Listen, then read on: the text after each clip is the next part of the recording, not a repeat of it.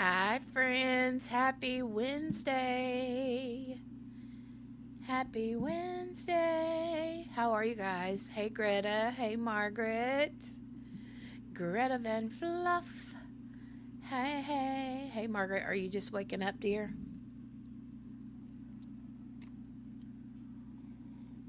Mm. The coffee is yum this morning. I think this is my third cup, but I've been up since like 5 o'clock. So, anyway, good morning. Good morning. There is a new trial that started yesterday. I had no idea about this one, no clue about it, until QB mentioned it in the mod chat. And she had shared a post from Gossip, Rumor, and Innuendo. Love her.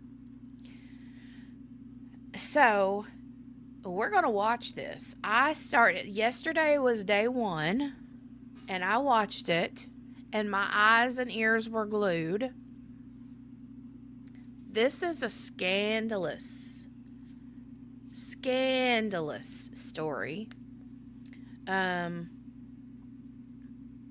So just to give you the quick, back of the DVD case situation, that's what I always call it, or the back of the book, or the back of the DVD. Does anybody even use DVDs anymore?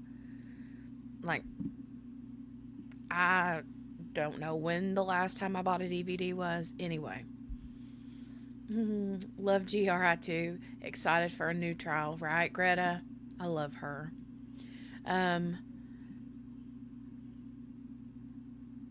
Oof. All right, the back of the book version of the story. This man named Brodes Perry is a pastor of a church in Tennessee.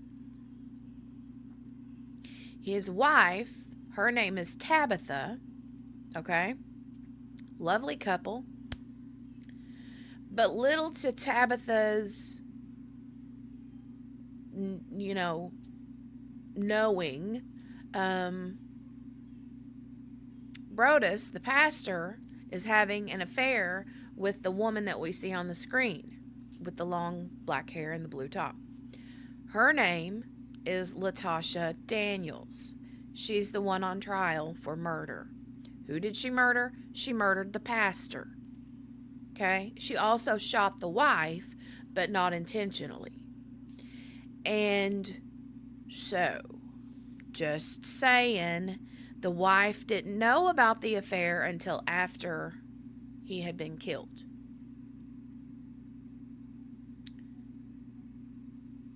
It's a lot. And you will find out. Okay, I'm just going to stop. I'm going to stop right here. Okay? Just in case, for those of you that have already seen day one, which is only like 2 hours long because they basically just did like opening statements and then one witness, I think. Anyway. So, yeah. Crazy pants. This is going to be a good one. I keep like 5 emergency DVDs just in case there is internet. In case there's no internet, you mean? But right? We don't have any DVDs. Like my big kiddo, he's 19 now. God, I can't even believe that comes out of my mouth. But anyway, he had all the DVDs, right? Like stacks of DVDs. He's a movie buff. He loves movies. He had to have every brand new Disney movie that came out when they came out and all the sequels after them. And then he had to have all the VeggieTale DVDs, and he had to have all the Thomas the Train DVDs, and he had to have all the other, like Pixar and Warner Brothers and blah, blah, blah, blah, blah. So, needless to say,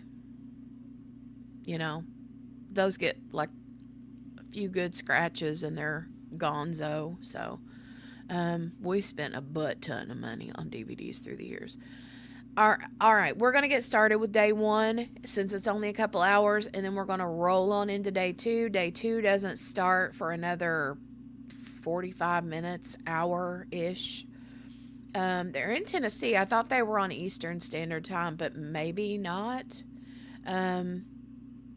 They must be in Central because I heard the judge say at the end of yesterday that they were going to resume at 9:30 a.m. Well, 9:30 a.m. has already came and passed on the East Coast, and so it's scheduled for 10:30 my time, Eastern Time, so I'm assuming that they're on Central Time. So, anyway, we're going to get started with this. We're going to get started, and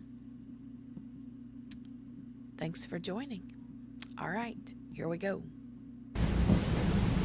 Brodes Perry was a pastor of a church. He was a husband. And he was a man who enjoyed life. He was 36 years old at the time of his death. He wasn't perfect. He had flaws, much like a lot of people have flaws. In the fall of 2016, he was one of the pastors at a church in Little Rock. He knew the defendant through his role at that church. She was a member of the church, and I believe she was a leader of a life group in that church. She was going through a divorce or had recently divorced. They talked about that. A sexual relationship between the two of them began sometime around February of 2017. And you'll hear that that relationship went on until sometime the end of 2018 or maybe even going into 2019. Went on for several years. Toward the end of 2018, I believe it was around October, Mr. Perry and his wife took a job. Well, Mr. Perry took a job. He and his wife moved to Collierville in Shelby County because he took a job at Mississippi Boulevard Church here, also working as, I think, an executive pastor at that church.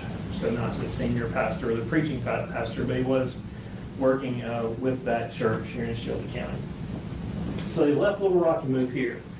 That resulted in the relationship between the defendant and Mr. Perry became strained. He decided he didn't want to be in that relationship anymore. They lived away from each other. I don't know the reasons that he decided that, but he did when they moved back here.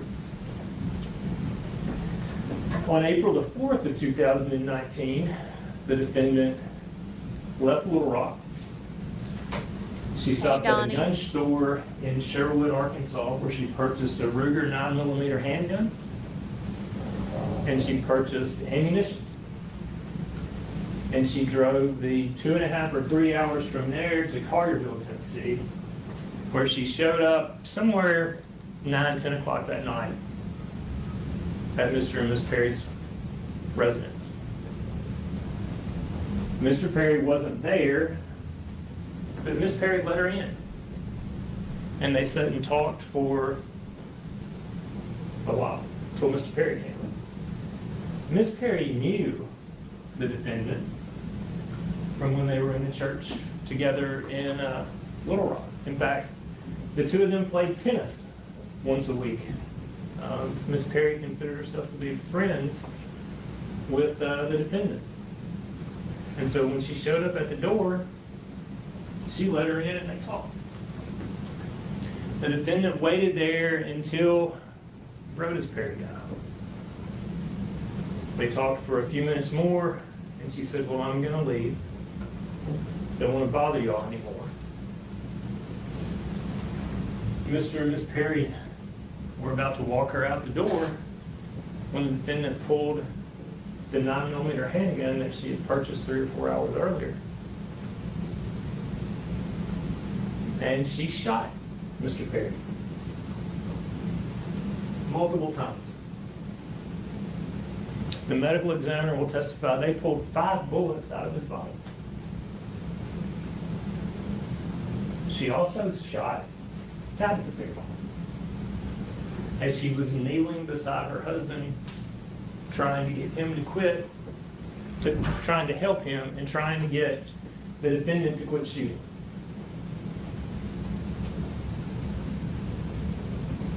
She was still on the scene with the gun when the police department arrived.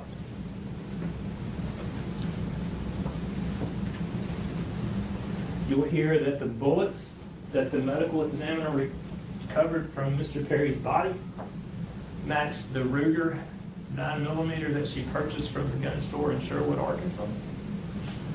TBI, the Tennessee Bureau of Investigations, analyzed those, and those matched.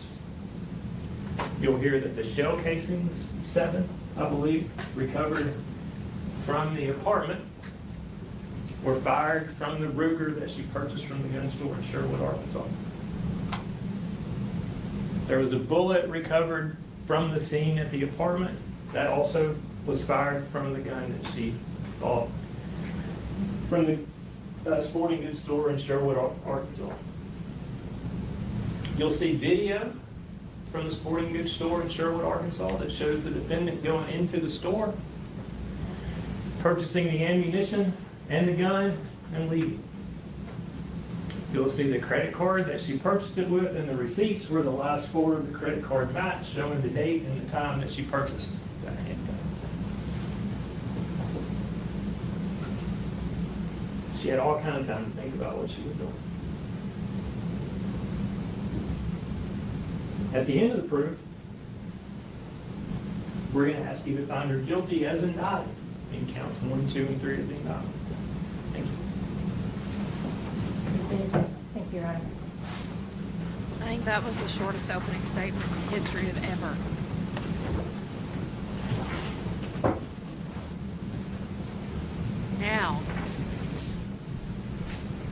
Now get a load out of this opening statement. Latoshia Daniels is a woman who has spent her life surrounded by men who hurt women. Not all of those were physically abusive. Some were emotionally abusive. But from a very young age, Latoshia listened at night with her 2 little sisters as her father beat her mother. Her father was a minister in the church, well respected in the community. Seeing his daughter meant something in her town. She knew she could never tell anyone the truth about what happened behind closed doors. When Latoshia was 17 years old in high school, she got pregnant. And her father mandated that she marry. So at 17 years old, she married a man named Rodney. She and Rodney were married for a while, and then he Woo! Look at that. 14 months. 14 months.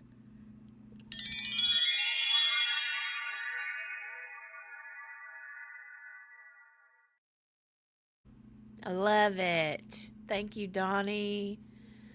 A member for 14 months. That means we've got a what? A 5-month-old?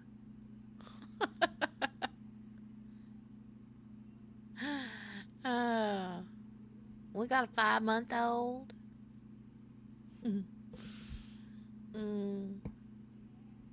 Okay, here we go.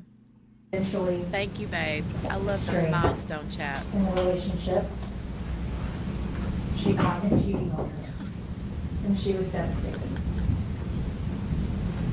And that was the first time that Latoshia tried to commit suicide. She felt like she had failed her marriage, kids, her father, her family, and that they would all be better off without her. She tried to take her life. The ongoing struggle with mental health would continue throughout Latoshia's life. Her next marriage was to a man named Brian. Brian was not physically abusive. But very shortly after Latoshia and Brian got married, he completely shut her out emotionally. When she would come home, she would sit in the parking lot or the driveway and cry. And she knew when she walked into that house, a house that is supposed to be a home filled with love and filled with comfort and acceptance, she would get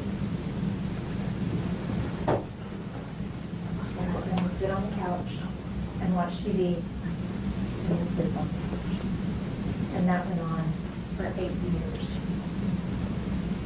And at a certain point, Latoshia found herself so starved for love and for attention that she sought out counseling. She tried to get her husband to go with her to marriage counseling, and he wouldn't. So Latoshia decided that she needed spiritual guidance. She needed to know that if she was going to be getting divorced, that she could find that amends with God for another marriage family. Now, Brodes Perry was an assistant pastor at St. Mark's Baptist Church in Little Rock, one of the biggest Baptist churches in Little Rock. He was one of the pastors that selected, among the thousands of church members, selected about 40 people to be life group leaders. Latoshia was one of those people selected. And the group that she was in was one of about 7 or 8 people that Brodes Perry was directly over. And they had a very close, tight-knit group. Brodes Perry took very particular interest in his group. And while Latoshia was struggling, seeking this spiritual covering, she reached out to Pastor Perry because she trusted him. She felt like she could be safe talking to him. She did not seek him out for a relationship. They met, had a counseling session where Latoshia poured her heart out to him for almost 2 hours in tears. I have my caramel cappuccino.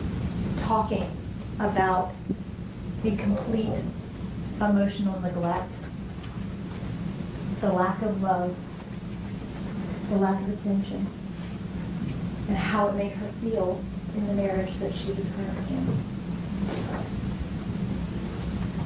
And Pastor Perry listened, but seemed distracted to Latoshia. Several weeks had passed and she was still struggling with these feelings, and so she reached out for a second session.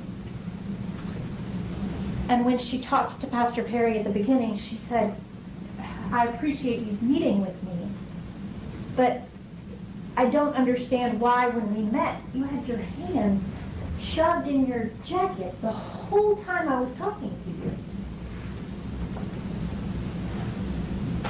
Pastor Perry told her that he was doing that so that he could maintain his professionalism. As she was pouring her heart out to him, all he could do was think about sleeping with her. And when this counseling session started, within minutes, He grabbed her chair, pulled her to him, and began kissing her. And this woman who had been so starved for love and affection is finally receiving that. She did not seek it out, but she was receiving it. And that session that was supposed to be counseling her through her divorce became the first time that Latoshia Daniels and Brodes Perry had sex. Immediately after that, Brodes Perry and Latoshia started a relationship.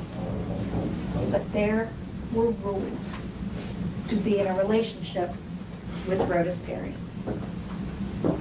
She immediately had to download the Confide app. Confide is similar to a Snapchat, where you open the message, you read it, and it disappears, and it's gone forever. That was the only means of communication that she was allowed to have with him, through that app. Brodes Perry traveled with the church. Pastors sometimes have their trips. Church groups have their trips. Latoshia was to go on those trips. She had to pay her own way. He could not have his credit card tied with her flights. She was expected to be there. And while they were on trips, they would stay together in a hotel room. If Latoshia was inside the hotel room, she was required to be naked, no matter what. She was inside that hotel room. And if she had the audacity to put on clothing inside a hotel room, he would get angry with her.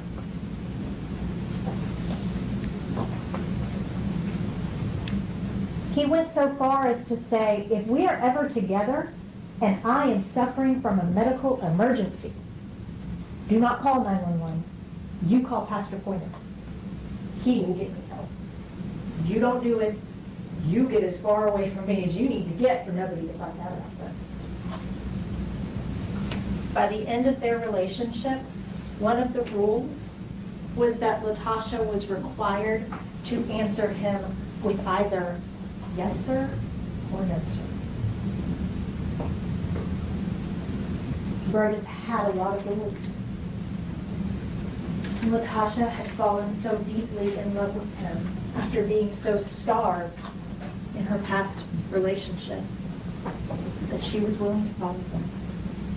She was willing to do whatever he wanted her to do because he loved her.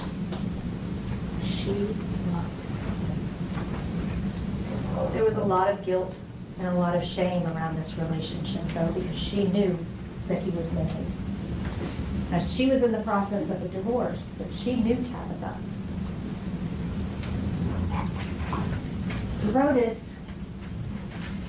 was interested in a unique lifestyle, something called ethical non-monogamy. Basically, what ethical non-monogamy teaches is that as long as everyone in the relationship is informed and honest, that even from a marriage, you can have extramarital relationships. Brodes told Latoshia this is a lifestyle that he wanted, and that Tabitha would allow him to have it. She was willing to let him engage in this ethical non-monogamy. And Brodes told Latoshia,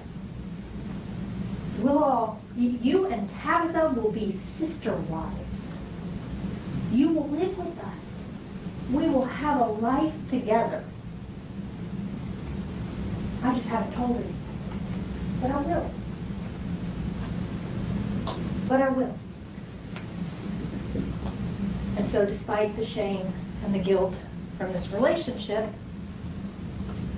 Latoshia proceeded to be there. As part of this ethical non-monogamy, Brodes had a chat group, and it all started around this book that is kind of the guidebook for ethical non-monogamy. The book is called The Ethical Slut. Brodes made Latasha read that book because it outlined what he was allowed to do. Okay, these are big. I mean, this is the defense given her opening statement for her client who's on trial for murdering this pastor, right? I mean, it sounds a little wackadoo, right? Ethical non-monogamy? What? Anyway. Okay.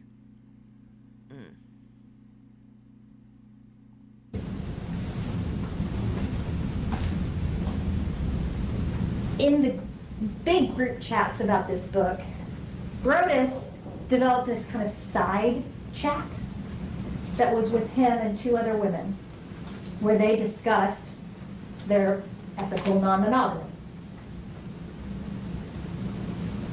Hours and hours and hours, Brodes talked to them via video about how Tabitha was on board with his ethical non-monogamy. So much that when he said, okay, I want to do this, Tabitha said, you should do it with Latasha. She's your person. Let me talk to her. I'll break the ice. Tabitha selected Latasha, is what Brodes was telling the other women in this group. And that Tabitha was completely on board because he was being so honest and so open and so truthful with her, that he was so honest that not only could he have Latasha, he could have another woman too.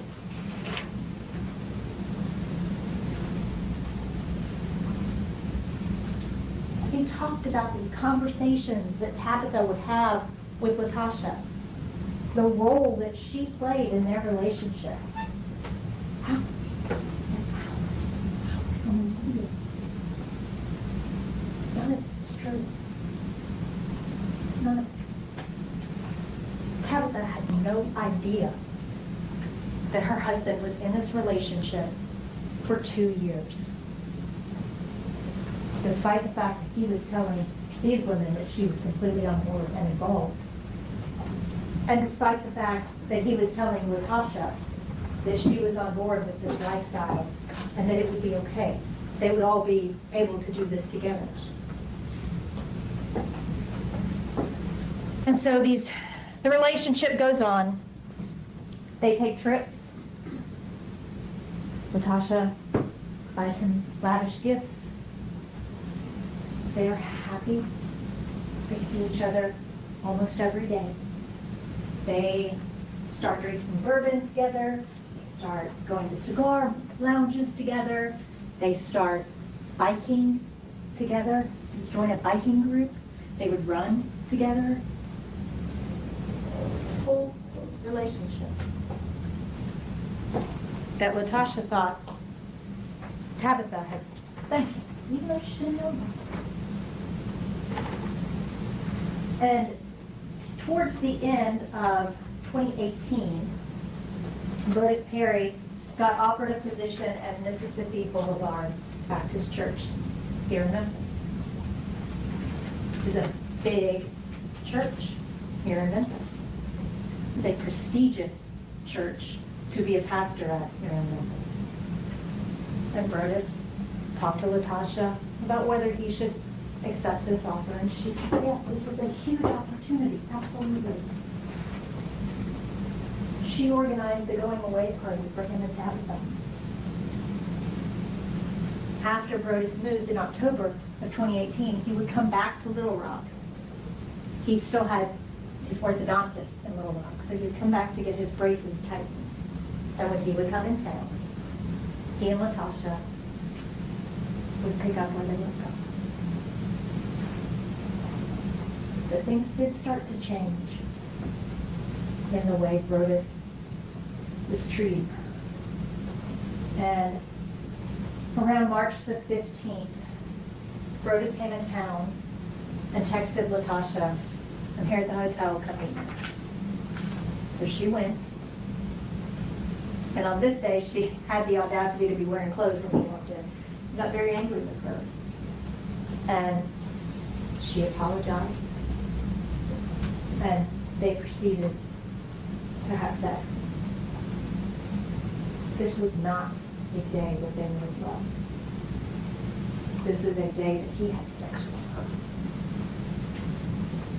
He was demeaning and degrading, borderline aggressive with her, which is something that he had never done before. Pulling her hair, shoving himself into her mouth, hurting her, slapping her. Nothing that she had ever experienced with him before.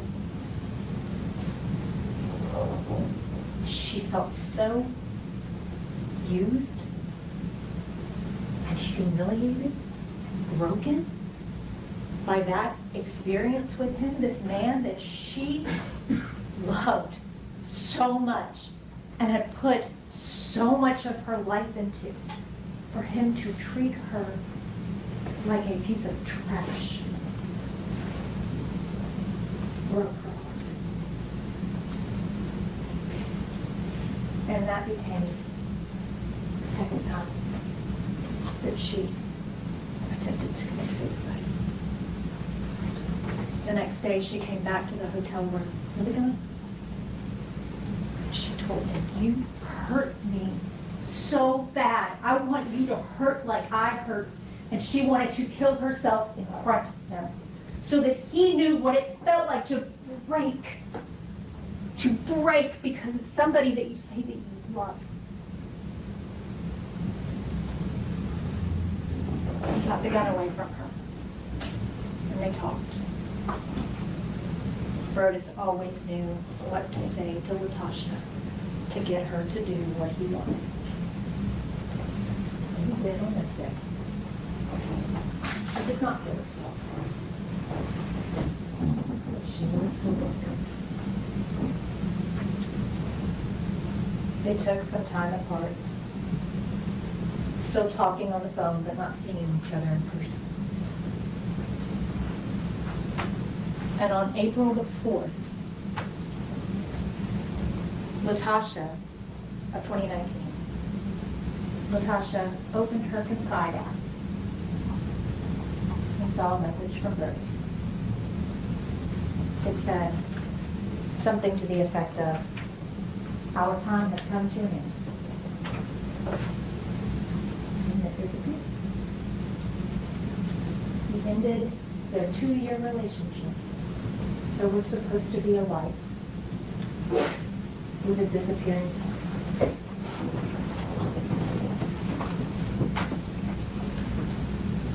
And Natasha said, "I was right to want to die." And she found herself so deep down in that dark hole that God could not reach her. She didn't think that she deserved for God to reach her. She didn't have a gun anymore because Brodes had taken hers. Around 3 o'clock that afternoon, she wrote a letter to her family and left it for them in her phone. She told them goodbye. She told them that she was sorry. She knows that there will be better around her. Her life will matter. There will be better than her then. And around 4 o'clock that afternoon, she didn't even take her purse with her to that gun store. She took her license and a debit card. She went and bought a gun to end her life. She had chosen a place that was of significance to her to go and commit suicide. It was in Jacksonville, Arkansas, Johnson Park. And as she was driving down the interstate, she just kept thinking, if I could just see him, if I could just talk to him, he would understand. We can be okay again. This doesn't have to happen. I need to see him one more time. Even if this is where this goes, I just need to see him one more time.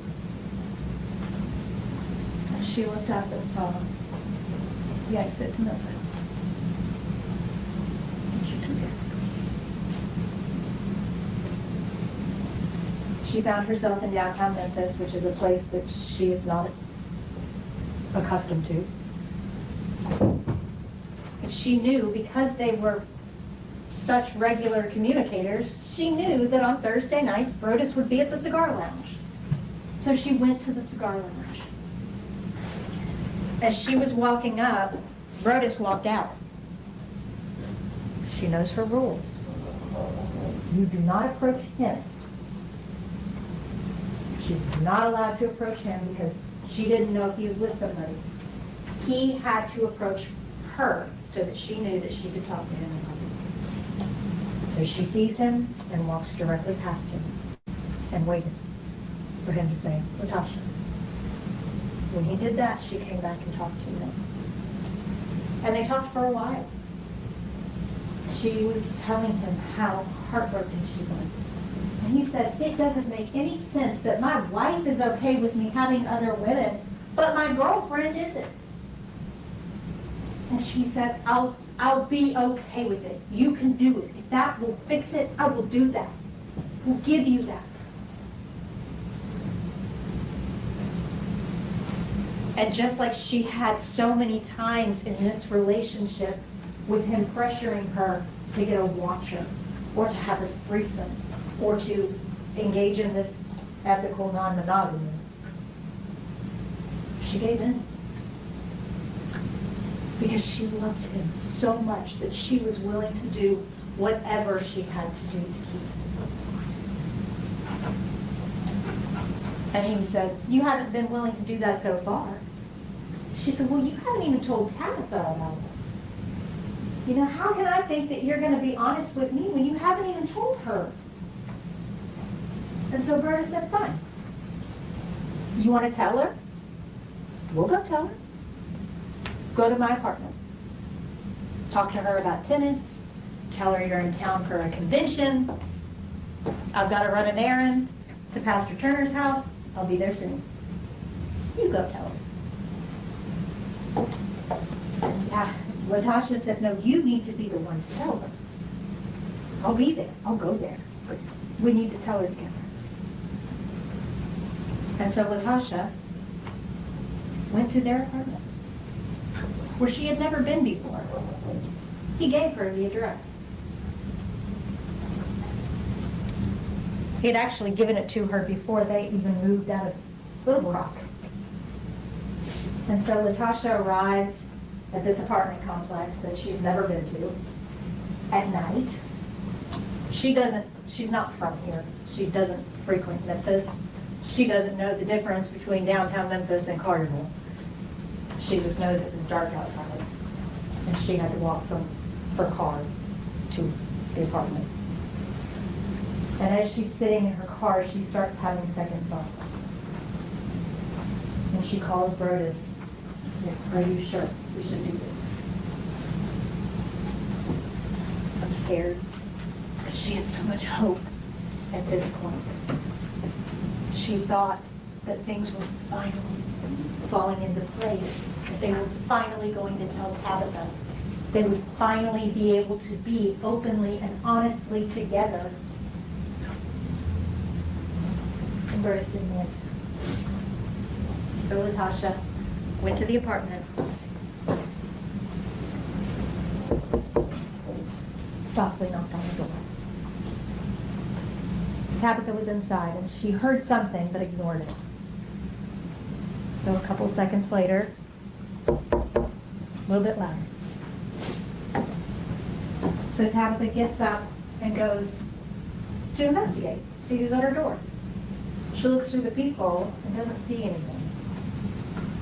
Talking through the door, she says, "You know I'm not going to open this door unless I can see you, right?" And at that point, Latasha kind of put herself into the frame of the peephole. And Tabitha says, "Latasha, is that you?" She opens the door, gives Tasha a hug, invites her in. And they talk about tennis, and they talk about her being in town for a conference. And they sit in the living room and chat.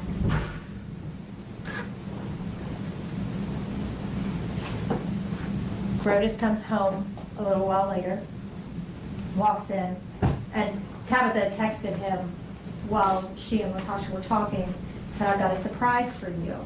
And so he walked in and he just said, "That wasn't the surprise I was expecting." It seemed very distant. So he sits, kind of makes some awkward conversation with Latasha, small talk, but he won't look at her. He will not acknowledge the elephant that Latasha knows is in the room. He offers her some bourbon. She says sure. Tabitha said no because she had been drinking earlier in the day, so she didn't want any more. And Brodes poured himself some. And they chatted for a few more minutes, but Brodes really started completely ignoring Latasha there. And she saw the writing on the wall that this wasn't going to happen. He wasn't going to tell her. And so she said, "You know what, I'm not going to keep going." But she wanted to talk to him. She wanted to find out why. She said, "Brodes, walk in my car. Southern hospitality, you're the man. You know, will you walk me to my car?" He said, "No, Tabitha will walk you out." She said, "No, be a gentleman, walk me to my car." And he said, "No, Tab will do it." So Tab got up, started walking out. She did not even understand the enormity of that moment behind her, when he wouldn't even walk outside and take a moment to talk to her. She put her hands in her pocket, and she felt the gun that was in there as she was reaching for her keys. She did not think about what was happening. This was not what she came there to do. In that moment, she broke. And she did shoot Brodes Perry. While screaming, "He broke my heart." And Tabitha ran to shield him and jumped in front of him. And that is when she got struck in the shoulder. And Tabitha said to her, "Latasha, you shot me." And Latasha said, "No, I didn't." She said, "Yes, you did. You shot me." And Latasha said, "I didn't mean to shoot you." And Tabitha said, "Just go, leave. The police are on their way. Just go." Because Tabitha, when all this started, was already outside. She ran to the neighbor's house, knocked on the door, and said, "Call 911," and then ran back in. Latasha had never threatened her, never tried to shoot her, nothing. This was a moment that broke between Latasha and Brodes. But it was not a moment of cool, calm judgment. It is not what that night was supposed to be. That night was supposed to be a start, not an end. But that night, she broke. And she lived with that every day. And it hurts her. She feels shame about what happened. To know that her hands were them. This was not judgment in the election. That's okay.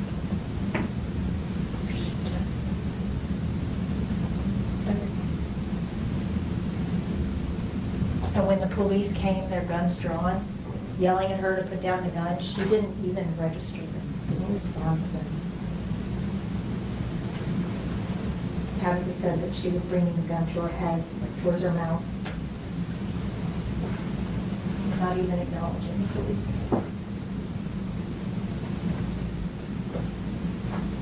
And in assessing the situation, police determined that they should use a non-lethal round.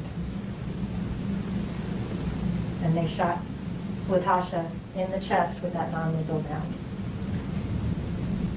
She was thrown to the ground. Did not.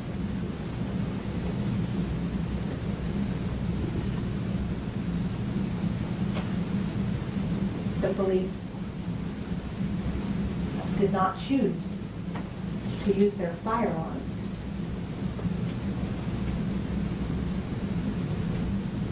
They chose to use a non-lethal round. They actually tried to use a non-lethal round first and the gun jammed. They ran down to their car and ran back up with another non-lethal round. No other shots were fired in that entire time.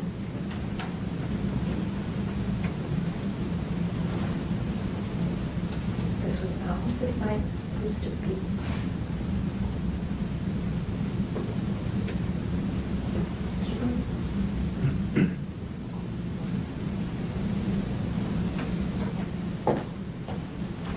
State, you may call your first witness. State calls Pastor Perry, Your Honor.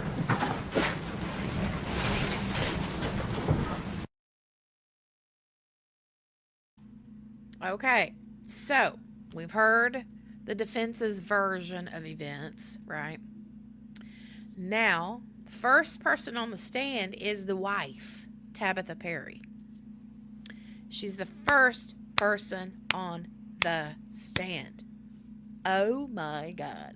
Okay, so first of all, I want to give some more sparkle love to Miss Donnie.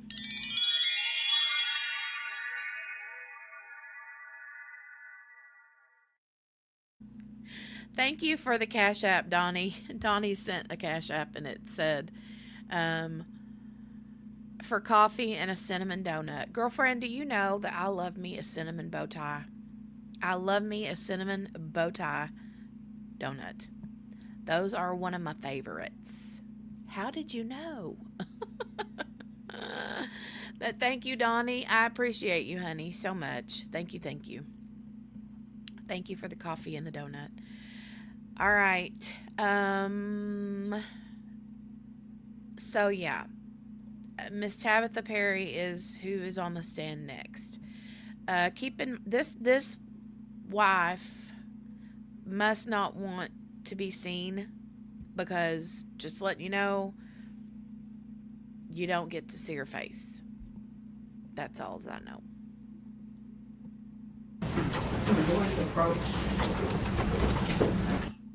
Let me fast forward it a minute.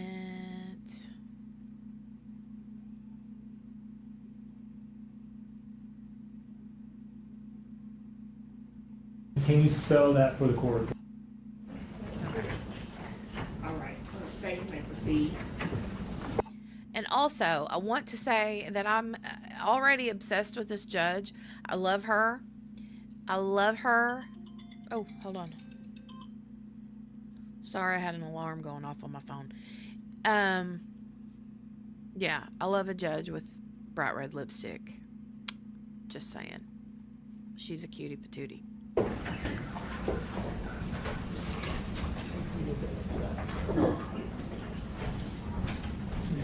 Just stand right here, face the judge, raise your right hand, please.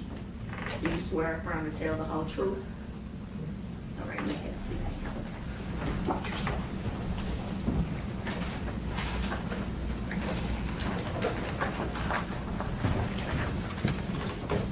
Would you state your name, please? And can you spell that for the court reporter? TAPATHAARCHIE. And Miss Archie, Did you know Brodes Perry? And can you tell the ladies and gentlemen of the jury how you knew him? He's not. And was he your husband? Can I get you to speak up? Explain like you're trying to reach the back door. Okay. She's recording everything, so we want to make sure we get everything you say. When were y'all married? 2014, February 2014. And were you married to him in April of 2019 when he died? Yes. How old was he at that time? 38, I think. I'm gonna pass you something and ask you if you can identify it.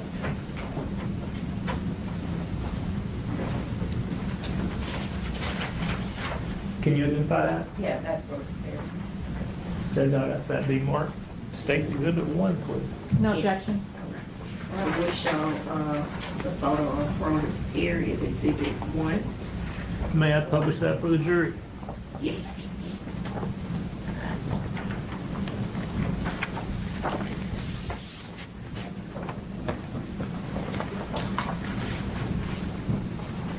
Is that the photo you used to identify? Yes.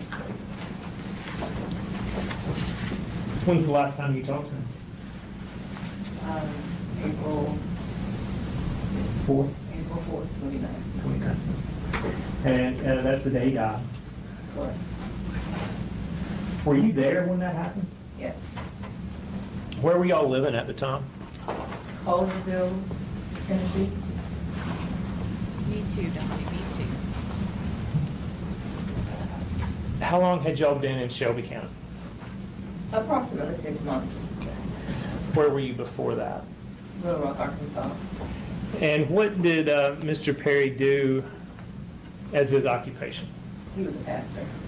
And is that what he did in Little Rock as well? Yes. Where was he at Little Rock? Where was he a pastor at? St. Mark Baptist Church. And do you know, is that a big church? Yeah, it's a big church. They have a lot of pastors. Yes. What was his role as a pastor there? He was the pastor of assimilation. So his responsibility was basically new members as well as small groups. Did he do any counseling or anything at that church? No.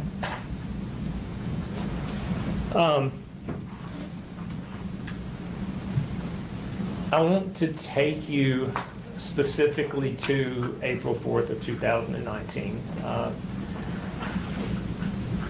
And that night, 9 or 10 o'clock at night, where were you? I was home. And was Brodes there with you? No, he was not. Did you have a visitor? I did. Was it an expected visitor or an unexpected visitor? Unexpected. Kind of tell me how that went. I heard a knock at the door. So me and the dog went to the door. I didn't see anyone. Yes, Donnie. Well, the people was covered. And so I thought it was Brodes just playing around. So I'm like, I said something like, I'm not gonna open the door if I can't see anyone. So I went and sat back down. And I heard the knock again, so I went back to the door. And I peeked out the door and I saw like a lock, like swinging. And I was like, Tasha, is that you? And she, nodded, yeah. So I was like, okay, let me put the dog up. I went and put the dog up, and then I came back and opened the door. Okay. So you knew Latoshia Daniels. Yes. Is she in the courtroom today? Yes, Can you point her out for us, please? right there. What color shirt she wearing? Blue. Light blue or dark blue? Light blue. For the record, Judge, she's identified the defendant. Will let the record reflect the defendant has been identified. How would you describe your relationship with the defendant? Friendly. Okay. You knew her, you may have said this, where did you know her from? I knew her from church In Memphis or Little Rock? in Little Rock. Did y'all do other things together outside of church? I would say from maybe July to October, we played tennis together like once a month. I went to a couple dance classes. I think she had a former client who taught dance, so I went to a couple dance classes, or my life group would go with her life group to a couple dance classes. So it was somebody you knew from church, somebody you knew from some events at church, somebody you played tennis with occasionally. So you knew her fairly well. Would you say that? Yeah.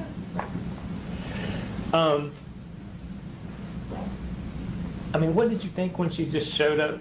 Did you have any idea she knew where you lived, or? I knew that it was odd. I felt like it was odd, but I guess it was one of those things where, you know, it's like, this is weird, but okay.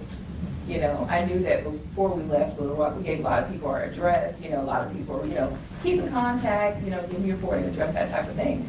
So I really didn't allow myself to really think past that. I just figured, oh, we must have given her our address. So it wouldn't have been unusual for somebody from the church in Little Rock to know where you were in Memphis? Wouldn't be unusual, no. Did you ask her what she was doing? Yeah, I asked her what she was doing there, and she said that she was in town for a conference. So what y'all did after you I invited her- welcomed her in, and, Yeah. and what happened then? I invited her in, we just sat on the couch and just kind of caught up. You know, how are you? What's going on? How are the kids? You know, have you been playing tennis? Stuff like that. Just really small talk. Did you notify Mr. Perry that she was there?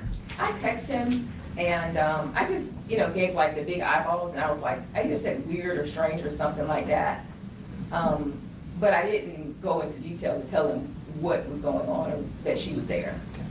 Did you ask him to come home if he was available to come home? No, because I knew he was already on the way home.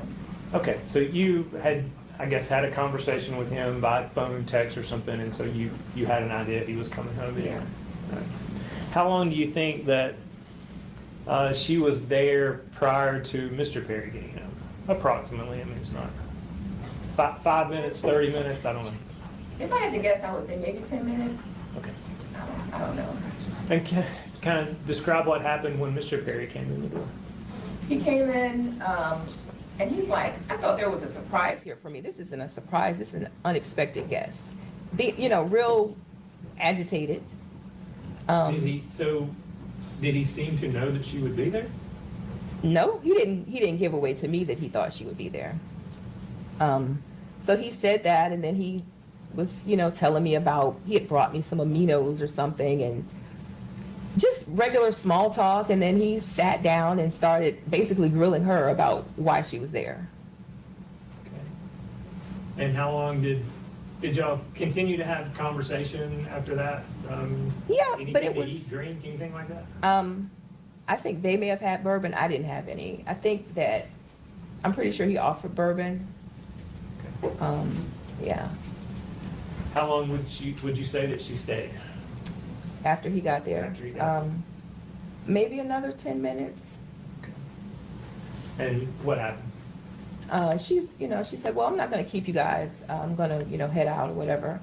So we all got up to walk to the door, and I led, and she was behind me and he was behind her. And I walked to the door, and I'm just giving this little spiel about not speeding in the area, just making small talk as we go to the door. I open the door and I go out. We're on the second floor. And I'm like right at the steps when I turn back, and I'm like, okay, no one's behind me. And then I see her pull out her gun and start shooting. Was she inside of the apartment or out? No, she was outside of the apartment, and he was like standing in the doorway, like in the threshold. Had she ever, since she got there, Mm-hmm. and you let her in, had she left the apartment to go back to her car or anything? No, So she had brought the gun in with her when she came into the apartment? yes.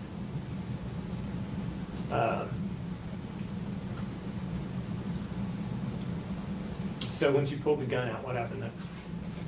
She started shooting, he hit the ground, and I started running toward him, and she told me, like, basically back off.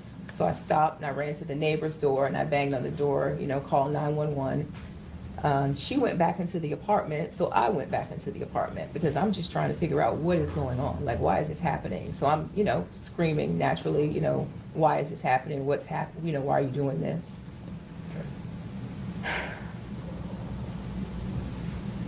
So do you think your neighbor called 911 at that point? One of them did. Somebody called. when you got back into the apartment, did the defendant still have the gun in her hand? Yes.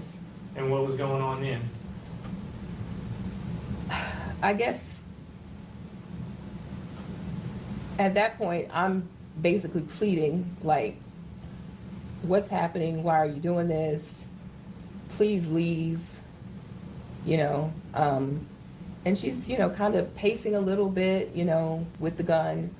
At some point, the gun was reloaded. So she fired until she ran out of bullets. Mhm. Were you ever shot? I was shot. Tell me about that. When did that happen? Where were you?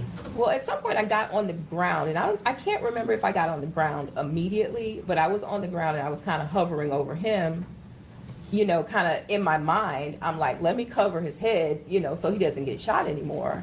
And, you know, she was yelling at me to move, and I wouldn't move. So I got shot Where'd you get shot? in the shoulder. Tell me about those injuries. Where and how were you treated? What have you had to deal with since being shot? So it went into the shoulder, it broke this bone, and so at the emergency room, they decided that they wouldn't remove the bullet because, sorry, No. Take your time. they felt like it wasn't gonna move, so they just didn't remove it. But when I got to Jacksonville, I know that's home, Florida. I went back home, and they noticed that the bullet had started moving. So the first doctor I went to was like, this bullet is too close to your lung, so, you know, it's gonna have to go. And I went to first I went to the orthopedic doctor, then I went to another doctor, and they decided to just remove it. And by the time it was removed, it was coming out of my back. So the bullet had punctured the skin and was poking out of my back. So I had to have it surgically removed. So did that cause you a lot of pain the night you were shot? Yes. A lot of pain between being shot and having the bullet removed? A lot of pain. And then the surgery was also not comfortable, I'm guessing, as well? Right. And then the shoulder is still broke on top of that. The bone Still. here is, you know, it was still broke the whole time. So there was the bone healing on top of the surgery and everything else. Does it still cause you pain even today? Sometimes, depending on what I'm doing, I'll get like a sharp pain. There is, I mean, we've talked about this sentence. But, and I don't know, do you dispute the fact that Mr. Perry and the defendant were involved in a extramarital affair at the time this happened? I don't now, no. Prior to Mr. Perry's death, did you have any idea that the defendant and Mr. Perry were involved in any kind of an inappropriate relationship? No. Did Mr. Perry at any time have any conversation with you about he would like to have a relationship with Latoshia Daniels? No. Did he at any time have a conversation with you about he wanted to have a relationship with anyone other than you, a sexual relationship with anyone other than you? One time he told me about a book that he wanted me to read. Right. That was about the extent of it. Is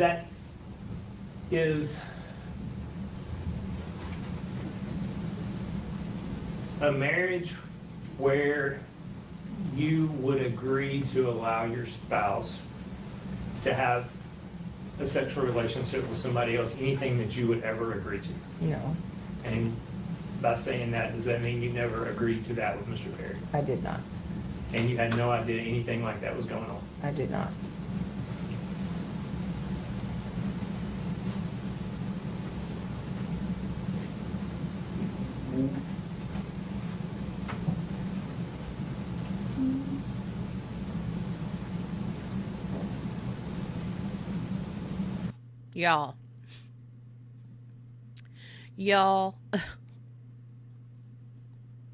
Y'all, God.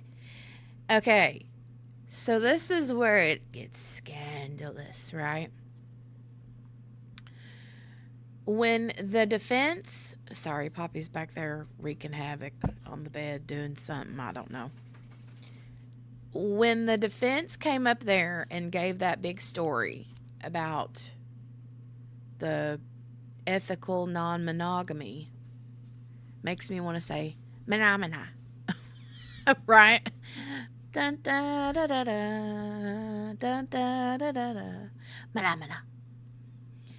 Okay, so anyway, when the defense came up with that whole thing, I was like, yeah, right, okay, sure. Now the wife is confirming it. And confirming that she didn't know nothing about it. But that he obviously wanted to. Because he gives her this book.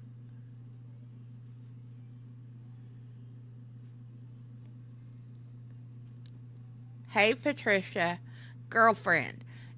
Did you watch, Patricia, did you watch day 1 yesterday of this trial? If not, you have got to go back to the very beginning.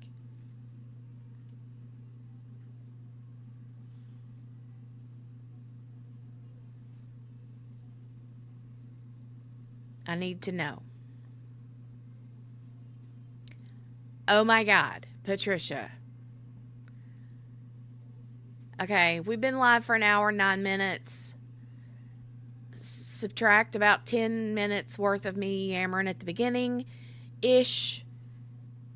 Yes, Patricia, go back to the beginning of this video. If you have to 1.25 it, whatever you got to do, you got to watch this from the beginning. From the beginning. That's all I'm saying. All right, let's resume.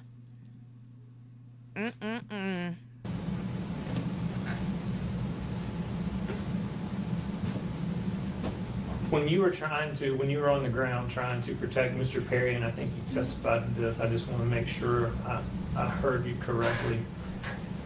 Did you say that the defendant was telling you to move? And let me just say, if my husband were to give me that book and say, I think you should read this, I would stuff it down his throat. Now, I'm going to try not to judge people that have that lifestyle. I understand it's common nowadays. But let me just say, my husband brings me a book like that.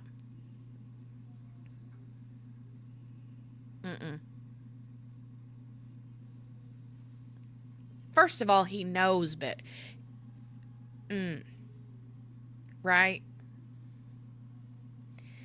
I'm not one of those sharing kind of women. No. You're mine, and that's all there is to it. Don't even ask. Right? Hey, Morgana. Donnie. I would literally shove the book down his throat. So, also, I have all kinds of questions about oh Lord, this piece, somebody might come after me, but the morality of a pastor who is pastoring this church and wanting to have this or thinks it's okay. Okay, I'm done. I'm sure I'll get, who knows, people coming at me sideways, but I'm old-fashioned, and I'll stay that way. I'm fine with it. Yes, And you refused to move, yes, and that's when you were shot. correct.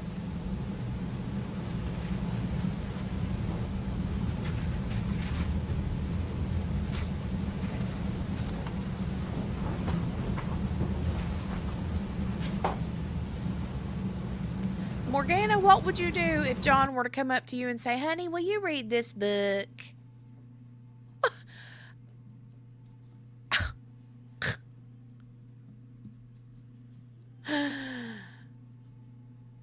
Oh, my Lord. I'll be like, hold on, honey. Let me go out in the yard and make a burn pit real quick. I'll be right back. That was a joke. That's all. Cross-examination? Yes, Your Honor. May I have just a moment to get check situated? Yes. Thank you.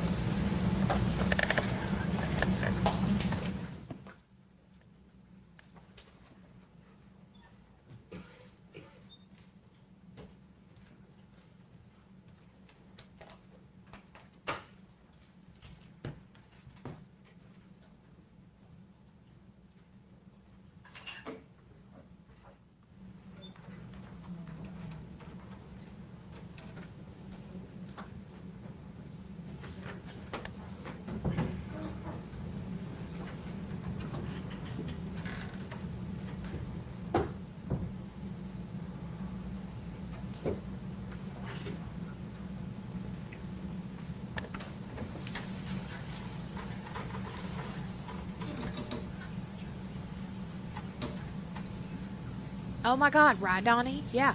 Let me get some of these. Let me shepherd these new folks coming in. Thank you. You're welcome. No, thank you. Ms. Archie, please, I apologize if I defer to Perry because that was just what I've known you as. Please feel free to correct me, okay? I want to talk to you about some things regarding this case, okay? First, I want to talk about ethical non-monogamy. Okay? When you were on Ethical direct, you non-monogamy. told Mr. McAlpin that there was a book he wanted you to read. That book was called The Ethical Slut. I guess. I don't think I ever considered it enough to know the name, but I guess. And that was something that he was interested in and brought to your attention. Right. He thought he told me about this book. Hey, I read this book. I think you should read it. Did he tell you what it was about? I think I've gathered what it was about. Yeah. What did you gather it was about? I gathered that it was about people who are in open marriages. And is that something that you were interested in? No. Now, there was an ethical non-monogamy group that Monogamy. Brodes was in, right? His book club. Right. Apparently so. But And did you know about the chat group that he had with 2 other women regarding that book? Not at the time. This is something I learned about maybe 2 years after his death. I knew that he was in a book club. I didn't know what kind of book club it was. To know Brodes, to know that he's very, very much a nerd. I would say after he died, I probably gave away 1,000 books. So to say I'm in a book club didn't seem out of the ordinary to me. So, did you know that he was on this, and this was on the Marco Polo app that he was talking to these women, right? Did you know that he was talking to people on that app? I did know because I asked him, why are you always on this app? And he said, well, you know, I'm in that book club. And instead of constantly typing back and forth, we just get on the video and chat about the books that we're reading. And you saw him on there a lot? Like, you know, when you log on, you can see who else is on. So I'm like, why are you always on the app?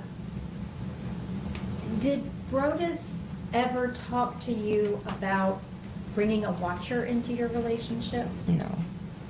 Did he ever talk to you about Ms. Daniels being a watcher in your relationship? No. Did he ever talk to you about wanting to have a girlfriend outside of having you as his wife? No. Did you select Ms. Daniels for Brodes to have a relationship? No. I'd like to show you some videos, okay? And it will be clips mostly. And then I'm going to ask you some questions about those clips, okay?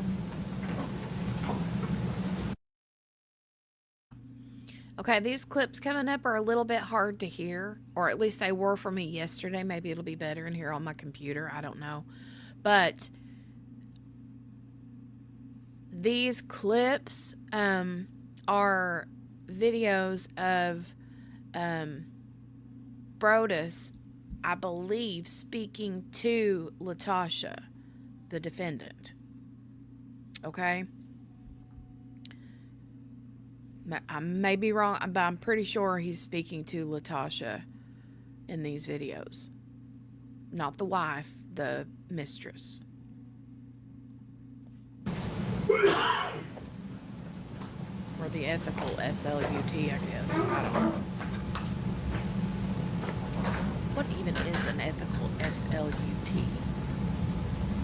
I don't want to say the word. It's an ugly word, but anyway.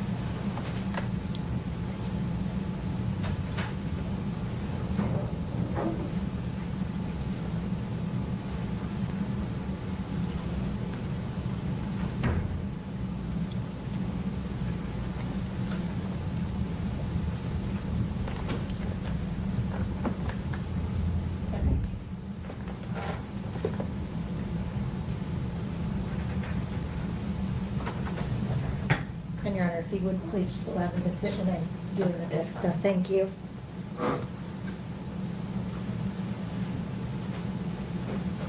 Well, I am at a place now where I want to expand this ethical non-monogamy, and I'm just, your opinion matters to me because we are in this relationship. But at the same time, like I said from the outset, I want to be respectful, but I also want to let you know that,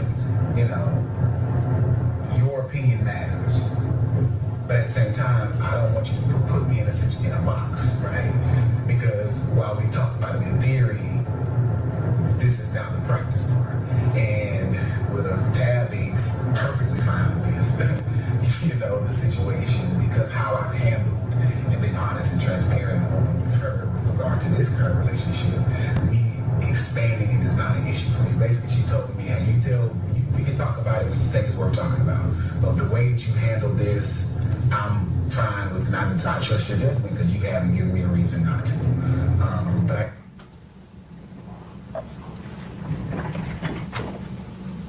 So this clip is him talking about Latasha not being okay with the ethical non-monogamy and you being perfectly on board with it. Was that true? No. Did you believe that? So everything that this dude is, she just said it wasn't true.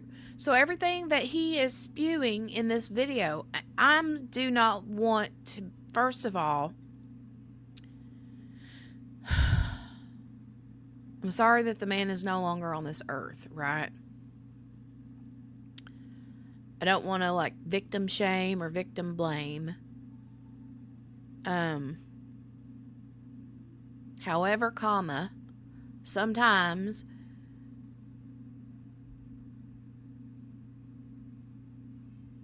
you got to call it what it is. You know what I'm saying? He was spewing all this stuff to Latasha and making her think that the wife, Tabitha, is okay with this whole phenomena thing, right? And in reality, she's not. She knows nothing about it. She never even had this conversation with him. But he's letting the mistress believe that all's good in the hood. Lord have mercy, I can't even. Brodes was being open and transparent and honest with you about his relationship with Latasha. What relationship? He wasn't being open with you about his relationship with Latasha, right? That there was a relationship at all. Right. He was not transparent about that. There was nothing, to my knowledge, there was no relationship. And you never said because he was so open and honest and transparent with you with his relationship with Latasha that you were okay with him then adding another girlfriend. No. That didn't ever happen. No.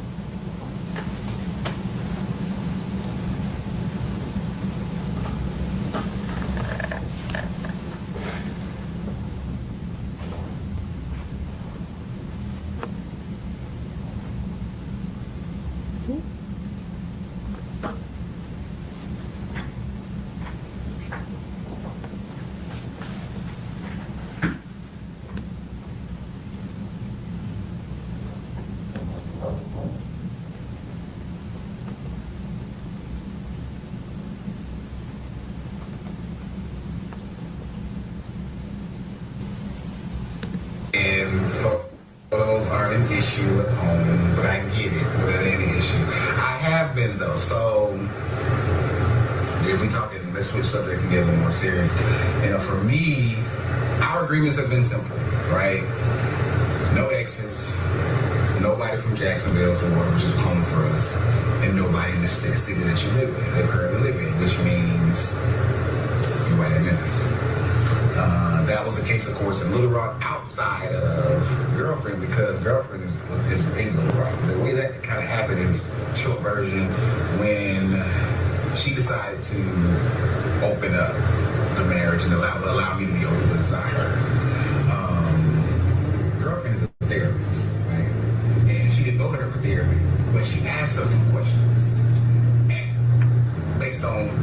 dissension she had with this other lady. And she was asking her some questions after she had just said, bro, is this what I'm gonna let you do? Blah, blah, blah. You know, it is what it is. And from there, she asked her some questions. And so she was like, I just got a couple questions for you. And, you know, they would go play tennis together. She was one of my life group leaders. And so we had rapport. We had rapport. And she asked a question and was like, yeah, blase, blase, I'm thinking about this. And what do you think about this? Or what do you think X, Y, and Z could potentially become?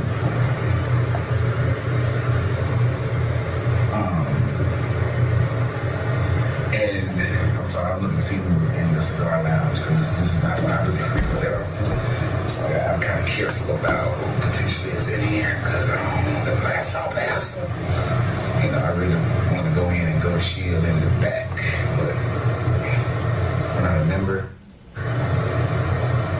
But yeah, I'm trying to make what go in here now. But anyway, so the next thing that she shared with her was, you know my husband like you, right? Well, he thinks you're attractive. And she's like, what? He's like, yeah, I know what he likes, and he thinks you're attractive. Not that he's been rude or anything like that. We've had conversation. Well, you know, we did because like one time we was sitting around having a watch, and she asked me, I was like, well, you gotta get her. I ain't gonna get it. I'm coming across this like this creepy guy, right? We're trying to spice things up. In that regard, even though that was even somewhat limited with the idea of somebody watching me, that's neither here nor there. But when the question came, Just to pause it for a minute. In your relationship with Brodes, did you make those rules up? No, So that was not true. not true.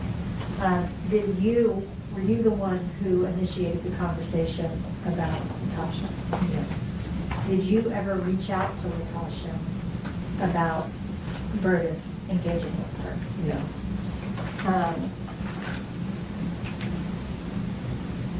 Did he ever talk to you about wanting a watcher, as he described here? No. Did you ever agree to having a watcher, as he discussed here? No. came up, it was her, right there. She asked, well, who would you want? And that was the first thing I said. She's like, I know you like her. How could I know about her? So anyway, so she said he liked you, blah, blah, blah. And she said, well, if you were interested, just, I'm not saying that you are, but I'm also saying I've given him this X, Y, Z, and he may come your way.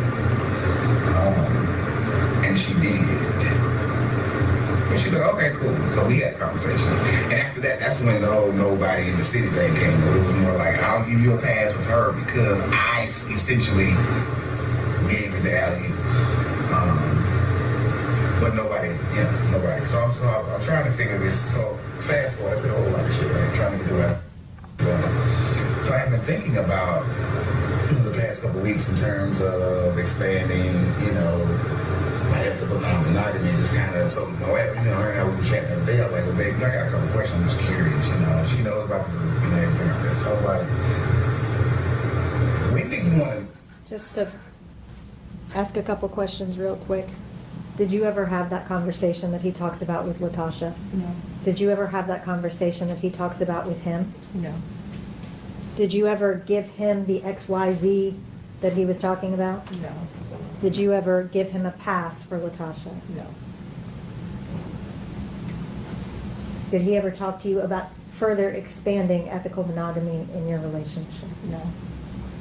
No. Like, when do you want to know that there's someone who has my interest or someone who I would like to pursue? Do you want to know the moment that I feel like it's more than just banter? Do you want to know at the moment that I would like to begin to banter? Do you want to know once I feel like it might be a thing beyond banter?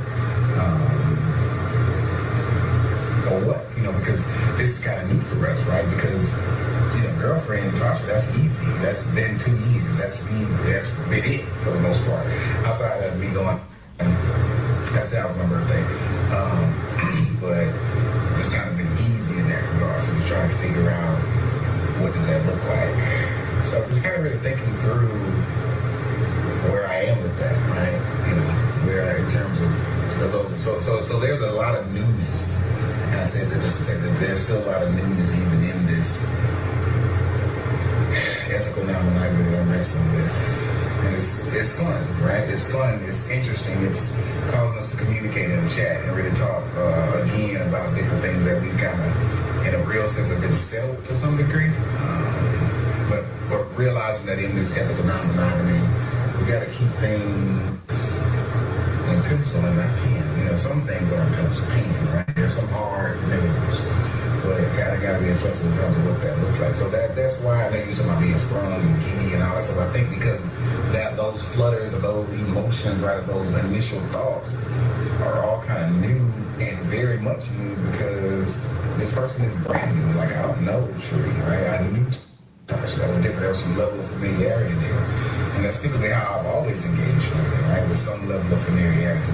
I cannot, whether being in the same class again in terms of college or something like that, I've never kind of quote unquote cold called anyone.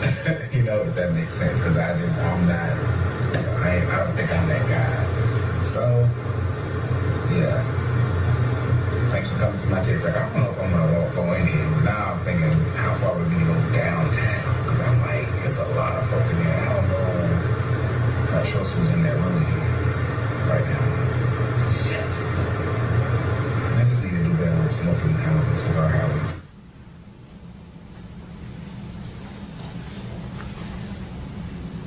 Did he ever have that conversation with you about when he needed to tell you if he was wanting to banter with someone or when it would go past banter with someone? No. That never happened? No. Did he ever, did you hear him reference going out of town on his birthday? I thought I heard that. Did he ever tell you about a threesome out of town on his birthday? No. Did you hear him mention the name Cherie? I did hear that. Do you know who Cherie is? I don't believe so. Did y'all ever talk about how ethical non-monogamy could make your relationship better? No. None of that ever happened? No.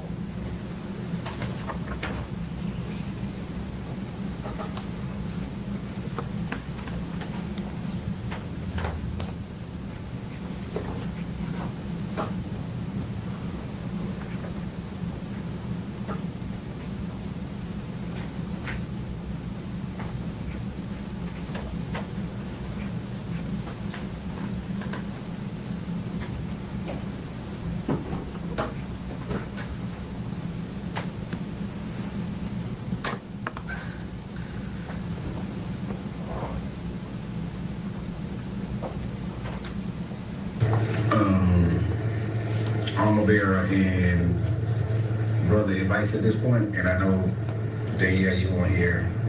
Michelle's probably doing something else. But so I want to talk to y'all about my new friend, right? One who I keep everybody to the curb for. So she hit me today with a boss move of boss moves and asked that I want to hook up next week. After she gets back from being out of town, that threw me the fuck off. Like, wow. Like, so she gets back on Friday. She was like, we hang out Friday and Saturday. My only concern is that she is waiting a callback for an interview for a process. And she said it may be next Saturday, right? And I know that she would leave, of course, for that. And even if I'm going to Atlanta, she's about 100 miles away, she would ditch me, right? Like, I would force her to say, go and ditch me, right? But I just don't know. I want to put myself in a situation where potentially we may not be able to hang out in that regard because she got this other stuff that she's worried about. But I am, like, high-key shocked and, like, super, like, blushed about it, because like it just kind of came out of nowhere. Like, we were talking about other stuff, and it was like, hey, what about? It's like, oh, okay, I'm with you. Wasn't expecting to see that while I was in my speech contest. I was just a counter, so it don't matter. I went through that, but I don't know what to do. I think a couple of things, right? So I live in this other tension. So that means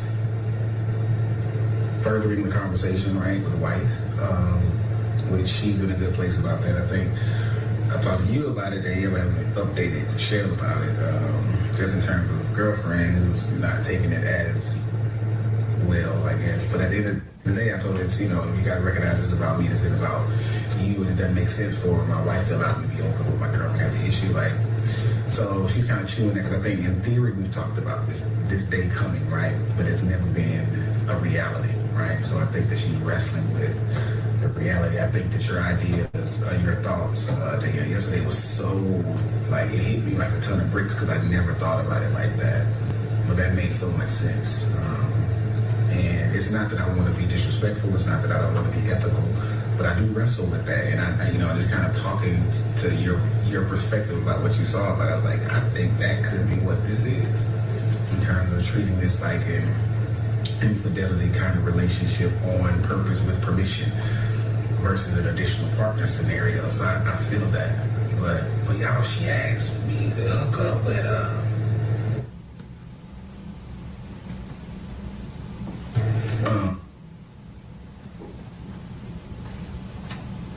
Did Brodes ever talk to you about engaging with a woman in Atlanta?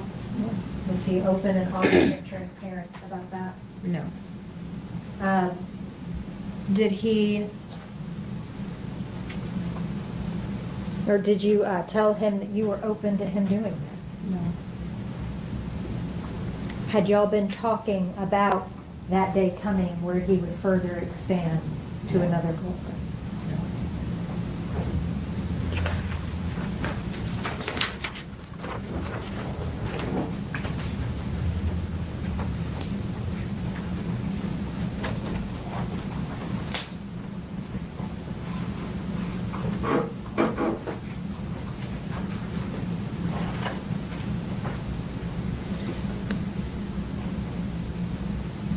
Hey, Mary Lou. Good morning.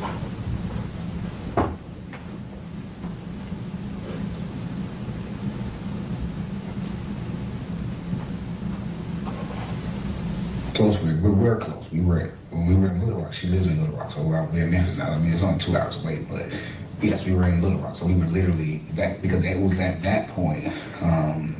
Wife was like, "Yeah, nobody at home. Like, this is an exception," because I kind of threw you that, but no, you ain't dealing with nobody at home. Like, that was Jacksonville, so our heart knows that no Jacksonville, which is hometown for us, no exes, and no place in your current city. Those are the hard no's, right? She got an exception because it was there that she realized, well, yeah, I don't think I want him to be dealing with all these people, all these women, and no doubt these women would be in the church, because that's all we do is kind of hang around, or in the community or close enough. So it was kind of one of those things.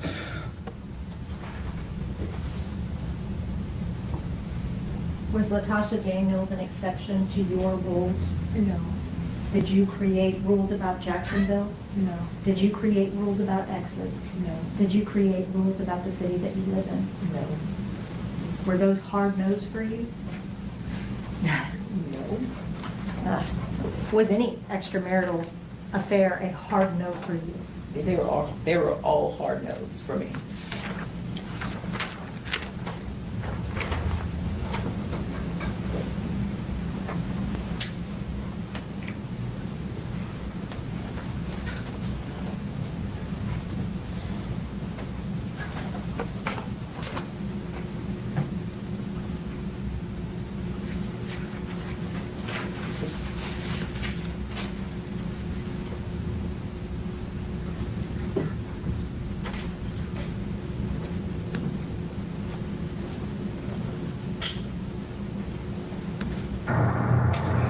Before I can say a word, she hits me with, "I'm sorry." I'm like, "Sorry for what?"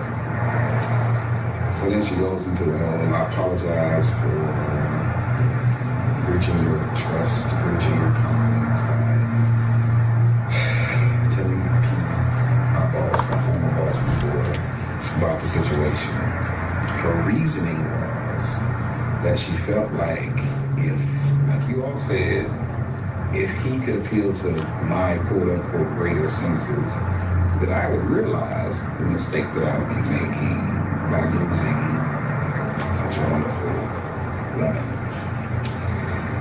She also apologized. I said that she apologized to Tabitha when Tabitha talked.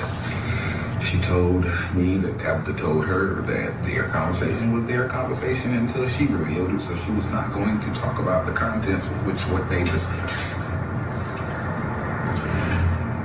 She basically said, I feel like I know what you're going to tell me. And at this... Who is P? He is our friend and former pastor. Is that Philip Pointer? And he was also a pastor at St. Mark's. Correct.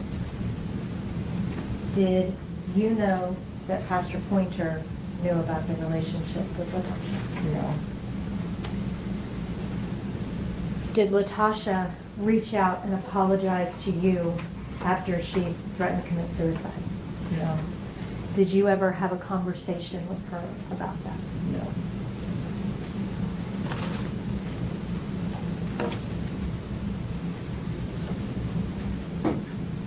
Throughout all of those videos,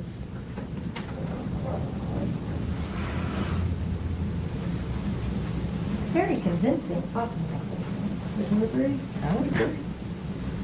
And none of it was true. No. I want to talk to you about your relationship with Brodes, okay? She's like, this sounds convincing. Wouldn't you agree? And the wife's like, yeah, I would agree. Sounds very convincing, right? Y'all were married for about 5 years. How long did you date before you got married? About a year. You were a second wife. Correct. And at no point during your relationship, with you at least, did he discuss this watchers or non-monogamy? No.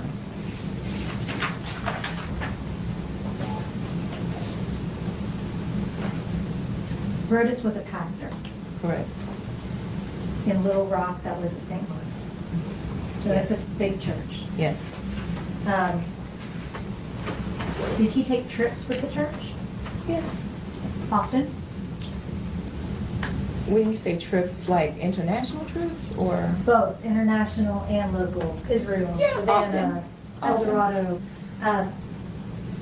Did he take those with the other pastors? Sometimes. And he also took them sometimes with other church members, like the church groups. I can recall one time, maybe a time or two, where there was like a training conference or something like that. Yeah. They did, the whole church group was for Israel, right? Correct. Okay. And when he got the job at Mississippi Boulevard, that's a big deal to be a pastor there, right? I guess.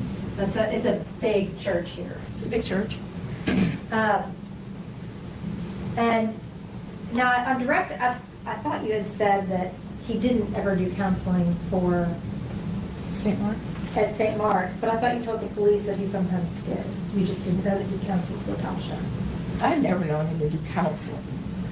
Did he ever tell you that he counseled Latasha? No. But you knew that she ended up getting divorced. I did know that. Now I want to talk to you about Latasha, okay? Okay.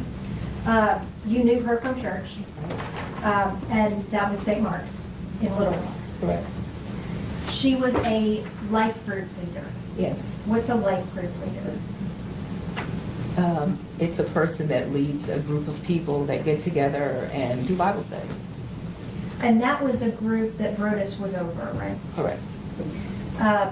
And before his relationship with Latasha started, this was a tight-knit group, right? Yes. He was very involved with that group. Yes. And it was about 7 or 8 people? In that group, there were probably 6 or 7 groups. Yeah. But in that particular, the group that Latasha was in, Yeah. a couple of people. Mhm. And those groups were selected from the whole church membership, right? Based on who showed interest. It wasn't like, we want you, people came and showed interest. Yeah. There are thousands of church members at St. Mark's. Sure. And I think, what about 40 or 50 people were selected to be life group leaders? I guess, I don't know for sure. And that's okay if you don't know. And you and Latasha were fairly friendly. Yeah. You played tennis once a month for a couple months. Mm-hmm. And then at some point, after Brodes got the job at Mississippi Boulevard, y'all moved from Little Rock to Memphis. Correct. And at no point were you aware of their relationship. No. Were you aware of any issues that Brodes had at St. Mark's? No. Y'all moved in October, Correct. and that was to Collierville. Correct. Before y'all left, you gave your friends, church members, your new address. Yes. And there was a party that was started for y'all, right? I think so, yeah. Did you know that Latasha organized that party? It wouldn't surprise me to know that. After you left Little Rock and moved to Memphis, you didn't see Latasha again until April 4th, right? Right. And as far as you knew, neither did Brodes. Correct. But Brodes would come back to Memphis for his braces. Right. Why would he come back to Little Rock from Memphis to get his braces done? Because the braces were paid for, but the work wasn't done in his mouth. So it just made sense to continue seeing that orthodontist. And so Brodes would go to Little Rock, but you would stay in Memphis. Right. Now, I want to talk to you specifically about April the 4th, okay? Now, you were at home that night. Right. You were watching TV. Right. Just you and your dog, Anakin. Yes. And around 9 or 9:30, you heard a noise, a faint knock. Correct. Ignored it. Yep. And then a couple of seconds, minutes later, you heard another slightly louder knock. Yeah. And you and Anakin, the dog, got up to go see what was going on. Correct. A third knock, or after you said, you know, I'm not gonna open this door if I don't see who it is, Yeah. you saw Latasha through the people, Yes. recognized it was her, Yes. invited her in. Yes. She wasn't threatening you. No. She did not have her gun out pointed at you. No. You sat, or you brought her into the house, right? And y'all sat in the living room, Right. talked, right? Yes. Talked about tennis, Yes. talked about a work conference, right? Yes. And just chatted. Yeah. She seemed happy to be there. Yeah. She seemed happy to be talking to you. Yeah. At no point while y'all were sitting alone in the apartment was she threatening to you. Yeah. She never tried to harm you. No.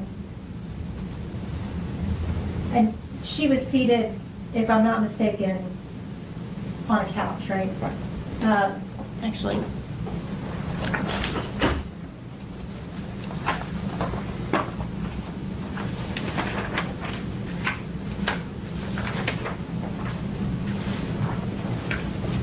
Your Honor, may I approach the witness? Yes.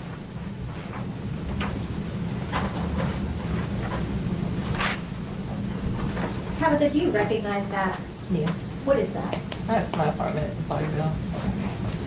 Your Honor, I'd ask that that be made the next numbered exhibit. Any objection?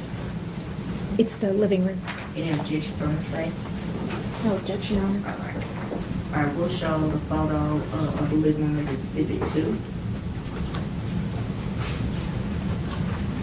How do I turn this on?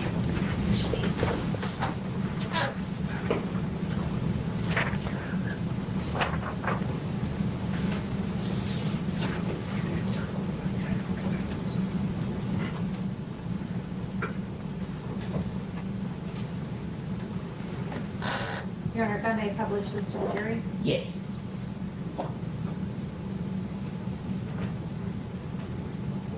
Tabitha, is this a picture of the living room at your apartment? Yes.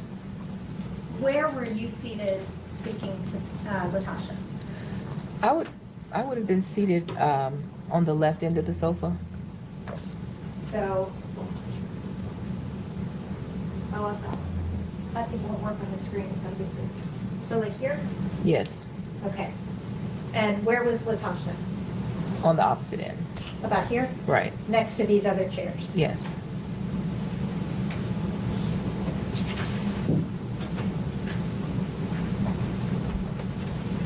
Brodes was not home yet, right? Right. He had gone to Pastor Pointer's to run an errand. No, when he I'm got off. sorry, Pastor Turner. Right, well, he got off work, he went to the cigar bar. And then from the cigar bar, he told me he had to go drop something off at Jason's house. So he went and dropped something off and then he came home. He likes cigars. Yes, And Thursday nights, he'd go to the cigar bar, right? more than Thursday nights, but yeah. But that was one of his nights, Okay, right? So you texted him when Latasha was there, didn't tell him that she was there, but Right. texted him and just said, this is strange. yeah, And you said that it seemed a little odd, but she was happy to be there, happy to be talking to you. yes. Up to this point on April the 4th of 2019, Brodes had never told you that he ventured outside of your marriage, had he? No, And you had never sanctioned. no, He never told you that he had been involved in a 2-year relationship with Latasha. no, He never told you that y'all would be sister wives. no, He never told you that he promised Latasha that he would tell you. no. Did he tell you that he saw Latasha earlier that night before she came to your apartment? He did not. Did he tell you after he got there that he had seen Latasha earlier that night at the cigar lounge? No. He acted like he had no idea she was even in town when he walked in that door, right? Correct. And if he had seen her at that cigar lounge earlier that night, that would not have been true. Right? Correct. I want to talk to you about while you and Latasha were talking, okay? Mhm. She never threatened you, right? No, Was never cross with you. no, And she engaged with you cordially. yes, Seemed genuinely happy to be there. yes. Now I want to talk to you about when Brodes arrived home, okay? Can you describe his demeanor when he walked in? Agitated. Did he immediately come in and offer the bourbon? No, not immediately. When did that happen? I would say once he kind of settled in, he had bags, he had things with him, so he set those down, told me that he had brought me these aminos. You know, he made the statement about this was an uninvited guest. And then I think that's when he started saying, you know, what are you doing here? Where are you staying? That whole bit. And at some point around there is when he offered, does anybody want a drink? After he made the drinks, he also sat down, right? Yes. And when we're looking at Exhibit 2,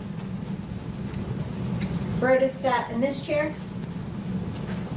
I can't remember which chair he sat in, to be honest. That's okay. One of those chairs. And while he was seated in one of these chairs, Latasha was still seated here? Yes, Were you still seated over here? yes.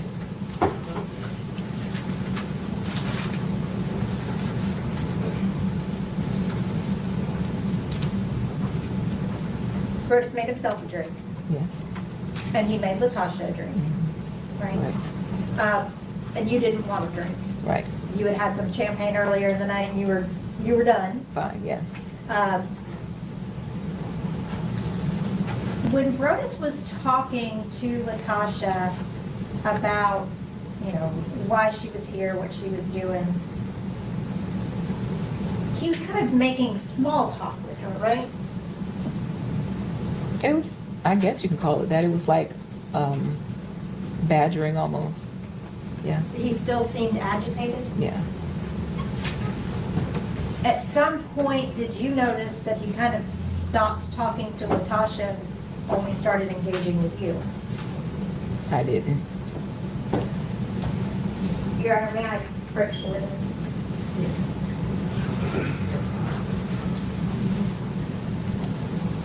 Your Honor, I have a transcript of her statement. I previously provided a copy to the state, but I have a bound copy. I'll provide the ease of reference. Could you look at page 8 for me?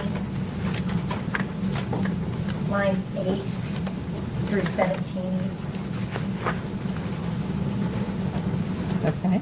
And just read those for me, let me know. What line is 18? I'm sorry. It's not numbered. May I approach? Yes. It should be, it's just hard to see. Oh, okay.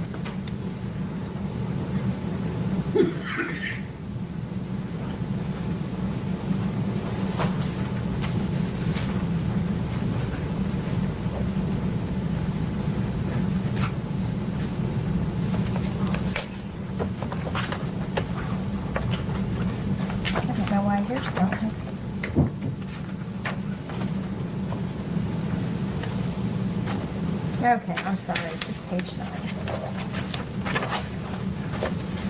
Starting here, Okay. and then just down a couple lines. Okay, so it says, Oh, you don't have to read it, just read it to yourself. Oh. Yeah. I'm sorry.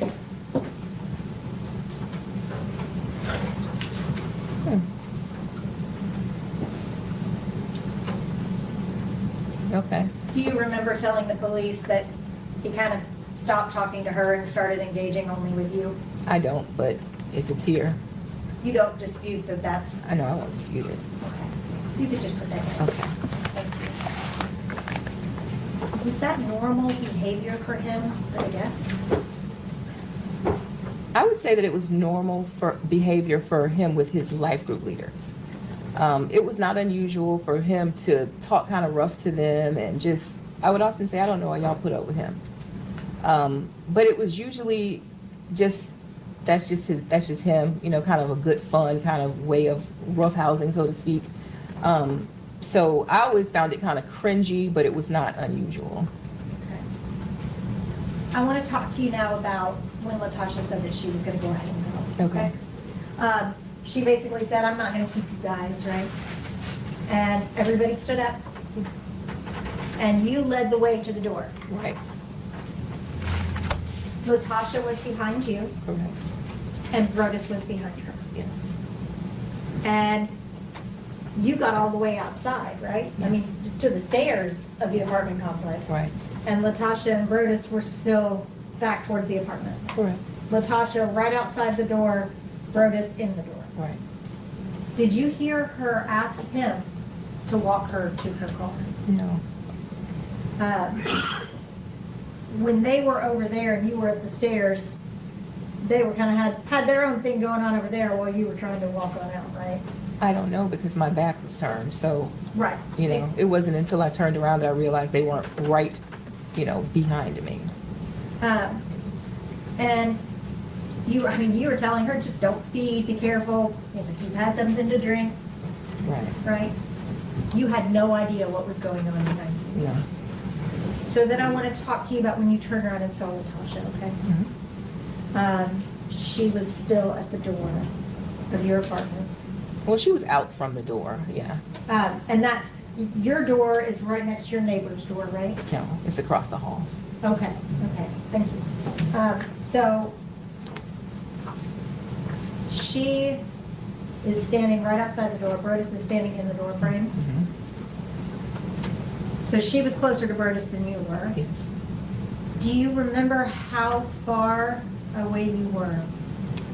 So from our front door to the stairs might be from here to the beginning of this green partition. So it's not, we're not very far from the stairs. Yeah. So if this is the front door, those are the stairs. Okay, so. So you if and I'm I- there, Brodes is here, she's maybe here. So it's like, you know, equal space between all three of us. It's not a lot of space. 12 feet? I don't know. I don't know. I'm not good at guessing it either. Somewhere 10 to 12 feet, maybe 10 to 15 feet? Does that look like a good guess to you? This looks good to me. She don't know. She can't answer it. She said she can't. I can move on. Oh, sustained objection. Latasha was facing Brodes. Yeah, I would say, yeah. And you saw her reach into her pocket, right? Yes. And this was as y'all were walking up to her car. This is still upstairs. Right, Yeah. but that was the direction that, Correct. okay. Yeah. And when you saw her reach into her pocket, you saw her pull out a gun. Yes. Now, prior to that moment, had you ever seen a gun? No. Prior to that moment, had she seemed to be a threat to you? No. Prior to that moment, did you think you were in harm's way being with her? No. She started firing the gun Yes. towards Brodes. Correct. You were in the opposite direction, right? I was behind them. Yes. And you ran to your apartment, or your neighbor's apartments, Right. right? Right. So you weren't even in the apartment when the shots started. No, I was still outside the apartment. When y'all were in the apartment, the three of you, was the door closed Hey, Miss After the Key. shots were fired? before? Or before? Yeah, the door was closed before. Could anyone see into your apartment No. with the door closed? No. It was correct. Right. No one else other than the three of you was in the apartment. Correct. After the door gets open, you go outside, you're visible to everyone else in the apartment complex. Well, they could see where y'all were, right? You became visible outside of your apartment. Not really, no. So if your neighbor had opened the door. If my neighbor across the hall had opened the door, sure.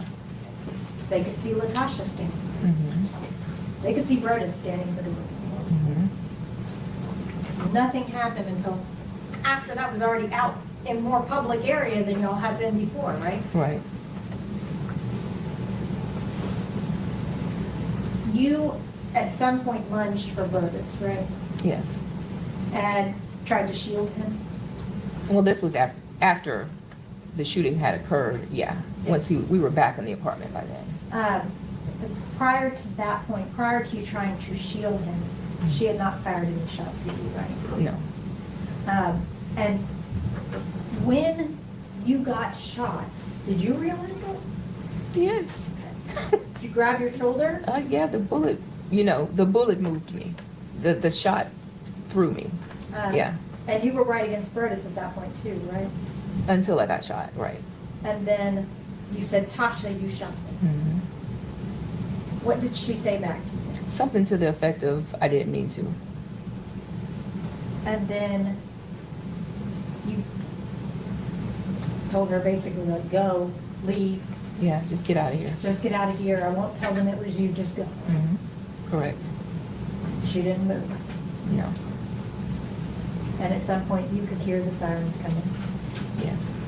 And Latasha still never moved. Right. She never put down the gun. No. And when the police came up, they had their guns drawn. Correct. And she still didn't put down the gun. Correct. And in fact, she pointed the gun at her own self, Yes. towards her mouth, Yes. towards her head, Yes. against her chest. Yes. And the police were trying to talk to her to get her to put the gun down. Right. And she wasn't even really interacting with them. She was talking back, like She no, crying at that point. probably, I don't remember. Do you remember her saying, "What have I done?" No.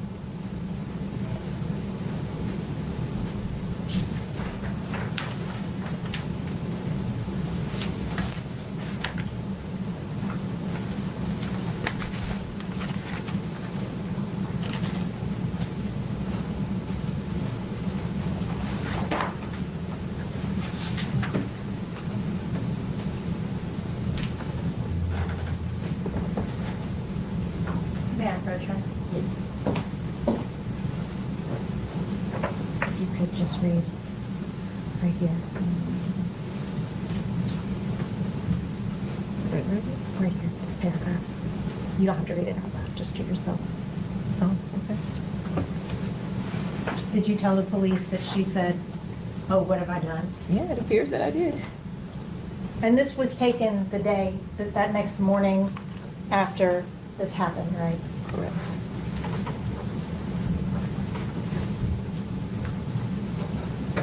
One of the main things that you heard Latasha saying during this was that he broke her heart. Right. And that was the main thing that she said to you. Yeah.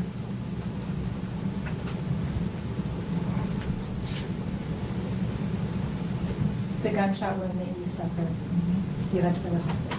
Yes. You were there for a couple hours, right? Yes. And you got released. Yes. You left the hospital. Yes. A couple hours later, you got a phone call.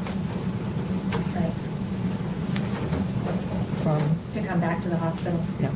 No? No. The surgeon and the chaplain didn't call you to come back? No.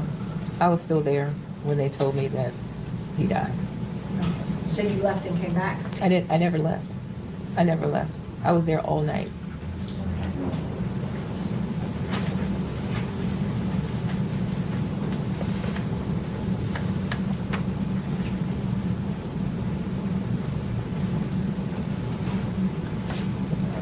Yeah, Bridge? Yes.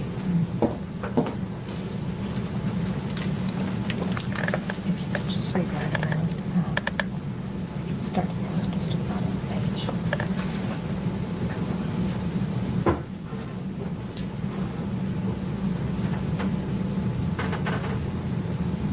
Oh no, this is the detective saying this is when he left. Keep reading. Okay. I'm gonna have to go look at it. Yeah, that was wrong. That's wrong, because I didn't, the phone was up when I left the hospital. Okay. So that's just, Yeah, that's just wrong. and this was a stressful night, right? A very traumatic event. Yeah, And you had no idea why any of this happened. right. But eventually you were told that Brodes had passed away. Correct. You went and gave a statement that next day when Collierville, right? Right. Pastor Pointer and Pastor Turner came with you. Right. Did you ask them to come with you? They're the only people that could have come because I did not know a soul in Memphis. So when everything happened, I didn't know anybody's phone number. So they called Pastor Turner. They went through hoops to get in touch with him. He and his wife showed up. He called Pastor Pointer that morning. He drove over from Little Rock. So there was really nobody else that could have come. And they actually came into the interview room with you, right? Yes. And while you were talking to police, the police were saying, do you know why this happened? Mm-hmm. Right? Mm-hmm. And you have to say yes or no. Yes. She's recording. And you and the police both talked about why. Right. Nobody understands why. Right. Did Pastor Pointer ever say, actually, I know that they were in a relationship? No. Did he ever tell you that before you went in? Object to, that's hearsay. I don't know what the purpose of it is. And it's not being offered for the truth of the matter asserted, it's being offered to show whether or not he provided that information. Your approach.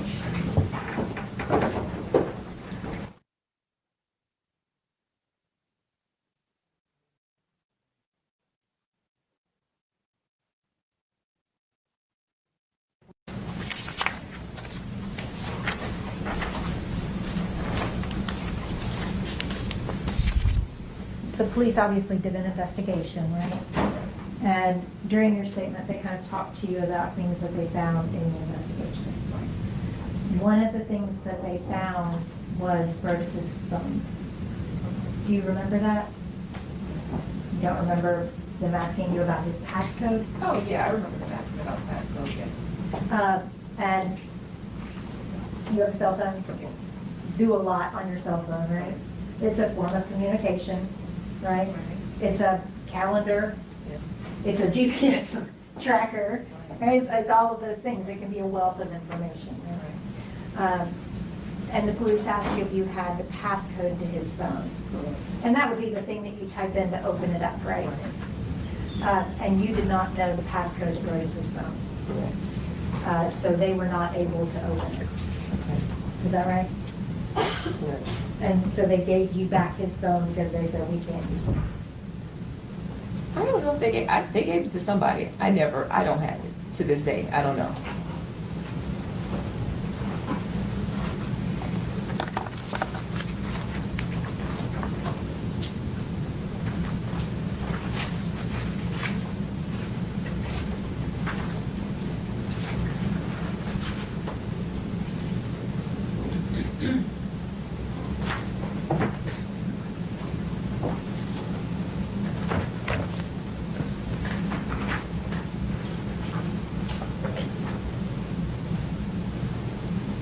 May I approach? Yes. Do you remember the police having you go through, giving you back your phone and initialing this? If you will read right here.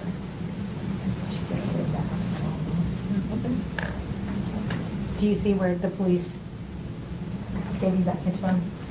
So, yeah. And again, this was an extraordinarily traumatic experience, right? Right. And sometimes with traumatic experiences, you may not remember everything perfectly, right? Up until on into after this case had been charged and everything, you didn't know about this relationship until well into this process. Yeah, I would say not until the detectives confirmed for me.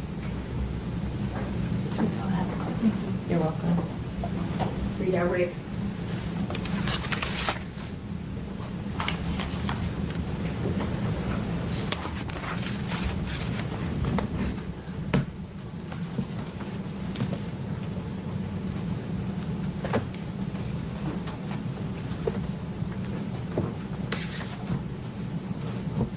No, you're not. All right, you may sit down, ma'am. Anybody need to wait for juries?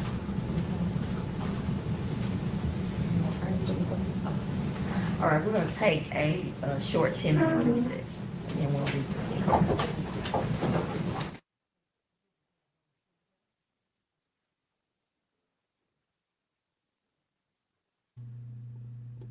Okay, now we're gonna scooch on by. I don't know. I think they have a little bit of conversation. I need to swear in, Officer Ryan. Turner. Yeah. Would you raise your right hand? So, okay, all she's doing now is swearing in the officer that's going to be over the jury. You solemnly swear to report this back to the court immediately. All right, we can All right. adjourn court for the day. They're done for that day. Let me run and grab day 2.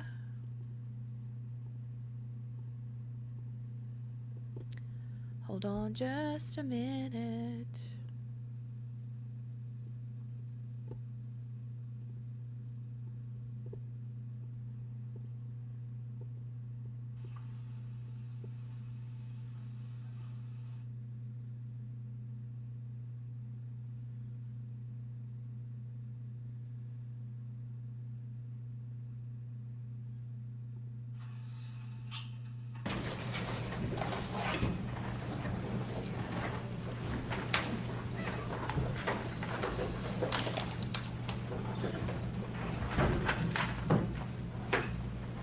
Okay, fast forwarded a bit.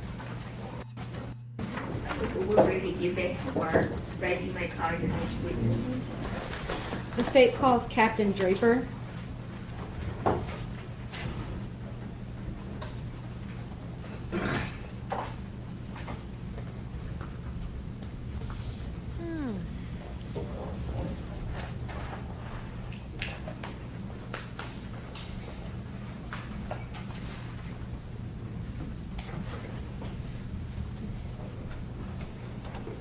So I need to know, though, before we continue, for those of you that are still in here, I know Morgana went to check out the closings on that other trial and stuff. But, you guys, when the defense gave her story, her opening statement, did you believe it? Did you believe, or did you think that that was just some ruse about the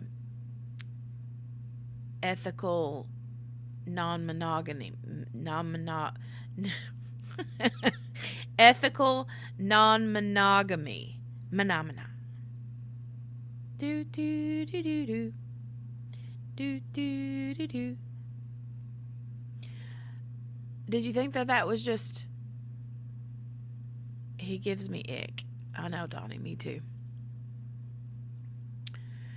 But did you think that she was just, that was just going to be her story? That was going to be what they were going to throw the spaghetti at that wall and see if it stuck? And none of it was true? Or did you think that she was being honest? Like for me, I kind of half, I was like, meh, until the wife got on the stand and basically confirmed it all. And I was like, wow, okay. That's what we got.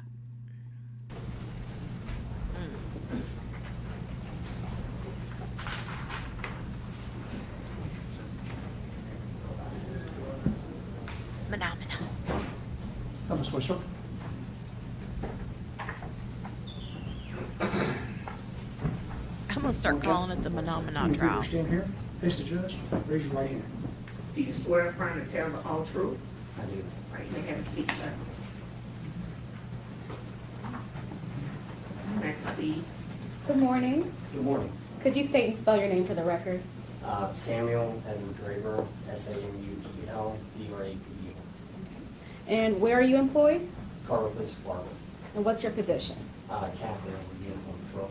How long have you been in that position? Coming up on a year, Okay. And how long have you been with the Collierville Police Department? approximately 13 years. Okay. So I'm going to take you back to April 4th, 2019. Do you recall responding to an apartment complex that day? Yes, ma'am. On that day, I believe it was roughly around 22, 26, responding to a weapons complaint of shots fired at, I believe, 1681 South Elstone Place East. Myself and a couple other CP officers at SB pulled up on scene, pulled up to the entrance point of the Meridian Apartments, and the gate was already open by, I believe, another occupant of the complex. He was saying, hey, the shots are coming up from this apartment complex. Me and one of my partners, Officer Austin McLean, we rounded about apartment complex, I believe it was 204 to 205 of Building 8. And then when we were coming up the stairwell, one of the tenants from the apartment complex said that the shots were coming from the top right apartment. So myself and Officer McLean went up the stairwell, made a right, observed a male subject down on the ground in the front entryway of the apartment in a pool of blood. Saw a female victim sitting or braced against the wall to the male victim, and then I observed the suspect.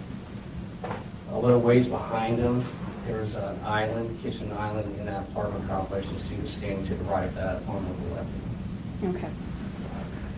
And at any time did she put down the weapon once you arrived? No, ma'am. Okay. Could you tell us what happened with that? So once we got there, I observed her with the weapon, myself and on-scene officers were trying to communicate with her to put down the weapon. I don't recall how long or how much time elapsed, but after some time, we requested a less lethal beanbag gun to be called up, and that's when Officer Jenkins deployed that, and she immediately fell to the ground. And that's when we went into the apartment complex, secure it, and secured the weapon. Could you describe to the jury what exactly is a less lethal firearm? A less lethal weapon system is typically it's a 12-gauge shotgun that's been converted to a less lethal means. It's deployed by a super sock, which is a small, approximately 4 inches Kevlar type of cloth that's inside that Kevlar cloth is number 8 lead pellets, and it's a means for us to deploy it during violent situations. It can still be lethal, but it's a less lethal means to try to incapacitate the subject in order to get them under custody. And I don't recall if you stated before, but which officer employed the less lethal? That was Officer Kelly Jenkins. Okay. And you stated that you saw the suspect hit the ground? Correct. Okay. Do you see that same suspect in the courtroom today? Yes, ma'am. She's right sitting in front of me. Could you describe what she's wearing? White jacket, blue shirt, glasses. All right, if we could have the record reflect that Captain Draper has identified the defendant. Let the record reflect the defendant has been identified. Okay. And if you recall, how many times was the suspect hit with the less lethal? One time. Okay. And after she was hit, do you recall who secured the scene or who cleared the weapon? I believe that was Officer McLean, because myself and the other officers, we didn't know who else was in the apartment, and we went to the left, and that's when Officer McLean secured the weapon, and I believe put it on the island, if I recall correctly. And do you recall any other weapons being recovered from the scene? No, ma'am. Okay, so neither of the two people that were on the ground had weapons? Yes, ma'am. And did you do anything else pertaining to this investigation? No, ma'am.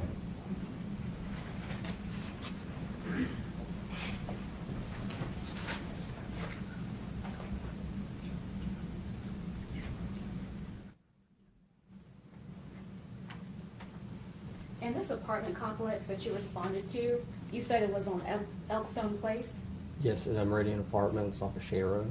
Okay, is that in Shelby County? Yes, ma'am. I'll pass the witness, Your Honor. All right, cross-examination. Thank you, Your Honor.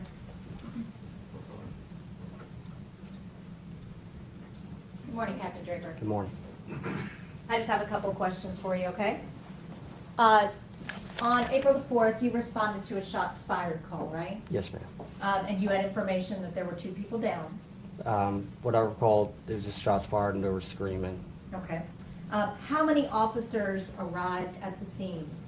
Initially, I want to say it was myself, Officer Dunlap, and Officer McLean, but there was additional officers that showed up shortly after. Do you recall how many officers total responded? No, ma'am. Do you recall how long you were there prior to the firing of the less lethal? No, ma'am. Now, when you arrived on the scene, you had your sidearm, I had my rifle. okay? I thought you had both. Well, yes, but I had my rifle in conjunction to my sidearm. So you had, it's a Glock that you carry, Yes, ma'am. and a Bushmaster rifle. Yes, ma'am. And when you went up the stairs, you had your Bushmaster rifle Yes, ma'am. in your hands. Yes, ma'am. And when you went up to where that apartment is, when you came to the doorway where you could see in, and you saw that Miss Daniels was standing there with a weapon, you raised your gun, right? Yes, ma'am. Because you had a person inside with a weapon. Yes, ma'am. Now, you are trained in dealing with that kind of situation, right? Yes, ma'am. Y'all get training in what's called the use of force continuum. Yes, right? ma'am. And that goes from no force at all to deadly force. Yes, ma'am. And less lethal is below the deadly force. Yes, ma'am. Less lethal can include the super sock that you were talking about, or the rubber pellets, things like that. Yes, ma'am. But the deadly force would involve typically your sidearm. In that case there, it was, typically, less lethals are used for, it's another tool for us to address the situation. And for us, even though deadly force would have been authorized in that circumstance, we decided to try to use another means to resolve the situation peacefully and the best we could. Absolutely. And y'all are trained to go as far down on the continuum as you can, right? Depending on the situation, yes, ma'am. You don't want to jump to the most extreme if you don't have to. Yes, ma'am.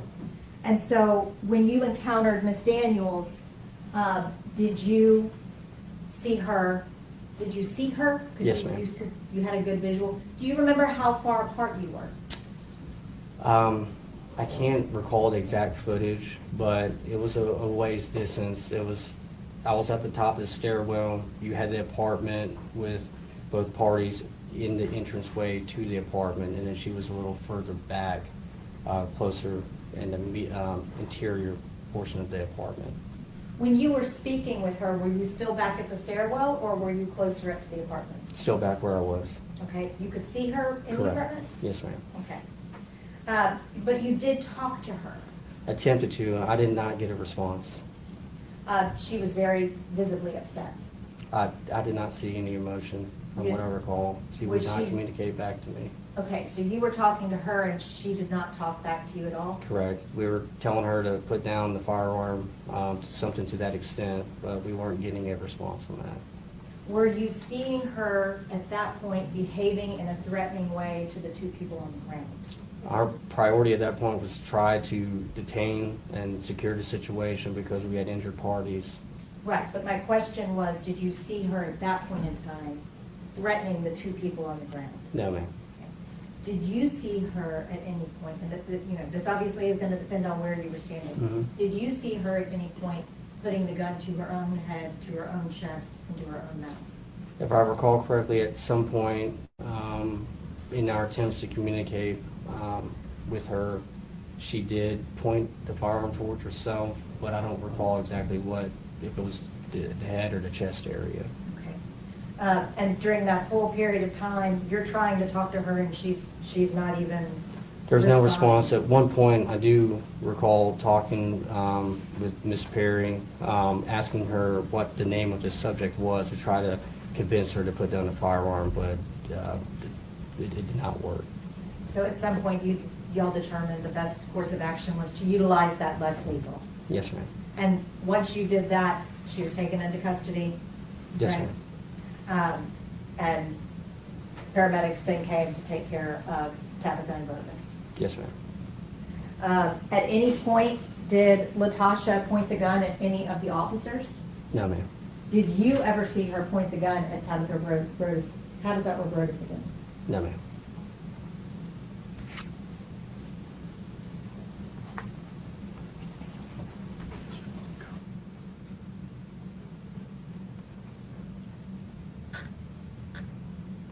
Do you recall the initial attempt to deploy the less lethal not being successful? That the first gun jammed?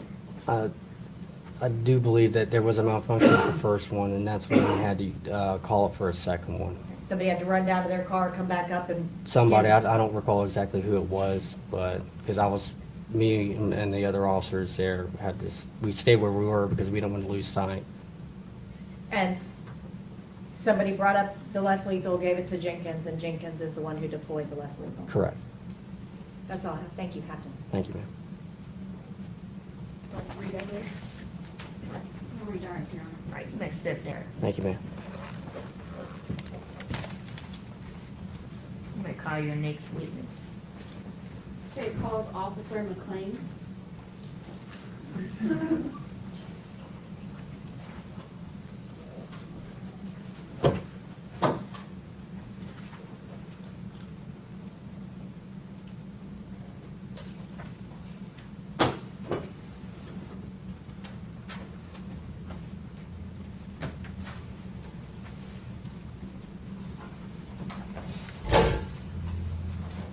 Sorry about that.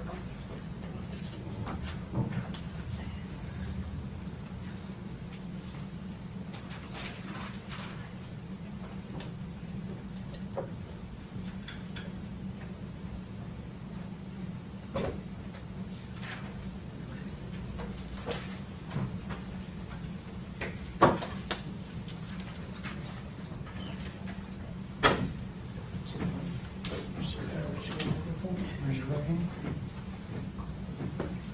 You swear affirm to tell the whole truth? Yes, ma'am. All right, you may have a seat, sir. Appreciate it.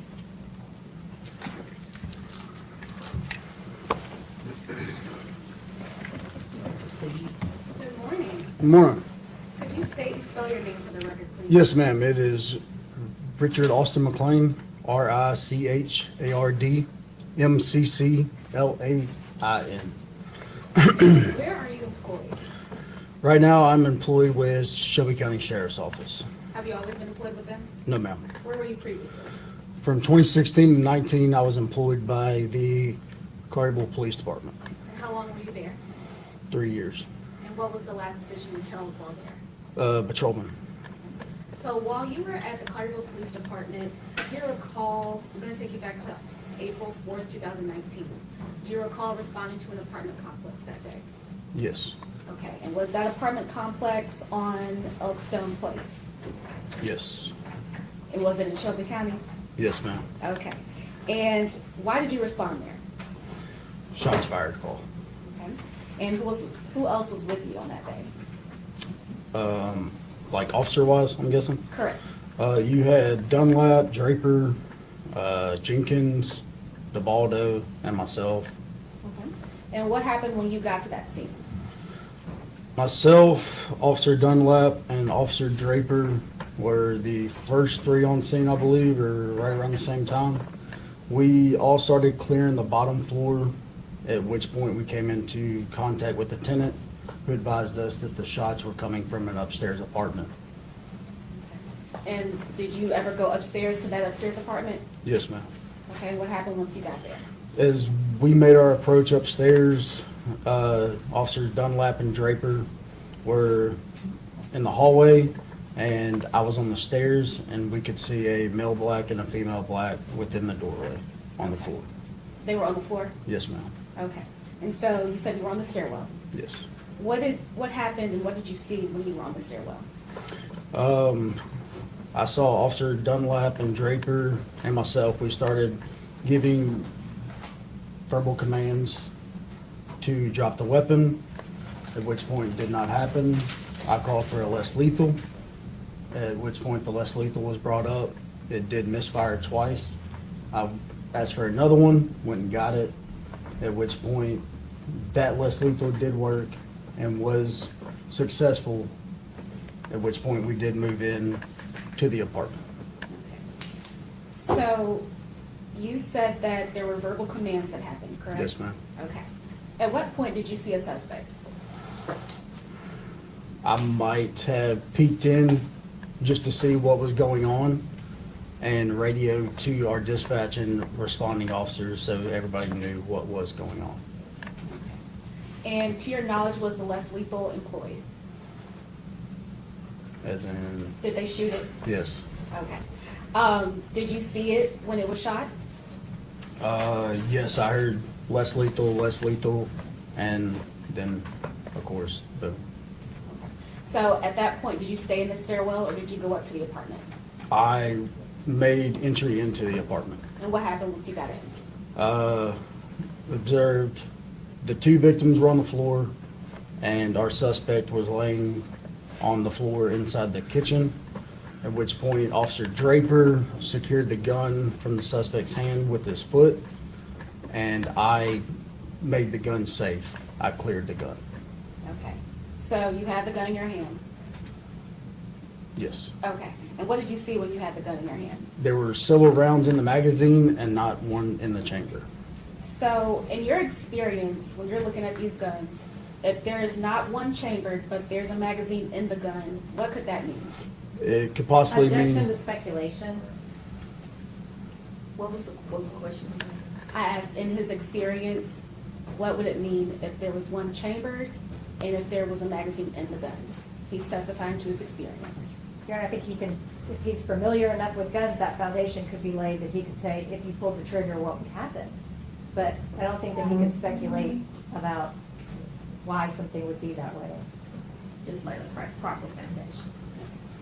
If there was nothing chambered in the gun and there was a magazine in the gun, and if it was fired, what would happen?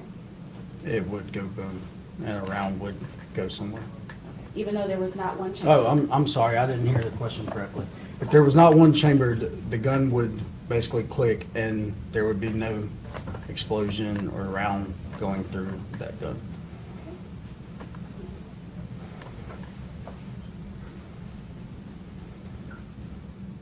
I'll pass it with Mr. Honor. All right, cross-examination.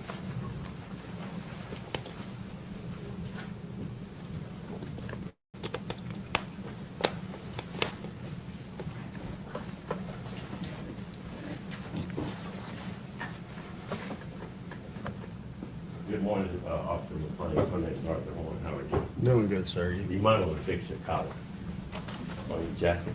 Oh, appreciate it. Okay.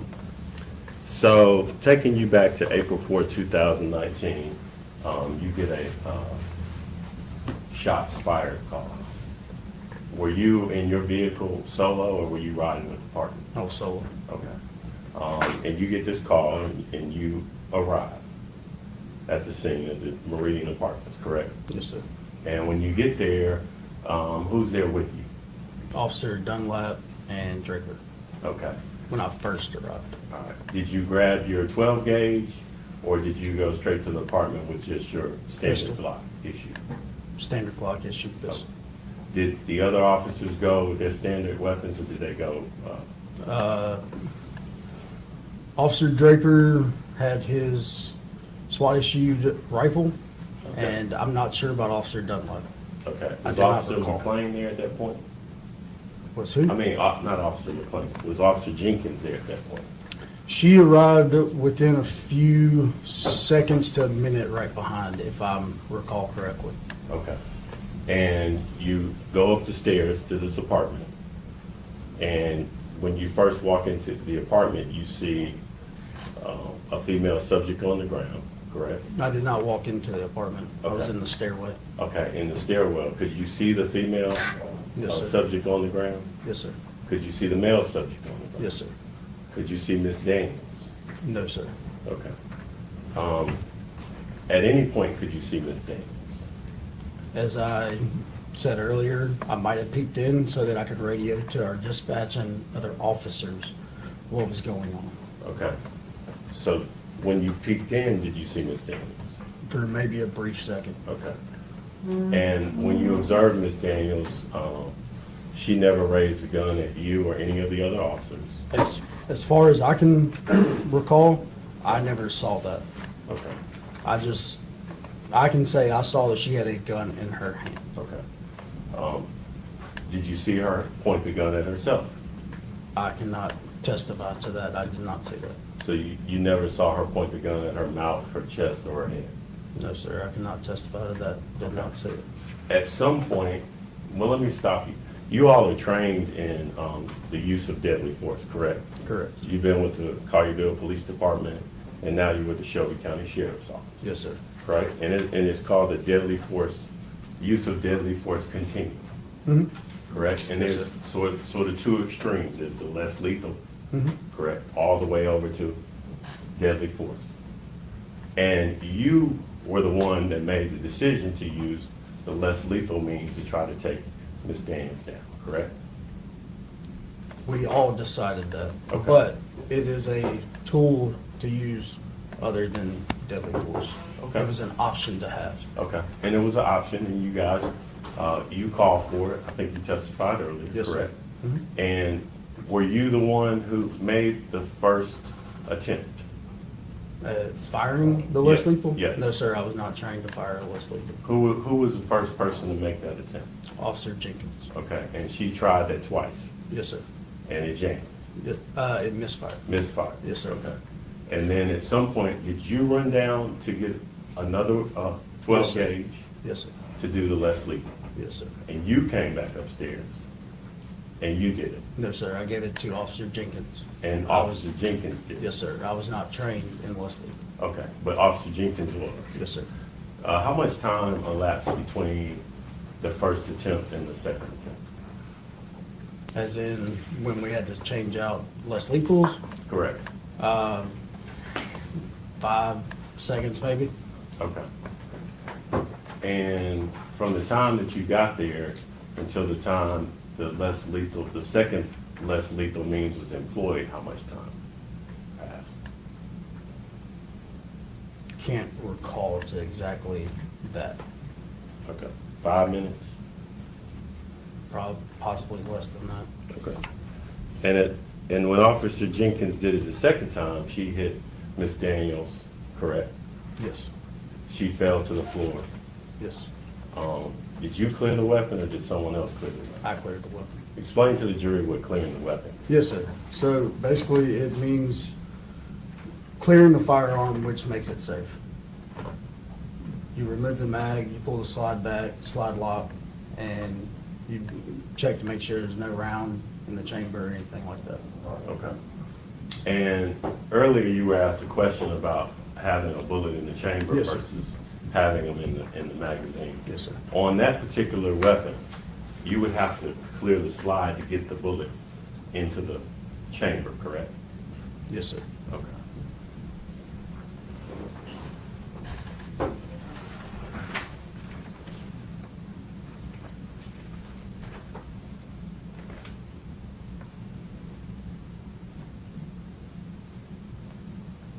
You were able to take down Miss Daniels, and she was taken into custody after after you cleared the weapon, correct? She was already down once I cleared the weapon. Okay. And she was taken into custody. Yes, sir. If I can have a minute, you know.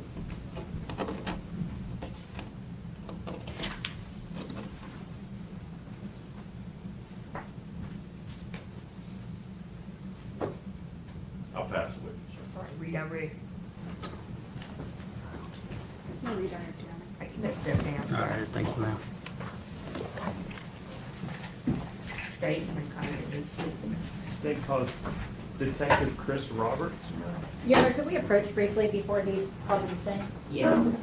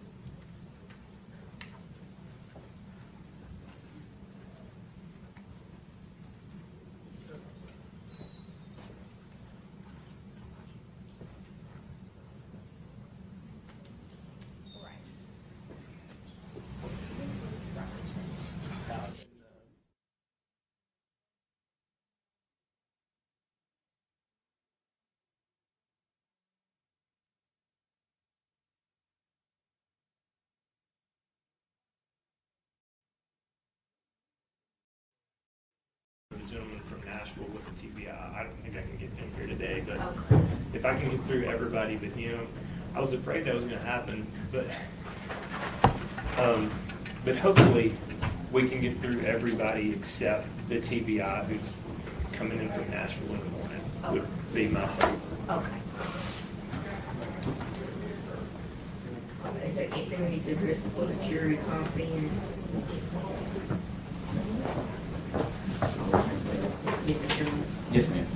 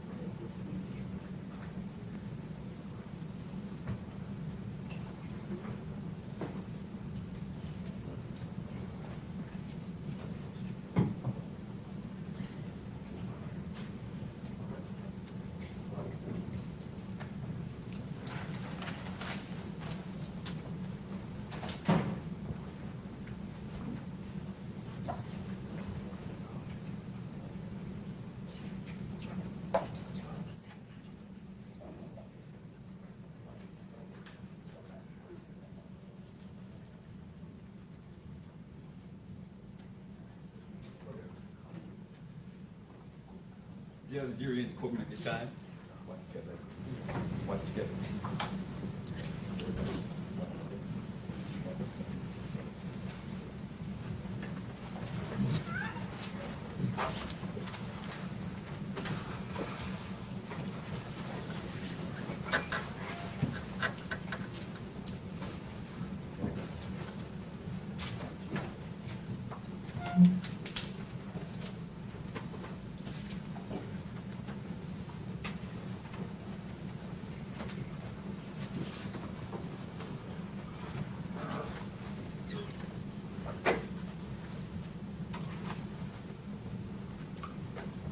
You may be seated.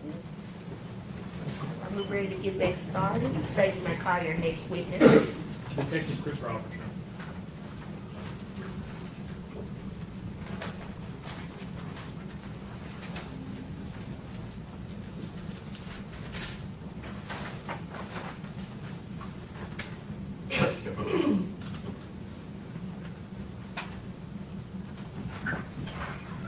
Come on with it, sir. Stand here, face the judge. Raise your right hand. Do you swear affirm to tell the whole truth? I do. All right, you may have a seat, sir. Thank you.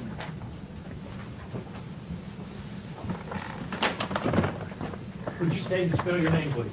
My name is Chris, C-H-R-I-S, last name Roberts, R-O-B-E-R-T-S. And what is your occupation? I'm a lieutenant with the Collierville Police Department. How long have you been at the Collierville Police Department? Approximately 27 years. As a lieutenant, kind of tell me what your duties are. I'm a patrol lieutenant. That means I supervise right now I'm supervising the midnight shift patrol division. We have approximately 14 patrol officers on our shift, and I'm one of the supervisors over that shift. Do you have training in firearms? Yes, sir. Kind of tell us a little bit about that. Like I said, I've been a police officer. I've been a police officer over 31 years. During that time, I was a SWAT operator for almost 5 years. I've had training in the use of rifles, shotgun, handguns, less lethal weapons, most weapons that police officers use. You have to qualify every year with a handgun? Twice a year. Twice a year with a handgun? Yes, sir. I want to talk to you a little bit about semi-automatic handguns. Yes, sir. Can you tell the ladies and gentlemen of the jury what that is? A semi-automatic handgun is a magazine-fed handgun that, according to what kind of caliber bullet that you put inside of it, that you insert the number of rounds that you want inside of the magazine, insert the magazine into the handgun, you rack the slide back, and when the slide goes forward, a round is chambered into the gun and it's ready to fire. And then how do you fire that when it's ready to fire? Some handguns have safety, some do not. If the handgun does not have a safety, you just pull the trigger. If the handgun does have a safety, you have to take it off safety and put it into the firing mode and just pull the trigger. And so every time you pull the trigger, what happens? Another round goes off until the magazine is empty. And what happens when the magazine is empty? The slide will lock back, showing that there's no more rounds to be fed into the chamber, so nothing else can be fired. So if you run out of bullets or fire it till you run out of bullets, there's not a round in the chamber at that point? No, sir. The slide locks back automatically, and it cannot be fired again. If the slide is then forward and you insert a magazine full of ammunition into that weapon, will there be one in the chamber? Yes, sir, there will be. Okay, I think you misunderstood my question. If the slide is forward. Oh, I'm sorry, I misunderstood. Yes, the slide has to be rocked back, and you insert the magazine, then you release the slide goes forward, and that chambers around into the. So if you insert a magazine without racking the slide, basically, will there be a round in the chamber? No, there will not. I want to talk to you a little bit about April 4th of 2019. You already testified you were with the Collierville Police Department. What were your duties at that time? I was at the rank of detective during that time. And did you respond to a call on Elkstone Place in Collierville on that day? Yes, sir, I was the on-call detective that night. And so you called about what time you got the call, what time you got there? It was around 11 or so. It was late that night. Okay. And when you get there, tell ladies and gentlemen, jury, what you observed and kind of what you did to start. As soon as we got there, myself and Lieutenant Young and 2 other detectives made the scene. We secured the scene, went over the crime scene, seeing what we were dealing with, including where shell casings were, where a possible weapon that was used was located, where there was any blood splattering. We talked to the officers that first made the scene there. We talked to the firemen that were there to see what happened with them. It was just seeing what the scene was about and then starting our investigation. So one of the things I think you just said was you kind of take over the scene when you get there? Yes, the patrol officers release the scene to the detectives and it becomes our scene. Is one of the things you do is you start identifying and collecting evidence from that scene? Yes, sir. And did you do that at that scene on Elkstone? Yes, sir. I'm gonna hand you. And so, Detective Roberts, if you could speak up so the jury. I apologize. And she can record everything. Okay. We just speak up for it. Can I touch this? Yes, absolutely. If you can open that up and look at it, and I just want to ask you if you can identify what's in there and how you can identify what's in it. This is the handgun that we collected at that apartment that night. I recognize it from the serial number and the model. Is there anything else in that box? There's a magazine with several rounds of ammunition. How many rounds of ammunition?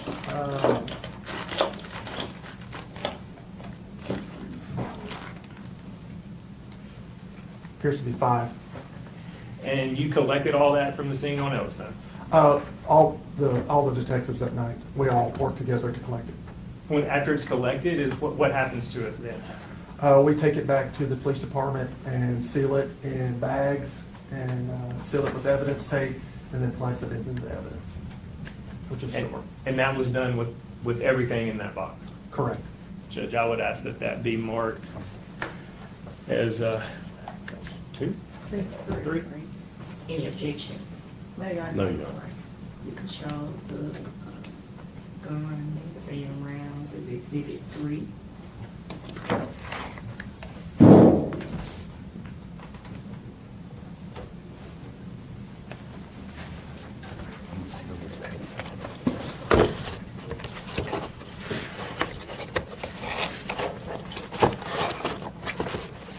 I'm gonna hand you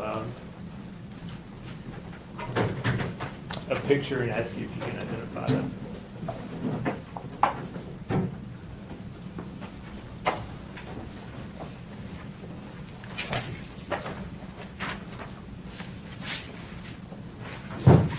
This is the picture of the handgun that we located at the apartment that night. Judge, I would ask that be marked exhibit 4, please.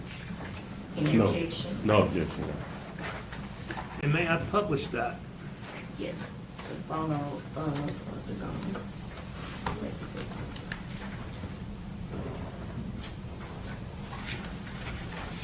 4.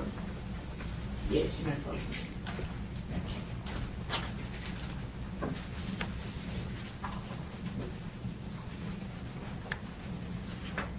And specifically, what is that photo? What was the purpose of taking that photo?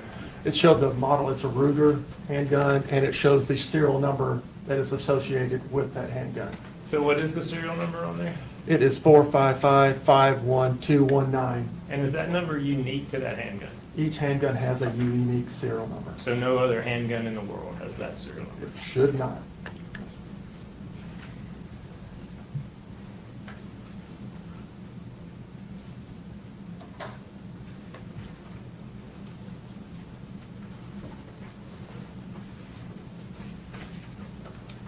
Hand you this.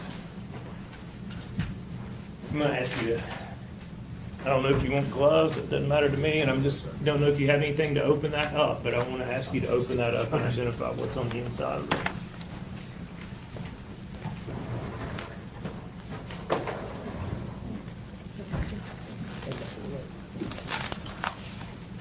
Thank you.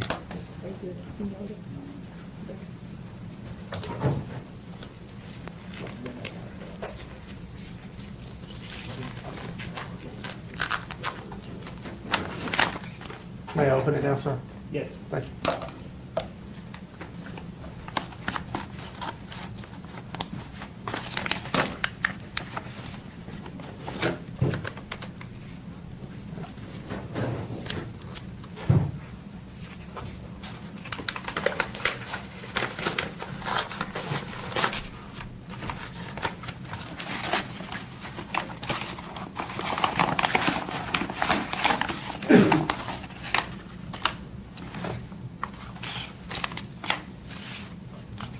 You recognize those items? Yes, sir, I do. And can you tell, ladies and gentlemen, of the jury, what they are? These are the shell casings and a spent round that we've located right inside the apartment. Can you tell us shell casings and spent rounds, what does that mean?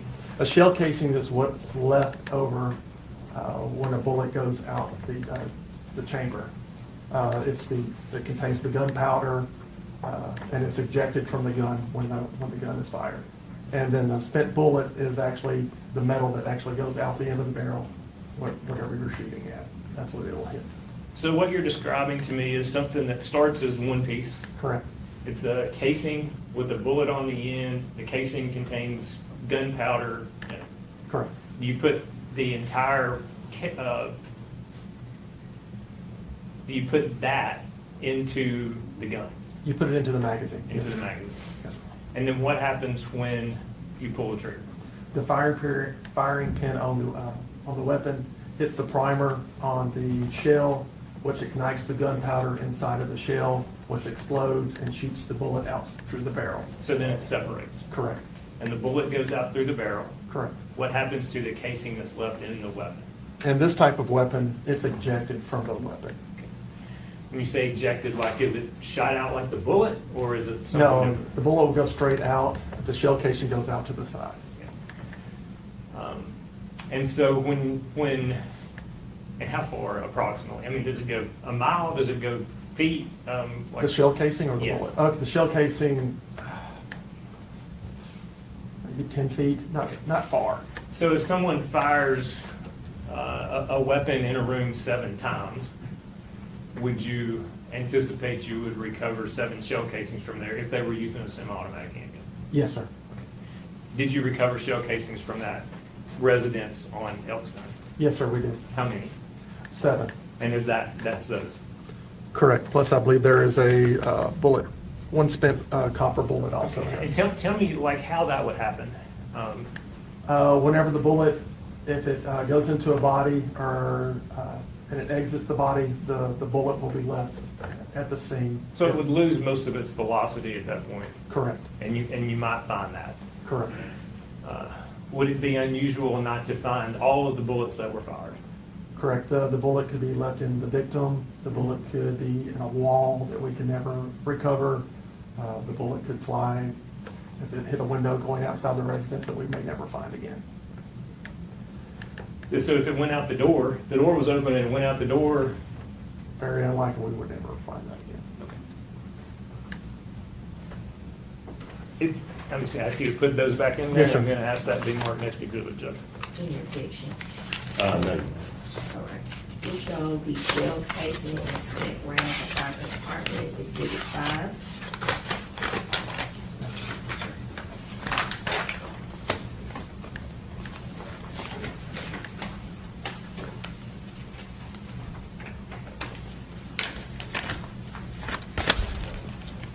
I'm going to ask you if you can identify this.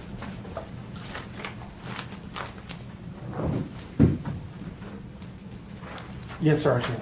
And what is that? This is the evidence that was collected by the ME from Mr. Perry's body. So the medical examiner Correct. during the autopsy. Correct.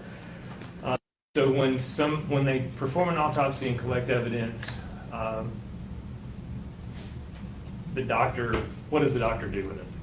They collect it for us, seal it up, and then turn it over to the police department.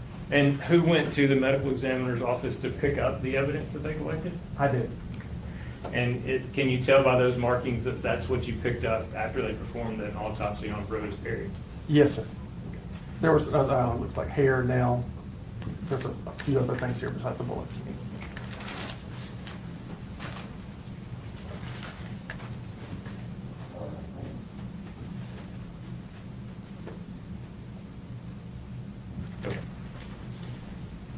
Judge, I'm gonna ask that be marked next exhibit, please. Any objection? Brenda, will that just be a cumulative evidence from the ME?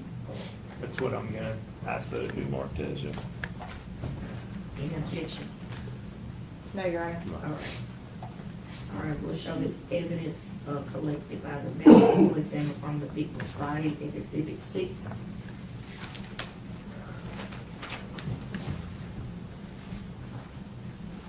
As part of the work you did on this case, Detective, or Lieutenant, I'm sorry, did you submit any items to the Tennessee Bureau of Investigations? Yes, sir, I did. And what items did you send in? The items from the ME, I submitted the gun, I submitted the spent shell casings also. Did you submit the bullet that was recovered as well from the crime scene? Yes, sir. So 7 spent shell casings and the bullet from the crime scene, 5 bullets from the ME and the Ruger. Correct, All of those were submitted to the TBI. correct. And what did you request that the Tennessee Bureau of Investigations do with those items? I wanted them to see if the bullet matched the weapon that we retrieved from the scene. I wanted to make sure that the shell casings that we retrieved came from the weapon that we retrieved from the scene. And after they finished did they do the examination? Yes, sir. And after they finish their examination, what happens to them? Do you go pick the evidence back up, or? It can either stay with the TBI until court, or we can go pick it up and put it back into our evidence. And the items that have previously been marked, those are all the items that you sent to the TBI to be analyzed? As I recall, yes, sir.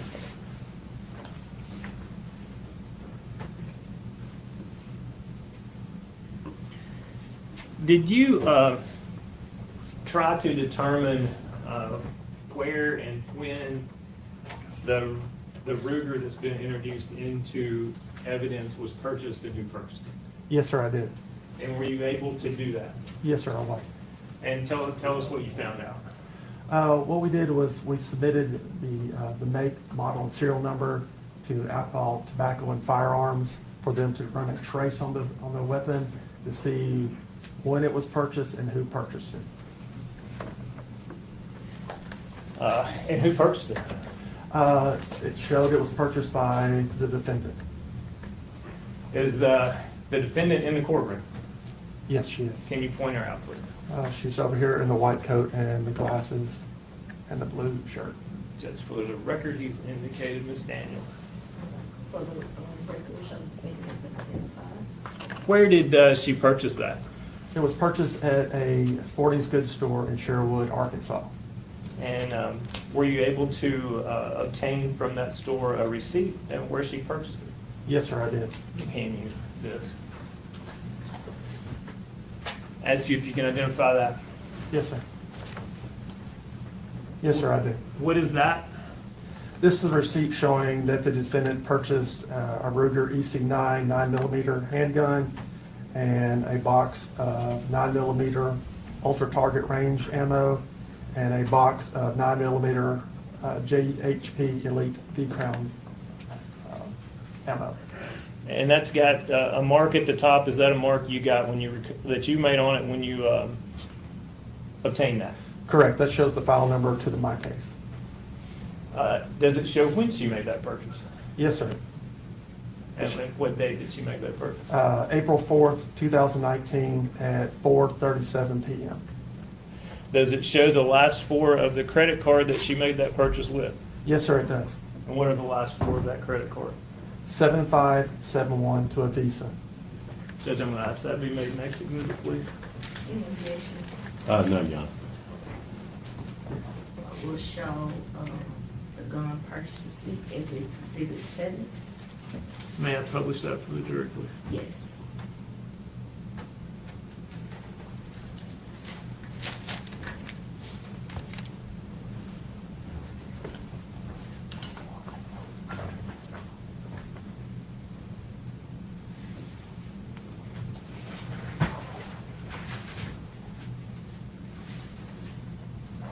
So is that what you just identified? Yes, sir, it is. And the top Fort Thompson, is that the name of the sporting goods store? Yes, sir, it is. That's in Sherwood, Arkansas. Correct. Did you go to that store? Yes, sir, I did. How long did it take you to get there It's about a 3-hour drive. from Collierville? Yes. And right under the word receipt, where it says 4/4/19, 4:37 and 07 seconds, that's the date and the time that she purchased that. Correct. It's got her name down there, Latoshia Daniels, with an address in Little Rock, Arkansas. Is that correct? Correct.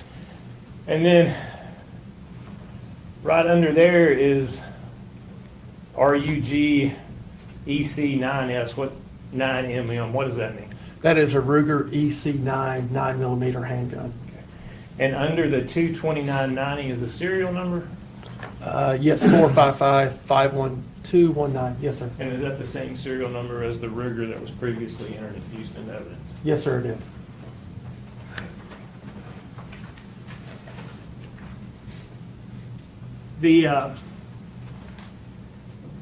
Was Miss Daniels' car found at the scene at Elkstone? Yes, it was.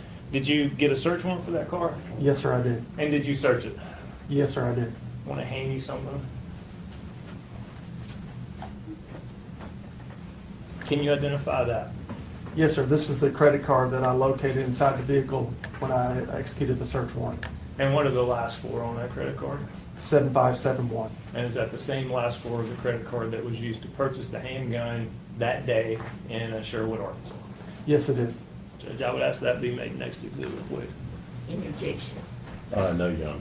All right, we'll show the credit card marked as Exhibit 8. When you went to Thompson Sporting Goods in Sherwood, did you inquire from the owner as to whether they had a video surveillance system in that store? Yes, sir. The day before, if I may, I contacted the sporting goods store and told them what I was needing, and they sent me 4 still shots from a video of the defendant going in the store and purchasing it. And then several days later, I went to the store and actually got a thumb drive from the store of that video.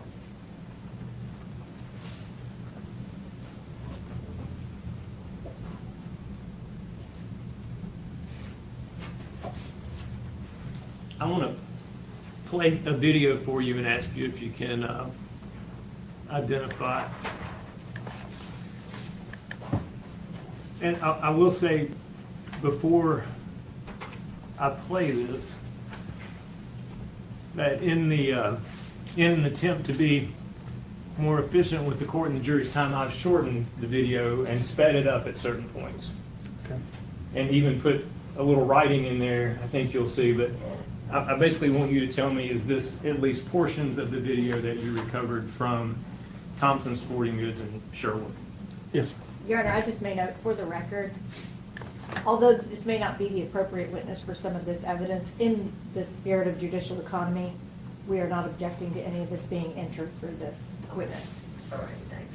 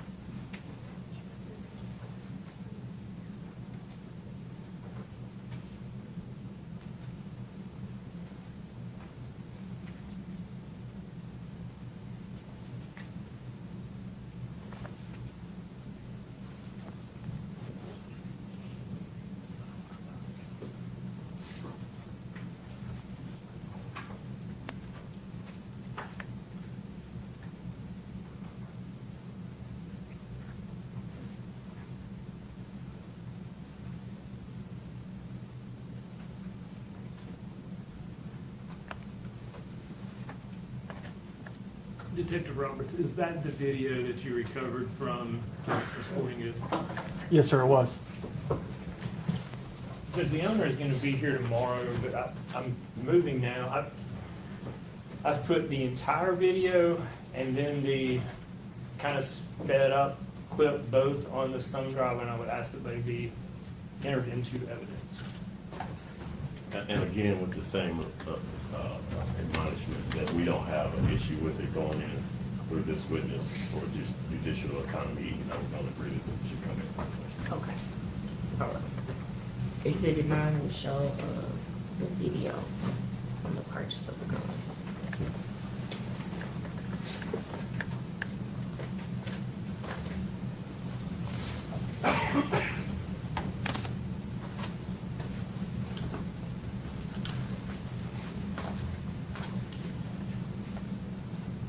Let me hand you this picture.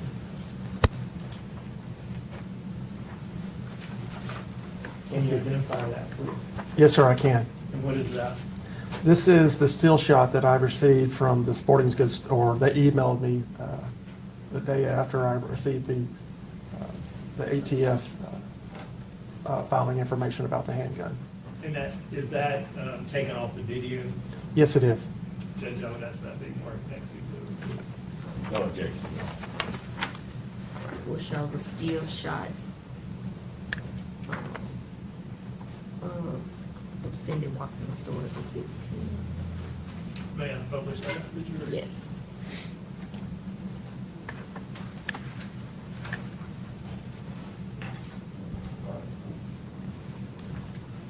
And is that what you just identified?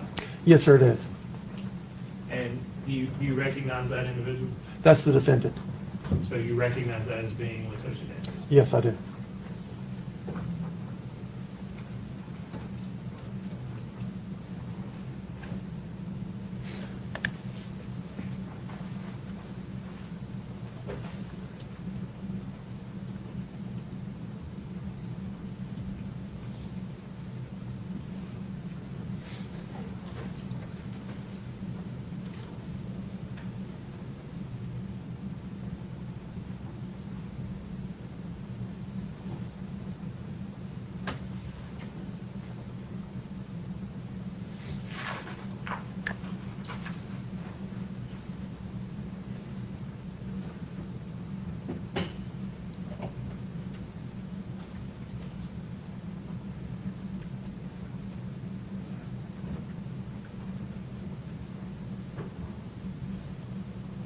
That's all the questions I have.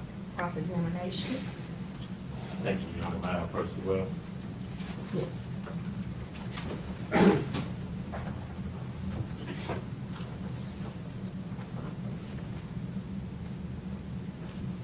Is it Detective Roberts? I'm a lieutenant now, sir. Lieutenant Roberts. Yes, sir. Good afternoon, Lieutenant Roberts. My name is Sergeant Moore.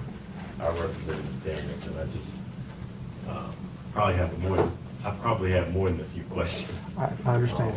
You were the lead investigator in this case, Correct. and with that comes a huge responsibility, Yes, sir. correct?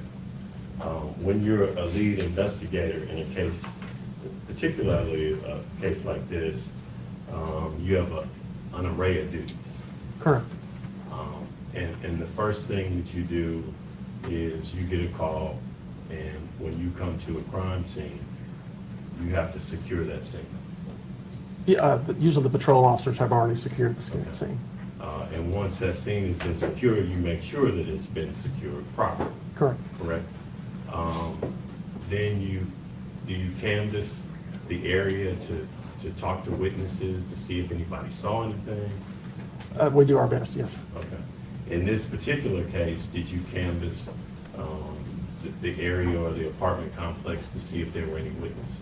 I do not recall if I did. There were two other detectives with me that assisted me with this case, but I do not remember particularly going door to door. There was only one other apartment next to Mrs. Perry's apartment there. Okay. So the scene you arrived, it's been secured by the other officers, correct? Correct. Was Was Miss Perry or Mr. Perry's body still there, or had they been taken to the hospital? No, they'd already been taken by ambulance. And Miss Daniels had been taken away as well? Correct. The Perrys went to the Med, or now Regional 1, and the defendant went to Collierville Baptist. Okay. And so now your job is to secure the scene and collect evidence. Correct. And earlier, when Mr. McAlpine was talking to you, you started talking about some of the evidence that you gathered. Correct. In a case like this, once you started gathering evidence, you start kind of putting together the pieces to a puzzle. Yes, sir. Is that a fair assessment? Yes, it is. And in this case, you didn't know Miss Daniels, correct? No, You didn't know Mr. Perry. no, You didn't know Miss Perry. no, You didn't know anything about who they were or their prior relationships. I know nothing about this case. Okay. So you come to the scene and you secure it. Correct. You start gathering and collecting evidence. And that's important because you have to secure that evidence so that it makes it to this courtroom for trials. Correct.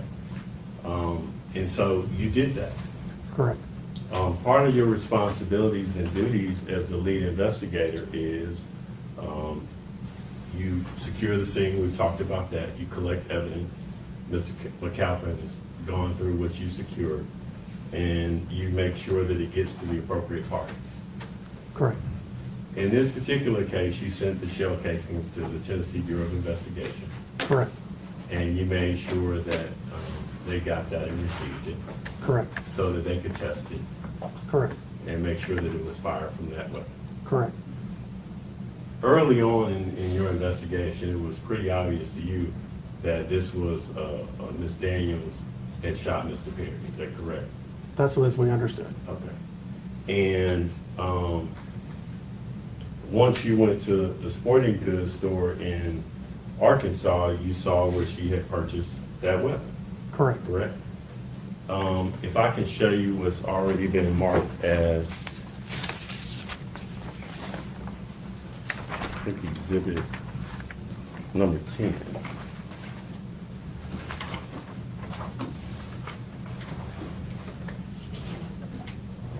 I might be a little challenged.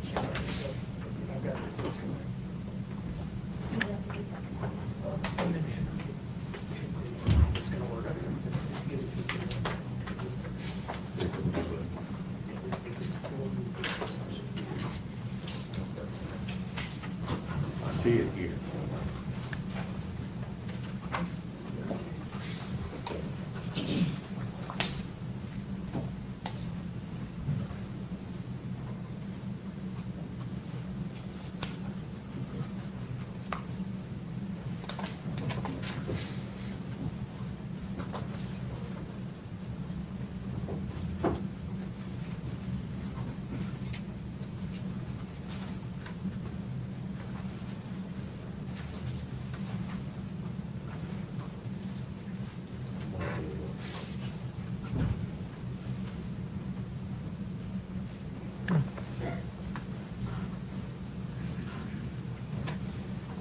This is Miss Daniel entering the sporting goods store, Thompson Sporting Goods Store, correct? Correct. And she's only carrying her car keys. As far as I can tell, yes, sir. She's not carrying a purse. I don't see a purse. And at some point later on in the video, you see her purchase the weapon. Correct. And you said that happened at, according to the receipt, at 4:37. According to the receipt, yes, sir. Okay. And she leaves the sporting goods store. Correct. And- Yes, sir. And at some point, based on your investigation, she comes to Memphis Yes, she does. and goes downtown. How far is it from Sherwood to downtown? 2.5, 3 hours. Okay. Because earlier you testified it was 3 hours to Collierville. Yes, sir. So about 2.5 hours would be. That was my best guesstimate, yes. And Sir. then another 30 minutes from downtown Memphis to Collierville. Yes, sir. And this all happened, the purchase was at 4:37, Correct. correct? And According to the business. And what was the time that you responded? I said it was Around- late. It was maybe 11 o'clock or so. 11:37? It could have been that, yes, sir. Okay.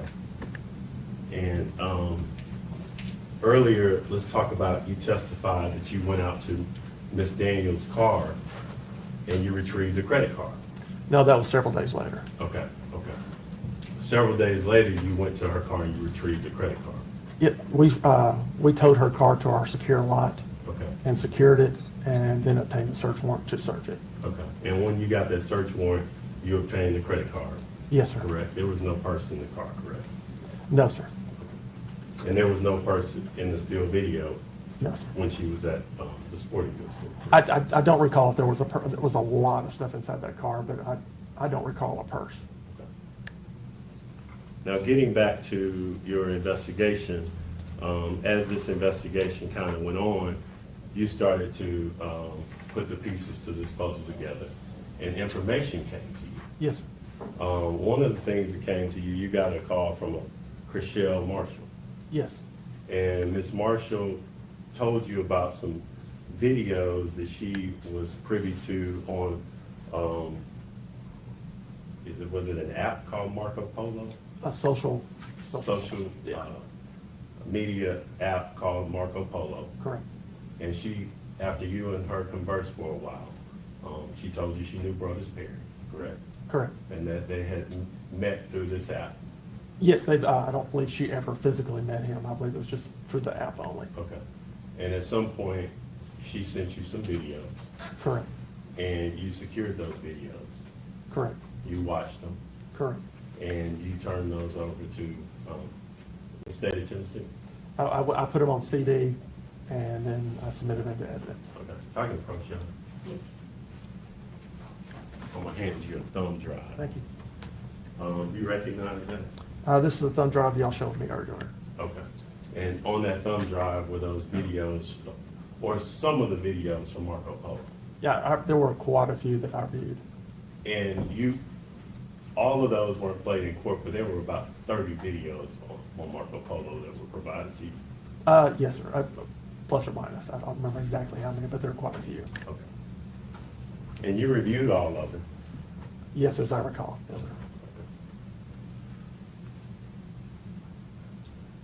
At some point, you also, let's talk about Tabitha Perry. You also interviewed Tabitha Perry, is that correct? Myself and Detective Shirky did. Okay. Yes. You didn't talk to her the night of the incident on No, April 4th? No, she went straight to the med. Okay. She came in and saw you the next day? Is that Correct. I believe I talked to her on the telephone first, and then she came in. Okay. And she came in, was she alone or was she with No, them? she was with family members. Okay. Did she have two other people with her, pastors? It could have been. I know she had other support staff with her, or support people with her. Okay. Was Pastor Pointer one of the people? It could have been. I'm sorry, I do not recall who all was with her. Okay. And at some point you talked to her, Correct. and she didn't know, at this time, you didn't have any information about these Marco Polo videos. At that time, no, I did Okay. not. But she was very surprised or didn't know anything about a relationship between Miss Daniels or Mr. Perry. Correct. Okay. You interviewed her about how she invited Miss Daniels over. Invited her into the apartment. Correct. She talked to you about how they caught up, Correct. and then at some point, how Mr. Perry arrived. Correct. They talked for a while, Yes. and then at some point, It's hearsay. I don't know. I'm not getting what was talked about. Where are you from?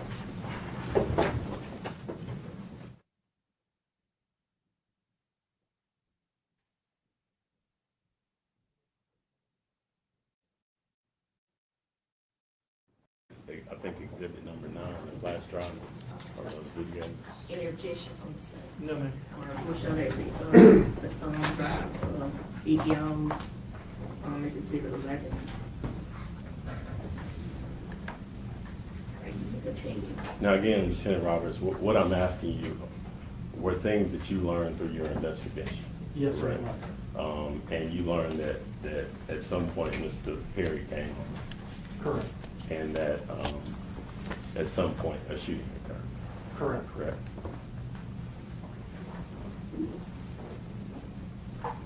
You didn't know any of the history or background between Mr. Perry and Miss Daniels, correct? Not until later in my investigation. Okay. But when you were talking to Miss Perry, interviewing her, you didn't know any of that information? No, I did not. And so, and that was very early on in your investigation? It was like the next day or the day after.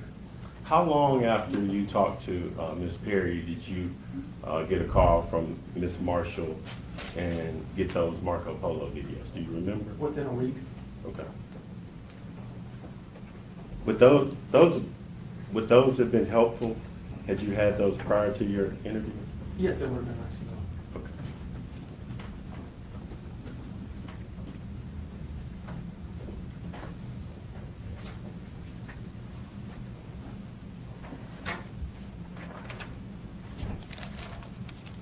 If I can have a minute.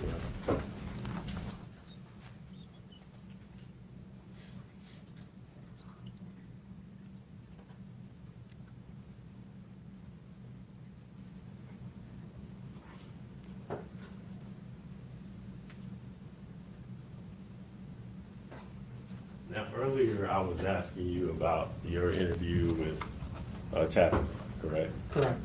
And you said that you and was Officer Sharkey? Detective Sharkey. Detective Sharkey were present. Correct. And you couldn't remember who was in the interview room with No, Tabitha Perry? No, I do not recall. John, not approaching with you. Yes. I'm gonna show you a transcript of Sure. that. You wanna just take a minute? Sure. Don't read it out loud, just Okay. read it.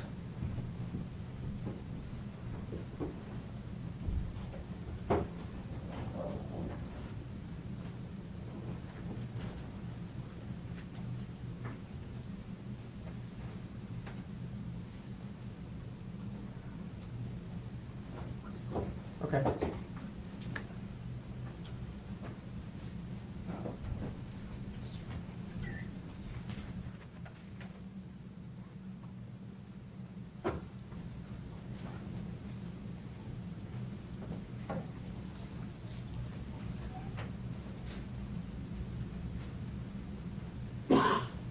Just this page on. Yeah. Okay. Go ahead. Yes, sir. So just a little bit ago, I asked you about who was present during that interview, and you said you couldn't recall. No, sir. After reviewing the transcript, was there a Pastor Turner there from Yes, sir. Mississippi Boulevard? Yes. And a Pastor Pointer from Yes, sir. St. Mark's? Yes. Sir. Okay.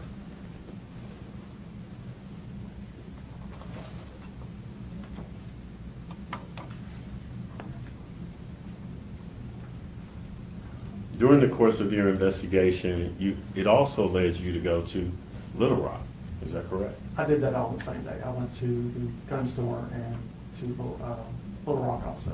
Okay. They're two close proximity. Tell the jury where you went to in Little Rock. There is a cigar store in Little Rock, and there's also a hotel in Little Rock that I went to in part of my investigation into this. Okay, and when you went to do you remember the name of the cigar bar you went to? Sons, something in Sons, it's Mr. Effeling's cigar store. It was a, David Eflin that's, yes, sir. and Gregory, you talked to both of them? Yes, sir, I did. And they own a cigar bar in Little Rock, correct? Correct. And that was the place that Pastor Perry, Brodes Perry's frequented? Yes, sir. And he also had a locker there, correct? Correct. And you went and you opened the locker? Yeah, I had the staff open it for me. Okay, and you retrieved a weapon from that locker? Yes, sir, I did. Okay. Now, going back to your earlier investigation, I'm gonna flip back to when you got to the crime scene and it had been secured and you started gathering and collecting evidence. One of the things that you did is you got Mr. Perry's cell phone.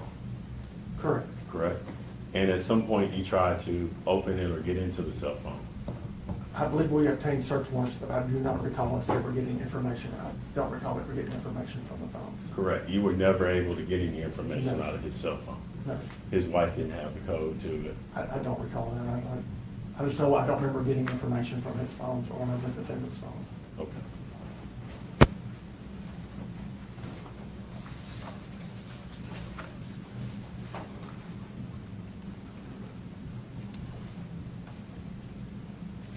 Now, also, when you were shown, or you were asked a series of questions by Mr. McAlpin about this weapon, correct? The Ruger? Yes. Yes. And you were asked questions about how to load, how to load bullets, how you put the bullets into the gun, correct? Correct. How you use the slide, Correct. And one of the questions he asked you was, in order to get the bullet in the chamber, you have to pull the slide back, correct? Correct, and then release it. Okay. And when you retrieved that gun, there were bullets in the chamber there, but there wasn't one in the slide. Correct. Okay. Do you remember whether the slide was open or closed? As I recall, it was made safe, so the slide would have, as I recall, the slide was back. Okay.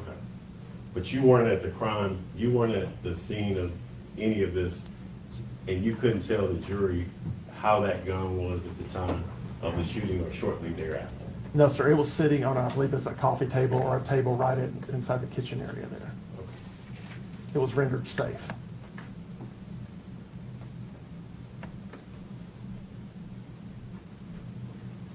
Now, part of what you did when you secured the crime scene is you started talking to the other officers that were there, Correct. correct? And at some point, you found out that Ms. Daniels had been shot with a non-lethal, or non-lethal force had been used. Correct. Okay. You also found out that she had made attempts to, or point a gun at her chest, head, or mouth, correct? That was the information given to me. Okay. And in your training, you all are trained as officers to, you have a continuum of deadly force training, correct? We have a force continuum. Force continuum. Yes. And from, on one extreme is less lethal force, Correct. all the way to the other extreme of deadly force. Correct. And it's based on the situation, the officers are trained to use their instinct, their observations, as to what type of force is to be used, correct? Correct. And in this case, you found out, or you came to know that the least lethal force had been used, Correct. that at some point, they attempted less lethal force, that the gun had misfired. I believe they had one shotgun that misfired twice. Another rifle was obtained. Another shotgun. And another shot was taken. Yes, sir. Okay.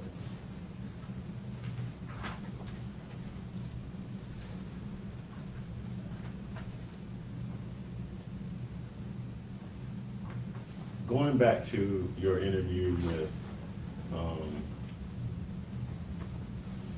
Ms. Perry at the time, Okay. Captain Perry. Yes.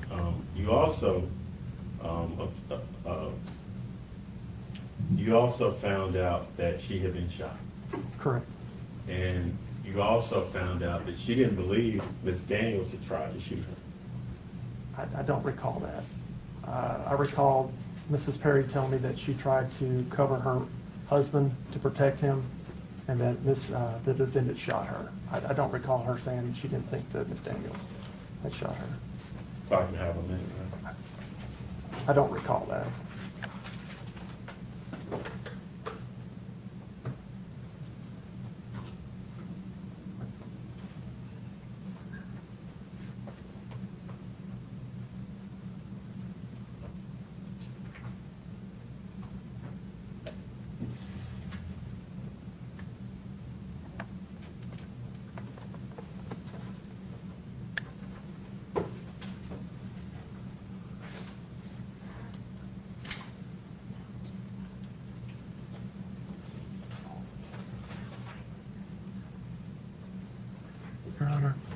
have some water? Thank you, ma'am.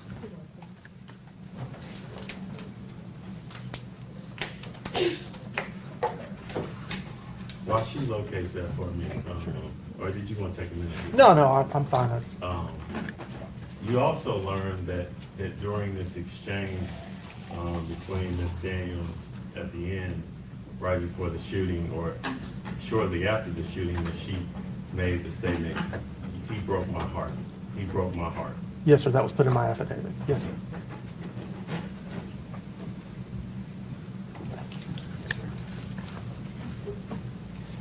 All right, approach the witness. Yes. Thank you. Just take a minute. Sure. to do that. I know it's been a while since you, 6 years. yeah.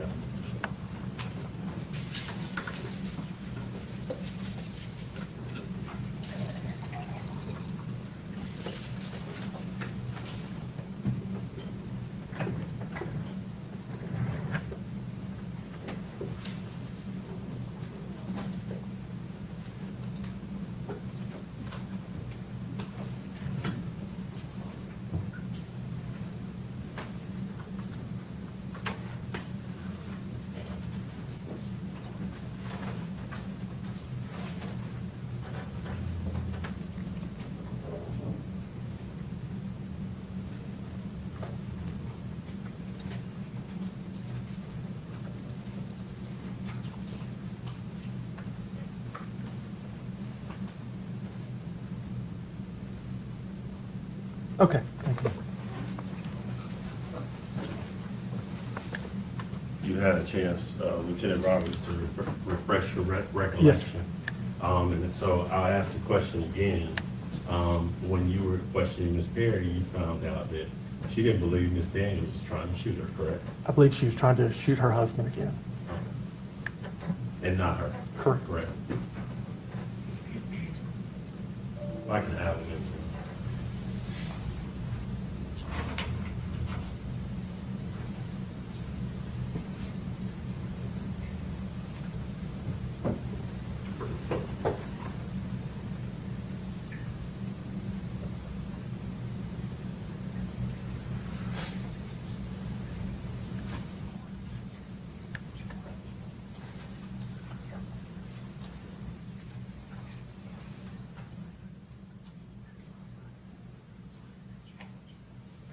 I'll pass it. We done ready?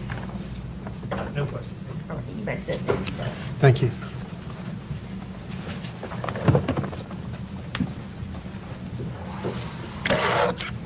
Anybody need a break?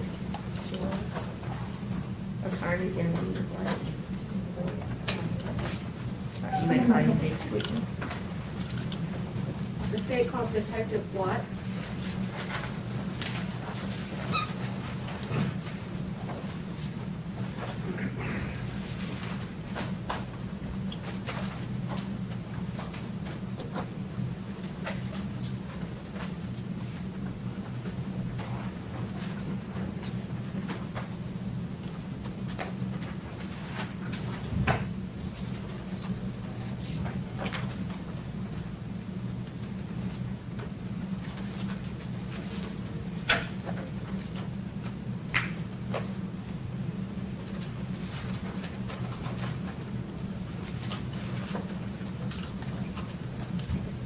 Cool, sir.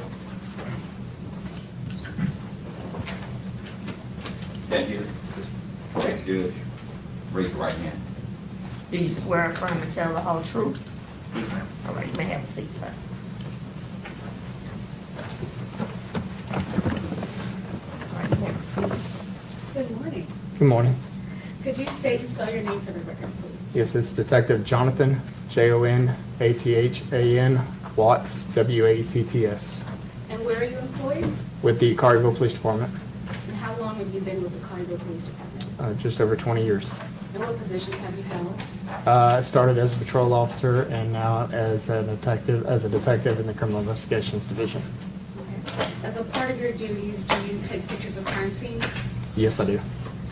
I'm going to take you back to April 4th of 2019. Do you recall taking pictures of a crime scene on that day? Yes, ma'am. And was that crime scene on Elkstone Place in Collierville? Yes, ma'am, it was. Is that an apartment complex? Yes, ma'am. So what happened when you responded there?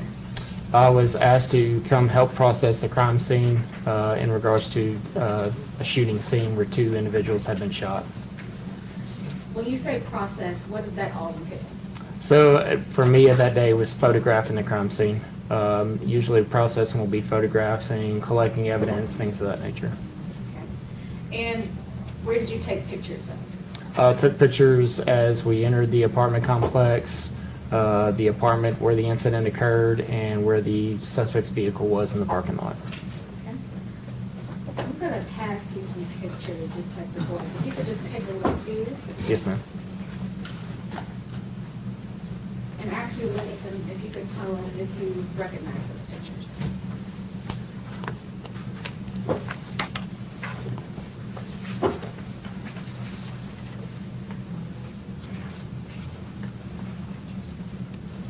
Yes, ma'am.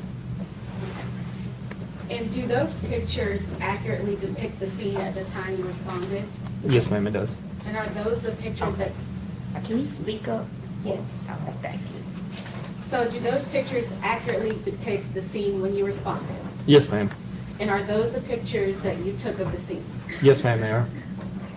Your Honor, if we could have these photos of the crime scene entered as a collective exhibit. Any objection?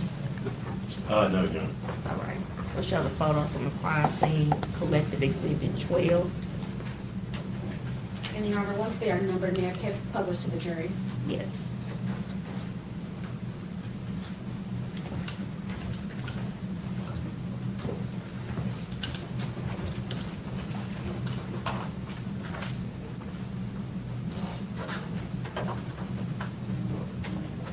Detective Watts, could you tell us what is in this photo? So that is the, identifying the 2 apartments that are upstairs in that apartment complex as you approach the building itself.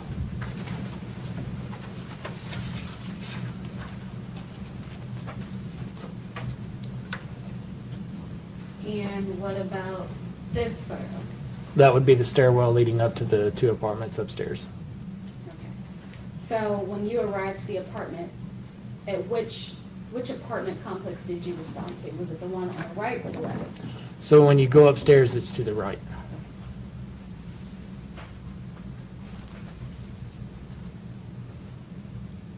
Do you recall what's in this photograph?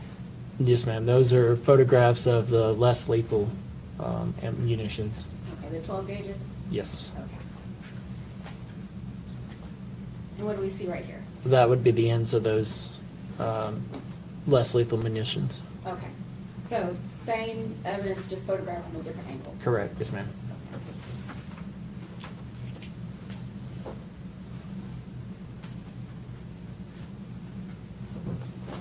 And what do we see in this photo?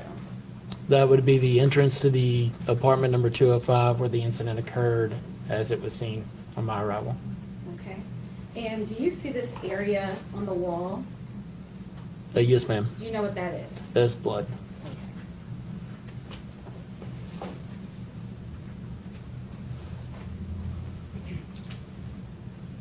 And this picture right here? Yes, ma'am. That's from the doorway entering into the apartment complex. Okay. So just a close-up of the last picture we just saw? Yes, ma'am. Okay. And do you see this area behind the door? Yes, ma'am. What's on the wall right there? There's blood there. And this area that's kind of next to the rug on the right-hand side, do you know what's all in this area? Yes, ma'am. There was some, like a shoe and some clothing and a lot of blood as well.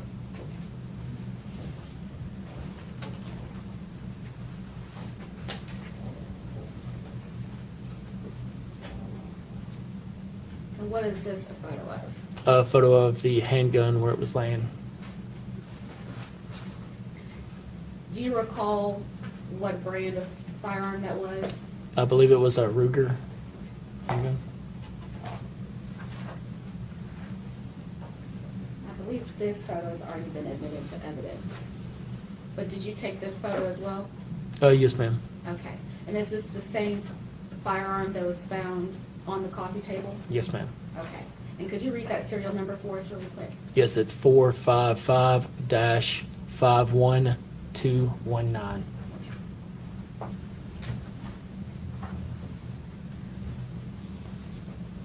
And what is this a picture of? That's a picture of the magazine with Is with ammunition in it.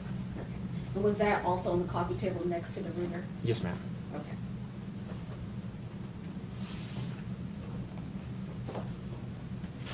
What's shown next to placard 1? That is a spent shell casing. Okay. And was that the area that you previously described next to the shoe on the ground? That was as soon as you enter into the apartment. It was right there. Yes, ma'am. And what's next to placard 2? It is another spent shell casing. Okay. And where is this area? Is this near a wall? But that was, I believe, behind the door. The open door, if you were to close it, it was behind the door. Oh, behind the front door? Yes, ma'am. Okay. Placard 3, could you tell us what's shown in this? That is a mangled round that had been fired. Do you know what area of the home this was found in? I believe that was right in front of the doors on the right there, where that heavy amount of blood was. Placard 5, That's a spent shell casing, or a spent round. okay. And is that a door frame that it's next to? Yeah, yes, ma'am. Okay. Is that near the entrance of the home? Yes, ma'am.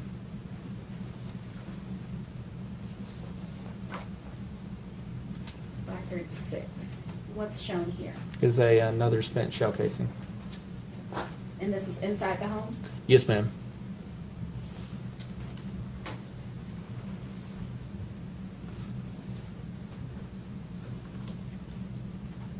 And what does this photograph show? The suspect vehicle. And if you could describe to us what kind of vehicle this is? I believe a Toyota silver in color or sedan. And what about this? That is also of the vehicle, just from the different angle. Okay.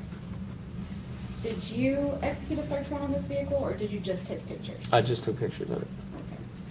And so, once you took the photographs of the crime scene and the suspect vehicle, what did you do with them? With the photos? Yes. I submitted them into evidence. So did you do anything else pertaining to this investigation? The evidence that was brought back, I photographed that in the lab, and then all the pictures were submitted.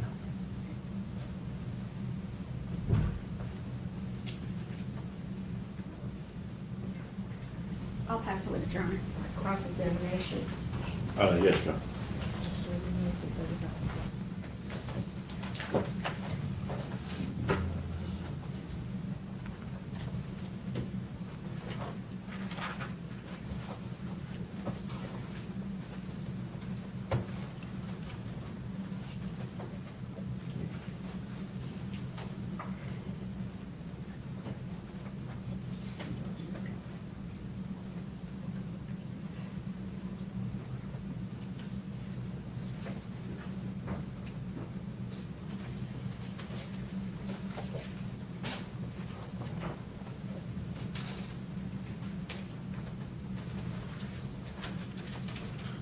Good afternoon. Is it Detective Watts? Yes, sir. Okay, Detective Watts, I'm Arthur Horn. I just have a few questions. It may take me a little challenge with this technology. But you were called to the scene after it had been secured, correct? Correct. Yes, sir. And your job was solely to take pictures? Yes, sir. You didn't talk to any witnesses? No, sir. You didn't see anything the night of the shooting? As far as what occurred in the, no, Correct. sir. You weren't there when officers first arrived? No, sir. You didn't interview any witnesses? No, sir. You strictly just took photographs? Yes, sir.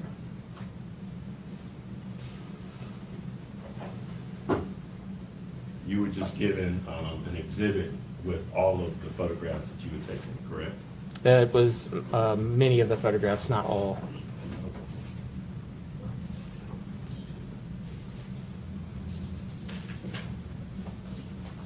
And you took photographs of the entire apartment, correct? Correct. I think I got it this time.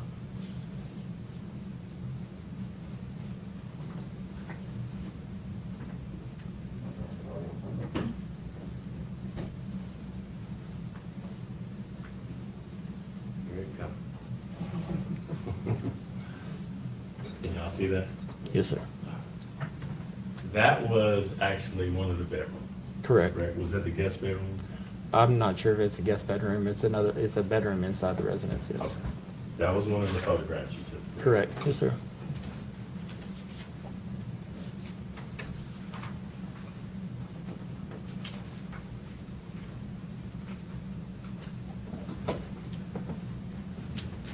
That was the sort of living room area in that apartment, correct? Correct. Yes, sir. And right here on the table was the gun that had been cleared. Correct. Yes, sir. You photographed it after it had been cleared, but you didn't photograph it after the initial shooting. Correct. So you wouldn't have known whether the slide was pulled back or not pulled back. No, sir. It's photographed in the way it was found when I arrived. Would that have helped you in any way in your job to know that?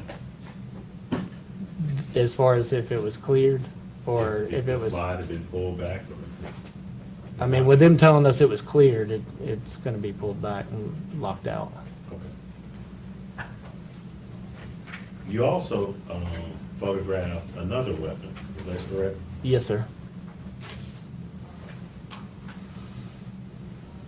And as far as you knew, that was a weapon of the homeowners? Yes, sir. It was in the other bedroom under the nightstand. Okay. And that was the weapon you photographed? Correct. Yes, sir. This was also another view of that living area. Is that correct? Yes, sir. And you took a photograph of that? Yes, sir.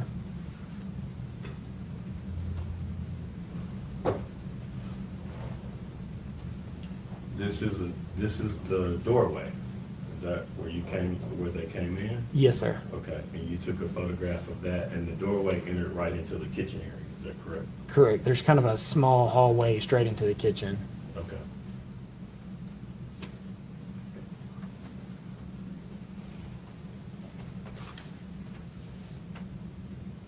This would have been another photograph that you took of the living area from just a different angle. Correct. Yes, sir.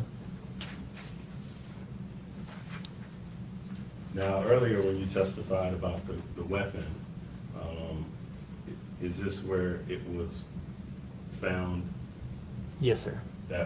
Yes, sir. That other one in the box. Mhm. And then again, when you all photograph the weapons, you a lot of times try to get the serial number, correct? Correct. Yes, sir. Okay. And in this particular case, you just photographed that it was a Glock 42.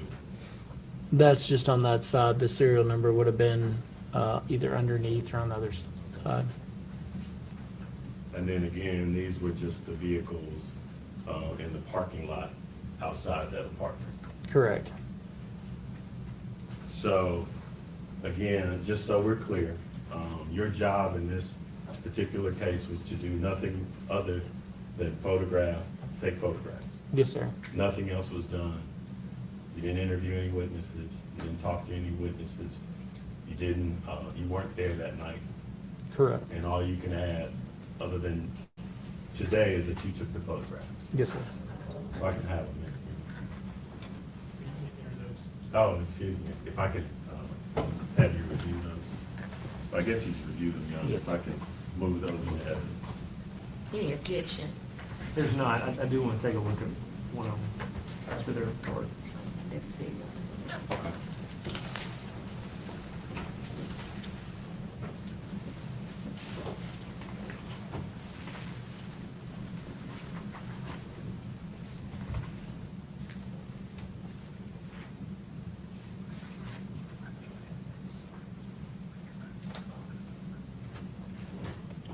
No further questions. We'll show that it's collecting exhibit, of the photos of the crime scene, number 13,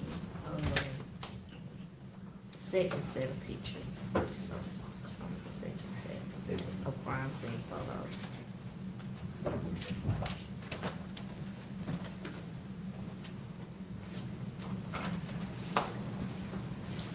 State. Just have a couple of more questions.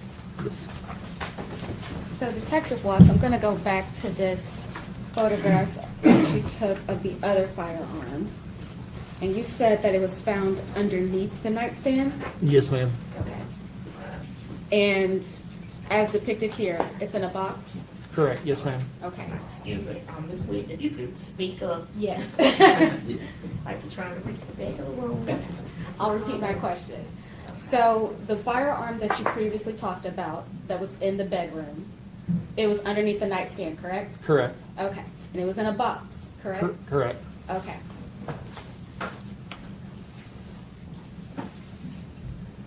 And is this the same firearm that was in that box underneath the nightstand? Yes, ma'am. It is. Okay.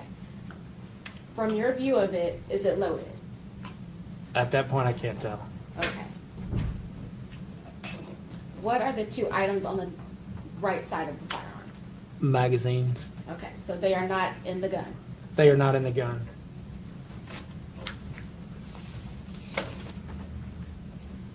No further questions, Your Honor. Recross.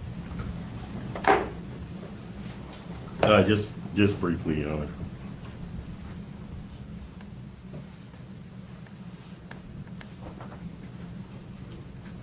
She just showed you a picture of that weapon with the clips on the side. Yes, sir. When you got to the scene, you weren't sure whether that gun had been cleared, correct? The gun on the table? Yes. Yes, sir. And the gun under the nightstand? Had not been cleared. That had not been cleared. No, sir. Okay. The other thing I wanted to show you was, does that recollect your, refresh your recollection as to the bedroom? Yes, sir. And was that where that weapon was found, under the nightstand in the bedroom? Yes, sir. Okay. Your Honor, if I could have this picture moved into next exhibit. We'll have the photo of the bedroom and the exhibit 14.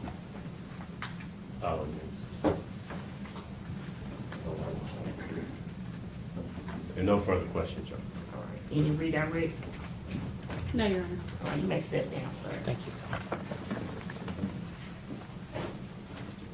Does anyone need a break? I think it's a good time to take a break, so we're gonna take about a 10-minute break, okay? Yes, ma'am. All right. Let's jump forward and recess for 10 minutes. We'll stand in brief recess, you're leave your pens and pads in the chair, follow me.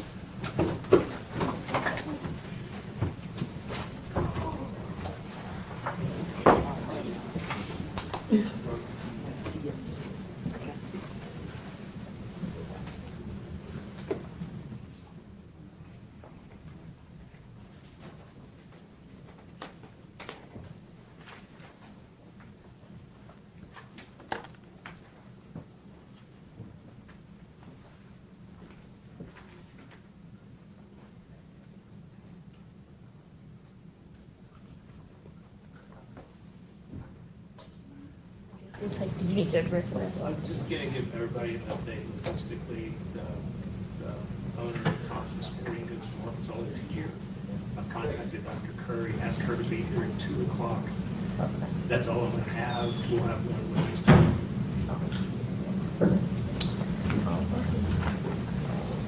We'll come back in 10 minutes.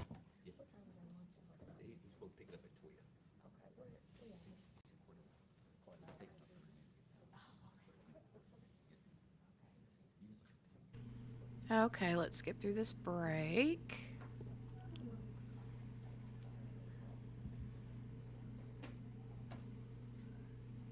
Breaky break. Here we go.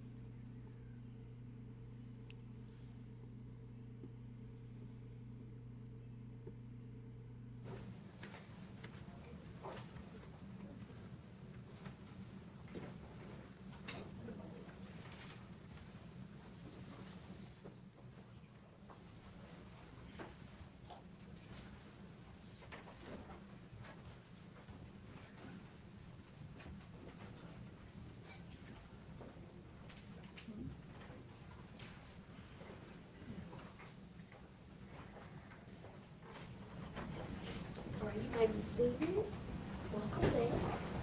All right, stay, you may call your next witness. I'm gonna call Ray Palladino.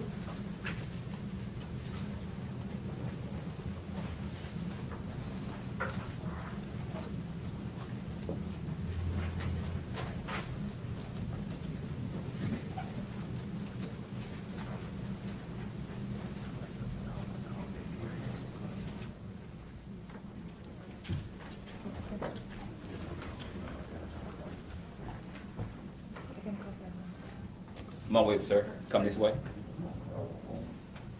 Come on with me, sir.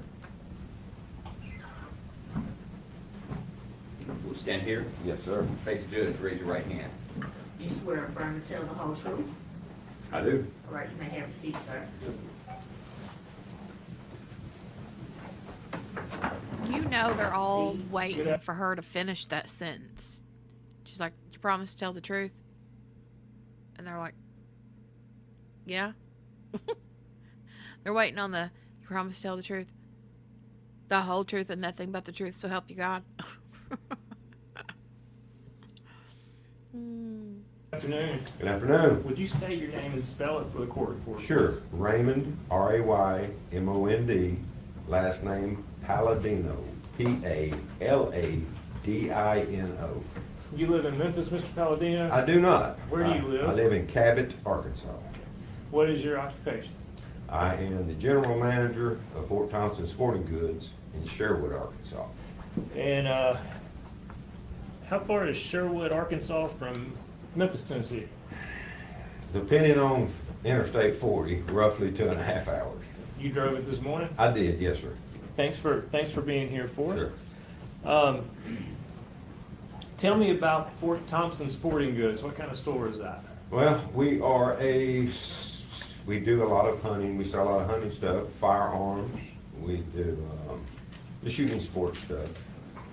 No fishing, but mainly just the hunting and the. So hunting shooting clothes, sports. anything You to betcha. do with hunting? You betcha. Okay. Firearms, ammo, yeah, everything. Tell me a little bit about kind of the process you have to do to keep records when you sell a firearm to someone. So when you sell a firearm, you do a background check. Hey, It's Ruth. called 4473. That's just a number they give it. Hey, Ruth. It's good to see you. But right, every time she says it, I'm like, I feel like she's not done talking. Finish it, Judge.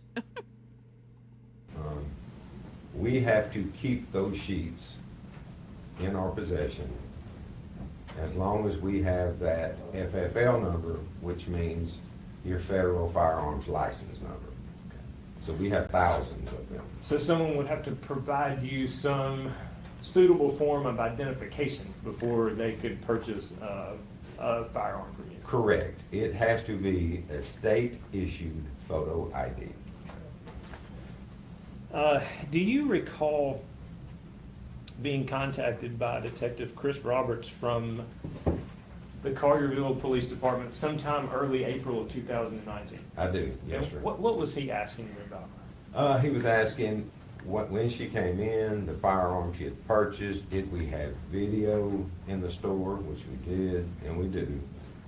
And if he could have copies of that and come pick it up from us. And so I think you already answered my question. You do have video in the store. Oh, yes, yes, sir. Were you able to locate the sale that he was inquiring about? Yes, sir. Did you provide him a receipt? Yes, that sir. was Yes. from that purchase? Did you provide him the video of the individual who purchased the firearm that he was inquiring about? We did, yes, sir. Let me hand you, this has previously been marked as Exhibit 7. I just want to ask you if that is the receipt that you in fact gave to Detective Roberts. That is it. And so that receipt shows a lot of things, doesn't it? Correct, yes, sir. It shows the individual who purchased it. Correct. It shows the date and time they purchased it, It does. which was what? That was 4/4/19. The time was 4:37 p.m. And it shows who purchased it. Correct. What was the name of the individual that purchased it? Latoshia Daniels?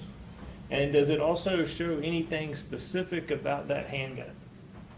Well, they'll tell you the model and the serial number on our receipts. Tell me about a serial number. What is that? So every firearm has a serial number, and there is never supposed to be a duplicate. Okay, So cameraman, if it's a quit with the number, crotch it's that shots. firearm, and it can be traced forever. I'm going to hand you what's also been previously marked in exhibit and ask you.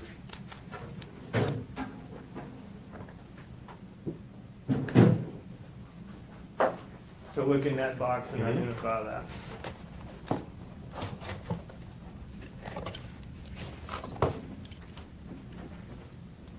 And that is a Ruger EC9S 9mm. Can you tell me, with both the receipt and the firearm in your hand, if that is the firearm that was sold by that receipt? I can. We turn it over here so you don't ever point a firearm. There it is right there.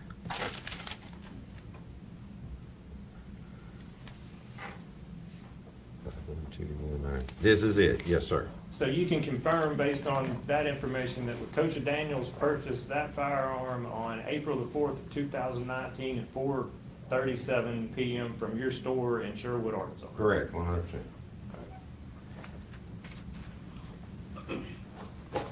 One more thing I want you to look at. When Detective Roberts initially contacted you, did you take some still shots from your store video surveillance system? Correct. Our IT gentleman did, Steve. And is that one of the still shots that you provided to Detective Roberts? Yes, sir, it is. And what you're looking at,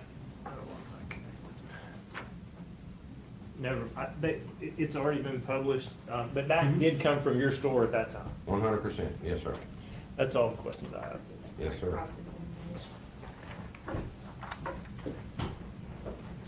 Good afternoon, Mr. Palladino. Good afternoon. Had to make sure. Yes. I just have a couple questions Sure. for you, okay? This 4473 that you talked about, can you tell me a little bit more about what that is? So what it is the background check. First of all, you have to have a state picture ID issued. You fill out the background check. We run it through, it's called a NICS system, all right, which is a National Tracing Center background check. And you get proceeded, or you may get delayed, or you may get denied, or what have you. And if you're proceeded, that means you are legally to buy a firearm in our state of Arkansas. And that means no felony convictions, no domestic violence convictions, things like that? Correct. There's a number of questions on this sheet that you have to answer yes or no to, and it's very well detailed. Now, with it being very well detailed and having to go through this process, how long does that process normally take in store? So it normally takes the customer roughly 7, 8, sometimes a little longer to fill out the sheet. We immediately sit down at the computer and put it in the database.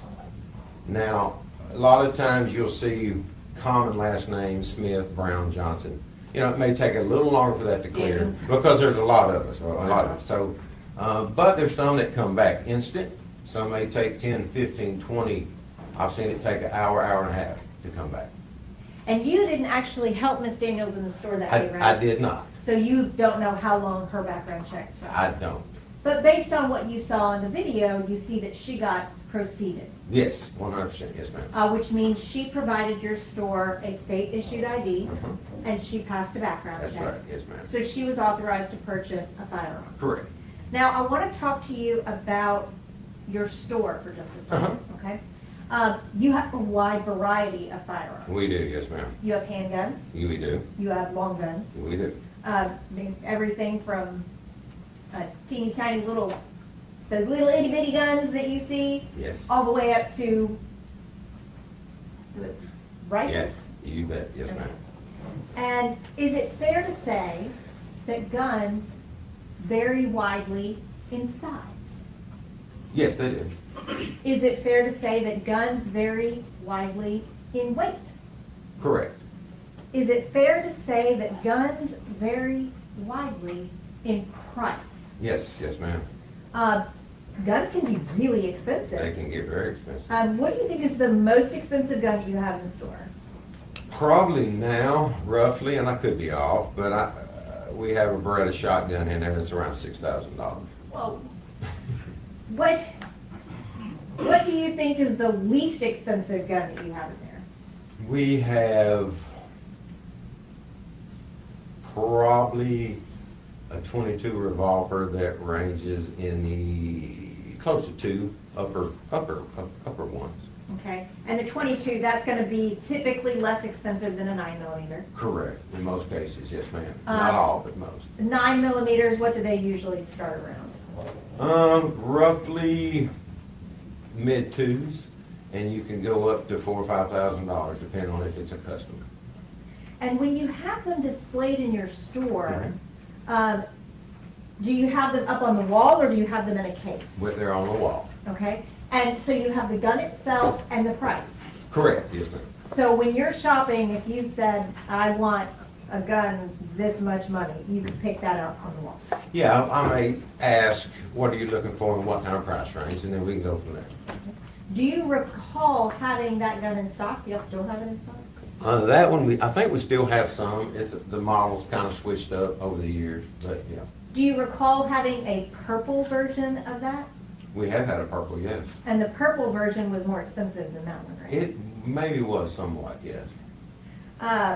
Now the receipt, I want to talk to you about that quickly. I think you've still got it up there. Mm-hmm. The time you indicated was at 4:37 p.m. Correct. And all of the information that you have on that receipt matches Miss Daniels, right? She didn't give a false ID or anything No, like ma'am. that. And that's 4:37 p.m. Central Time. Central Standard Time, yes. And it took you about 2.5 hours to get down to 201 Poplar today. Roughly, yes ma'am. Okay. About that particular gun, if you would mind opening it up Sure. for me. We talked about the fact that guns vary significantly in size and weight. Correct. If you wouldn't mind just picking that one up. Mm-hmm. That is a smaller handgun, right? Correct. It is a lighter handgun. Correct. That's all I have, Your Honor. No, ma'am. Yes ma'am.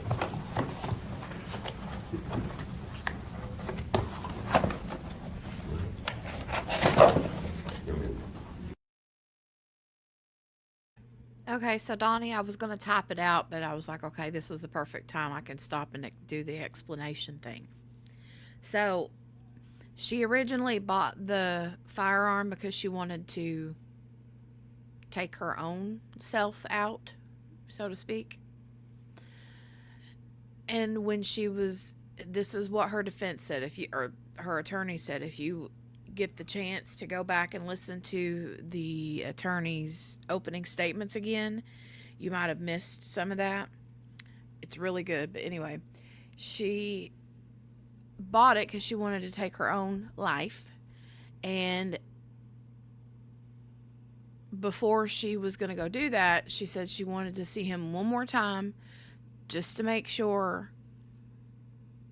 that something couldn't be worked out, right?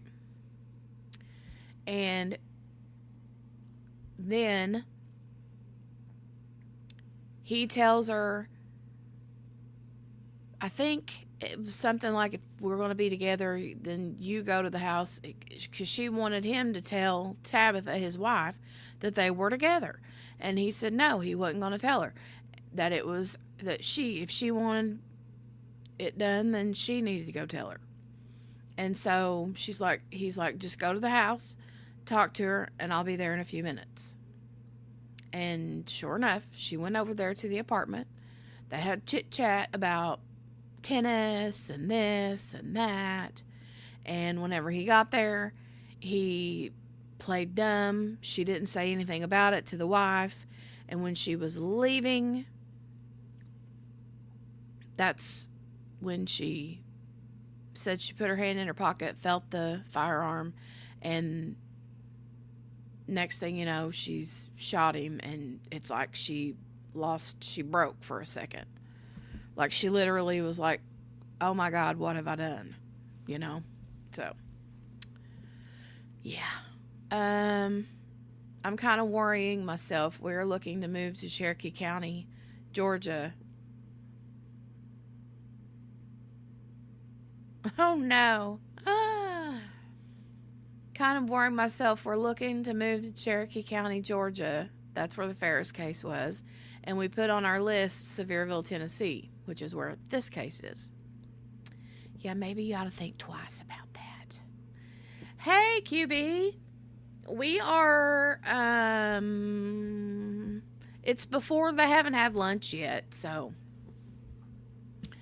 not too far. Not too far. But hey, here we go. Yes, sir.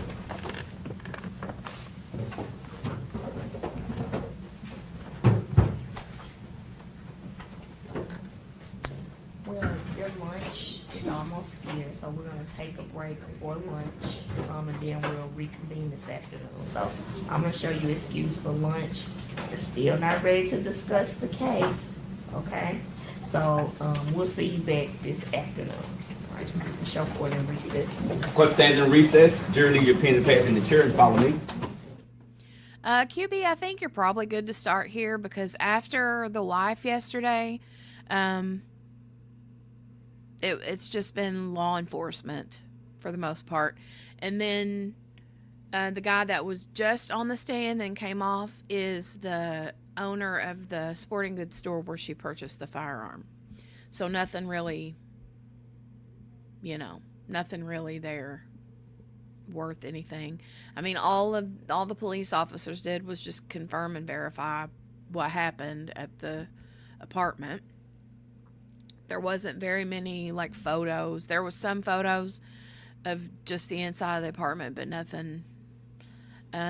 He also told her to have an abortion. I don't know how long after that did this happen.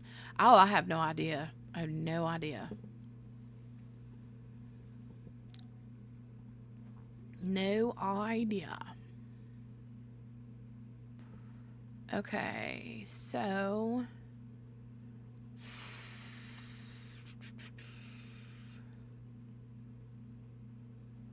yeah, they're on break now for lunch. Did she say what time they're supposed to be back? This is 42 minutes. So I don't know if she tells them.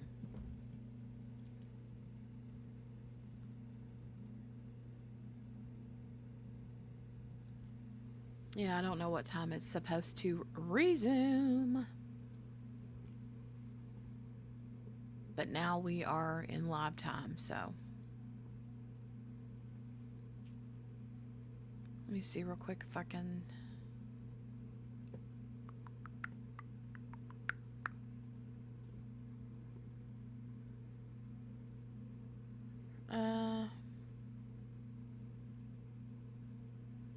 Yeah, I went to look in case they pinned it.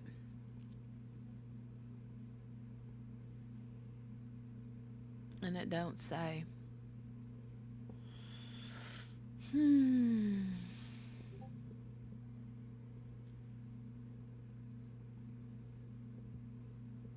They did drop the ball today. Let me go back and fix that. I'd say maybe another 20 minutes or unless they're doing an hour and a half. I don't know. If that's the case, that's a long time. It's a long time. Long time. Okay, so I start thinking about, how much of a dirty dog he was. I'll admit that. I'll say that. But that doesn't negate the fact that she murdered him, right?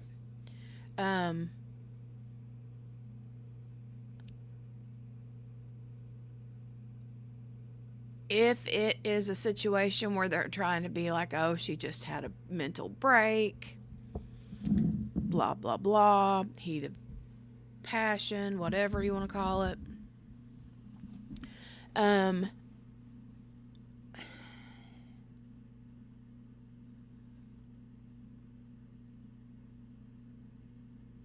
don't know. Why did she go into the apartment with it on her? To me, that tells me she was intending to use it. Now, did she go in there with the intent to be like, okay, I'm going to make you suffer, and you broke my heart, so I'm going to shoot myself in front of you to, like, hurt you, you know? Or did she go in there with the intent of, if he's not going to be with me, then he ain't going to be with nobody, you know? I don't know. What do you guys think? What do you guys think? Also, it kind of makes me wonder about because the wife said that she actually reloaded the firearm. So that tells me if she went in there with an extra cartridge, then she wasn't planning on shooting just herself, because if you're going to shoot yourself, it'll just take one bullet. You know what I'm saying? Am I making any sense?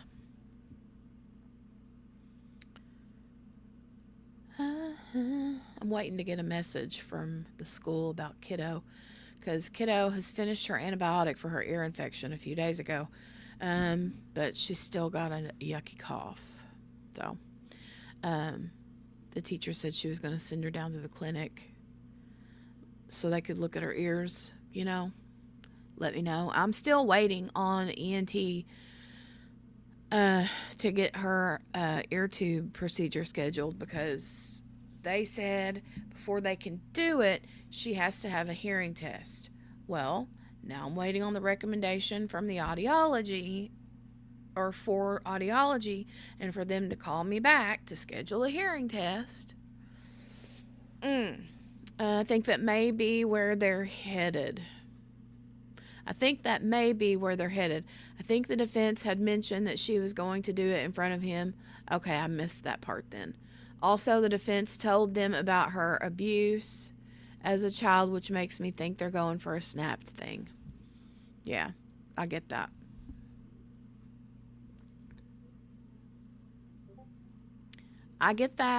But I'm not so sure. I don't know. I mean, she reloaded that gun, which means she had extra on her, which means she was planning to shoot multiple rounds, which means she wasn't planning to shoot herself.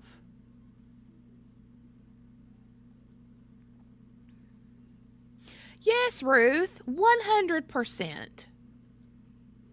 Yes.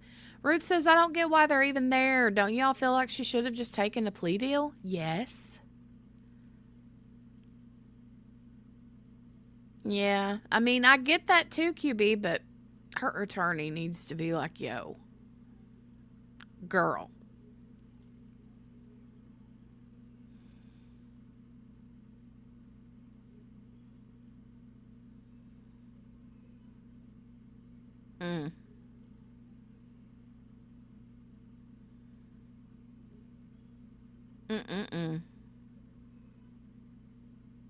He's a dirty dog, but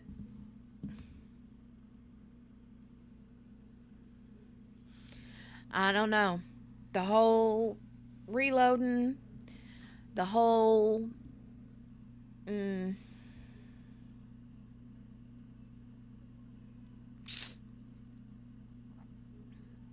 she definitely didn't want to take the wife out, because when she did shoot her, she was like, oh no, yeah.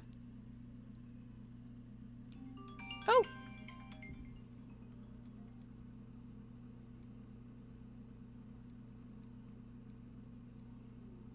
I don't know. Hold on a second. I might need to take this call real quick. Hold on.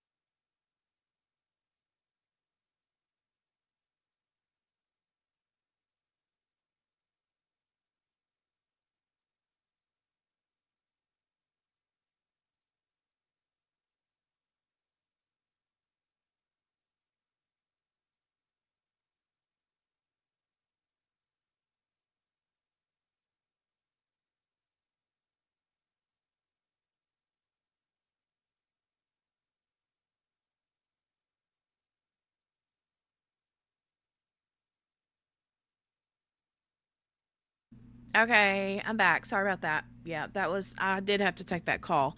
It was a weird number. I'm like, that don't. But yeah, it was the kid. It was the school, the clinic calling. Said her chest sounded good and her ears looked good. Just allergy symptoms. So back on the allergy medicine. But anyway, that makes me feel better. So. And she has a loose tooth. Her front tooth is loose. It's this one. Yeah. Her front left tooth. So cute. So cute. She's so cute. I love her so much. Hold on a minute. Let me catch up on the chat. Cha-cha-cha-cha. Didn't the wife live, or am I mistaking? No, she did live, Ruth. She was on the witness stand yesterday, which if you watch back from the very beginning of today, the wife was the one that was on the stand at the very beginning. After the opening statements, I mean.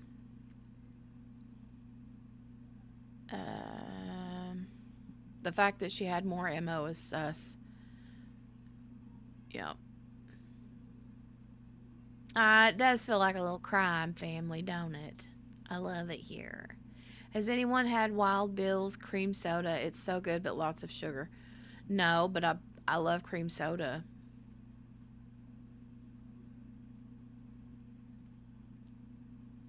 Never had that though. If I've had, I mean, usually it's red cream soda is what I like. Donnie, thank you, ma'am. Thank you. You didn't have to do that. You already did stuff today. You gonna tell me to go get me a red cream soda now? Thank you, Don.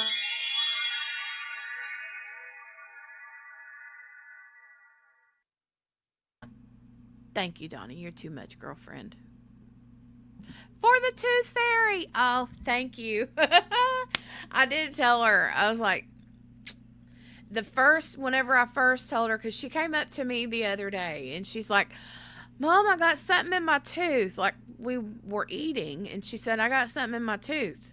And I was like, well, let me see. And she's like, and I look, and she points to it, and it looked a little like not right, and I was like, and I touched it and it wiggled, and I was like, oh, you've got a loose tooth, Jolie. And she instantly was like, oh, and like on the verge of tears. And I was like, no, it's a good thing. Now the Tooth Fairy can come visit you.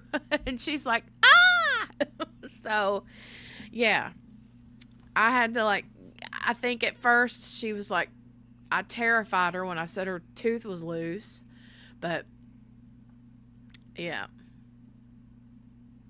Now every day she says, because I check it, I'm like, let's see your tooth, and I'll wiggle it. And she's real careful when she brushes her teeth, when she eats, when she, she's real cautious. And when I watch her eat, she's real careful when she takes a bite of something, but she's, I'll tell her, I said, it's a little looser today. It's a little looser today. And she's like, one more day? One more day? I'm like, well, it might be a few more days, but yeah. We'll see what happens whenever it's time to actually pull it. You know how kids are.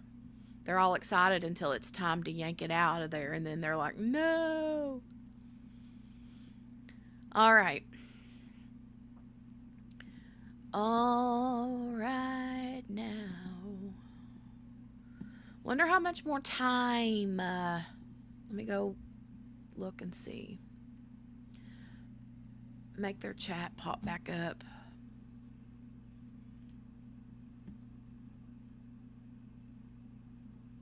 Bum, bum, bum, bum, bum, bum. Ooh, they're talking about Chris Schultes in the chat.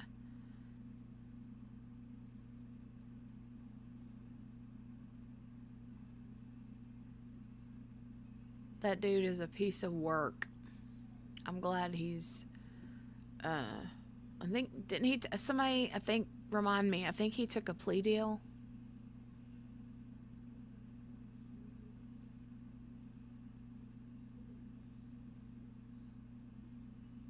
What are they saying was supposed to be taken into custody today? No news on cause of his death.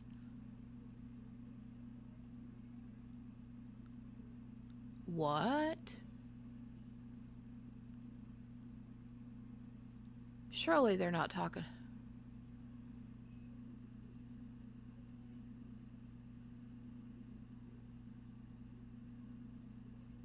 What?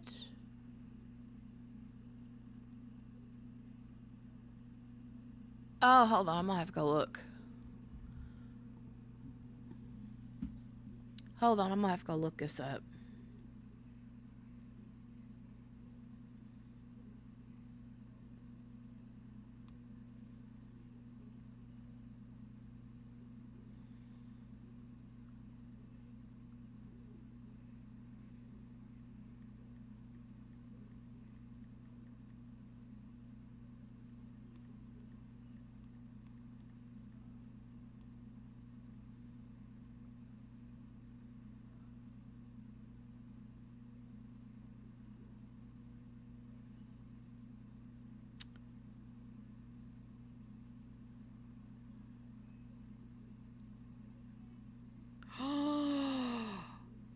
Oh my God. You guys, that guy is dead. Do you guys remember this? Hold on a minute. Oh my God. Hold on a minute. Remember this dude? Do you guys remember him? He's the dude. Morgana. Margaret. QB. Oh my God.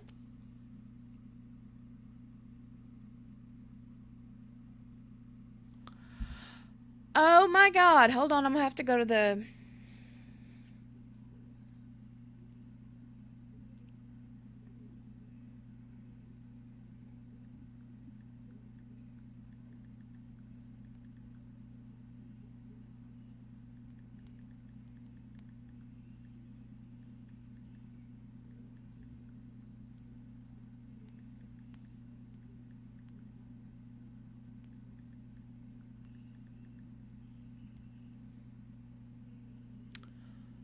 QB, look. Remember the hot car dad? The dad who left his baby in the hot car? He was supposed to have been into custody. He died.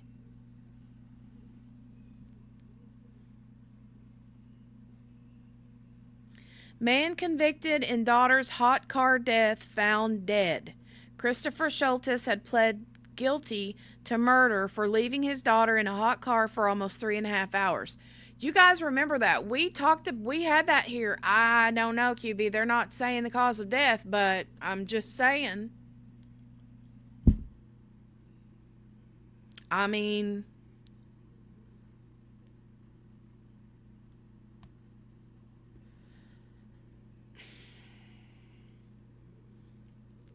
that's my thought. And, you know, we didn't hear about this to begin with. Yes, Donnie, he was the one playing video games. But, little side note that we didn't know about until just very recently, he was also watching PORN. He was also watching adult videos. Yes, QB. Adult videos while his daughter was burning alive in the vehicle outside. Yeah. He probably wasn't playing video games. He was probably watching Corn the whole time. Sicko. What a sicko. 2-year-old little girl. Her name was Parker. Beautiful little girl. Look.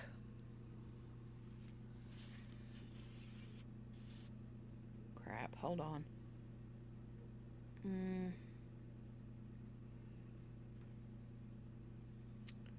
There she is. You guys remember that? Remember her? Cutest little thing.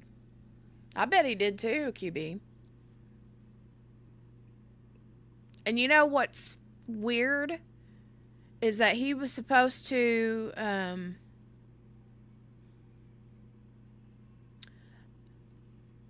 someone said that he was supposed,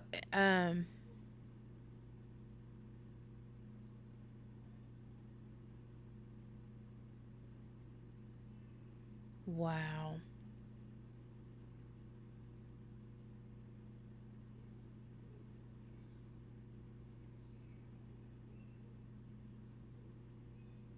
Mm-hmm.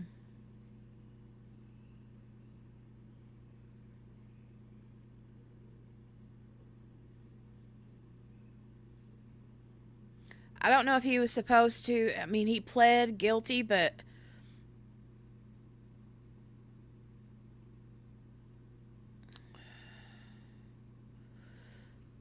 says under the terms of the plea agreement, Schultes faces consecutive sentences that means he will be behind bars for 20 to 30 years. So, was he supposed to have...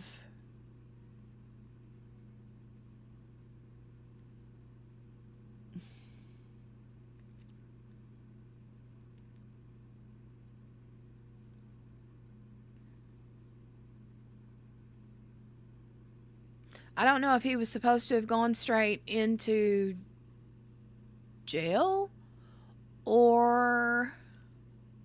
Yeah, Billy. She was. She was like, I've told you not to do this. You know? How many times have I told you not to do this?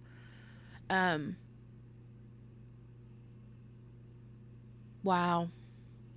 But here's the thing. In my mind, if he did off himself, how gross is it that he did it because he was going to prison and not because he killed his daughter? Like, if that would have been me, you would have had to put me in the hole with her. There's no way I could have lived with myself. So he don't off himself because he did that. Instead, he offs himself because now he's going to prison for the rest of his life, or for the next 20 or 30, 40 years, whatever, you know. So he couldn't live with the fact that he was going to prison, but apparently he could live with the fact that he, you know, let his little girl burn slap dab to death up in a car.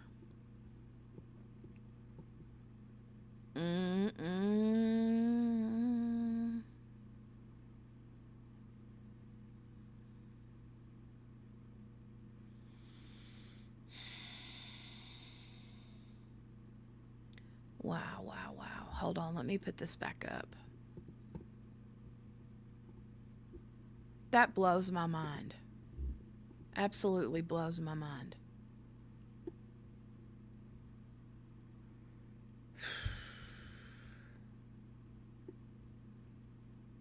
So see here, there's someone saying Schultz was supposed to be taken into custody today.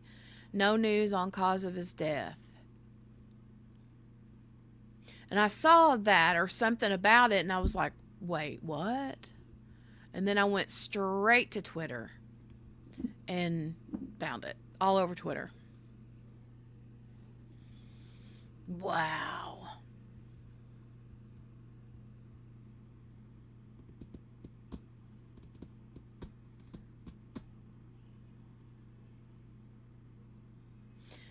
Someone on Twitter says being investigated as a suicide. I guess his lawyer found out while in court when he did not show a reporter.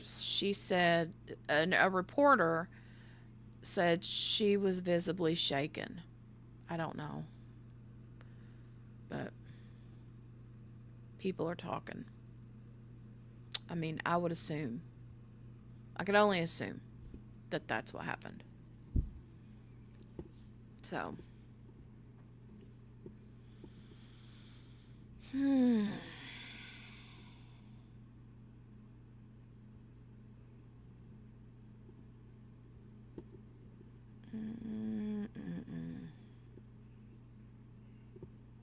I don't know what to make of that. Am I right, though? Don't you feel the same way? Like, if he's going to kill himself, wouldn't he? I mean, wouldn't you think if he couldn't live with himself, it was because he, you know, was irresponsible and stupid and left his daughter in a burning hot car for 3 hours to die? Even if it was accidental, still.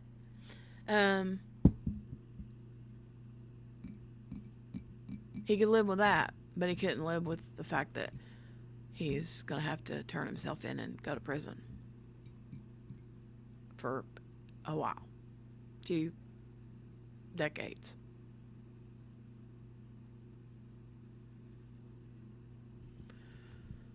I don't know.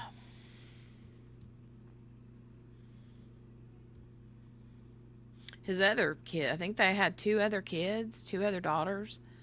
I think there were 2 other daughters. I could be wrong. But if I remember right, they even told on him and was like, Daddy does this all the time, you know.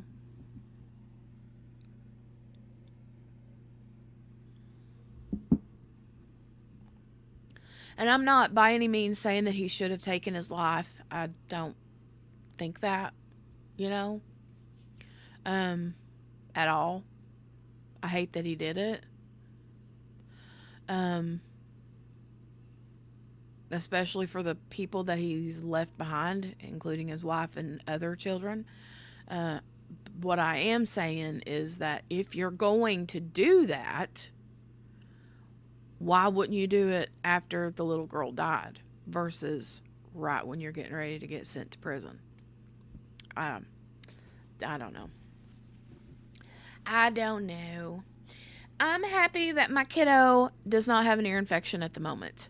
Thank you, Jesus, for that. And no chest junk. Thank you, Jesus, for that. So, got to get her back on her allergy medicine. The doctor said at least until we get a good freeze. I'm like, I don't know that, like, I don't know that I have to take allergy medicine like all year, not just before we get a good freeze. You know what I mean? Because I think I have indoor allergy stuff too, whether it's pet dander or dust or what. I don't know, but I don't know. I don't know. I'm going to go take a quick break. I'm going to go to the potty. I need to let the dog out. I need to text my husband and let him know that kiddo is okay. And, yeah. I'll be back in a few minutes. And hopefully, let me go look real quick. So they went on lunch. About an hour ago, hour and 10 minutes ago. So they're taking quite a nice size lunch. All right. I'll be back in a moment. Okay. Okay.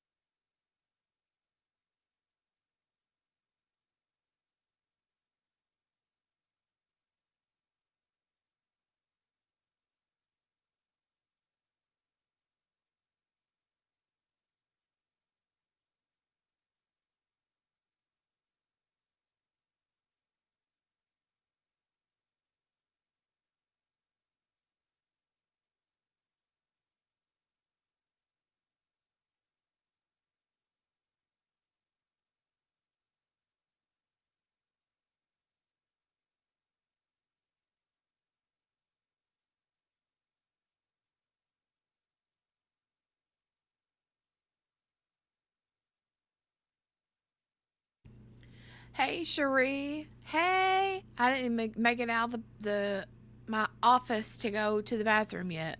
I was trying to dig Poppy out from under the blankets. I wanted to get her outside to use the potty. And then I turned around and saw the camera came back on in the courtroom. And so I'm like, oof. And then I saw Cherie. Hey, Cherie. Thank you for leaving your DNA. Life's been busy. I'm glad, but I'm here now. I'm glad you're here. I'm glad you're here with us.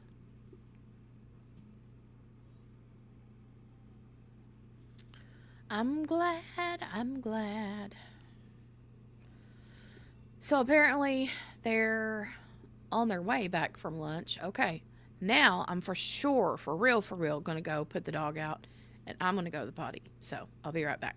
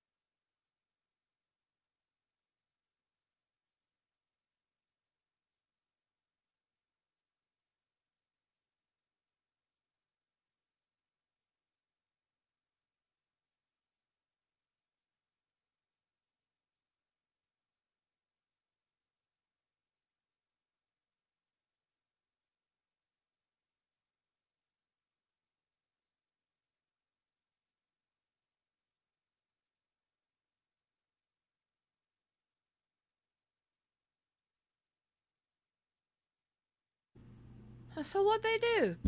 What happened? I thought that they were coming back. Did they change their minds?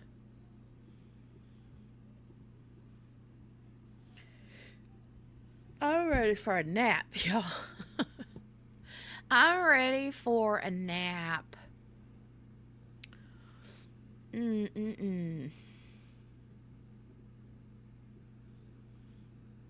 Lunch break until 3 p.m. Eastern. Oh my God, that's another 25 minutes.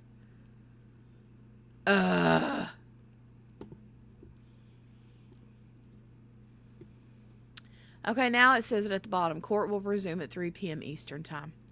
All right, well, okay. All right. You guys enjoy your break. I'm going to go, yeah.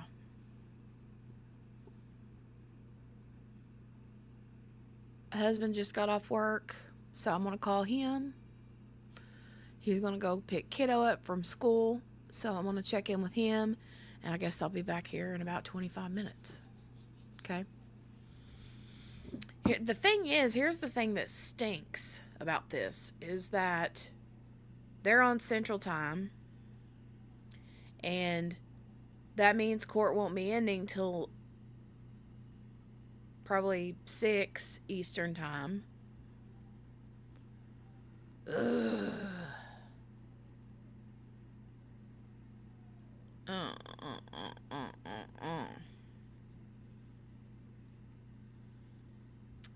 That's very, very long. Very, very long.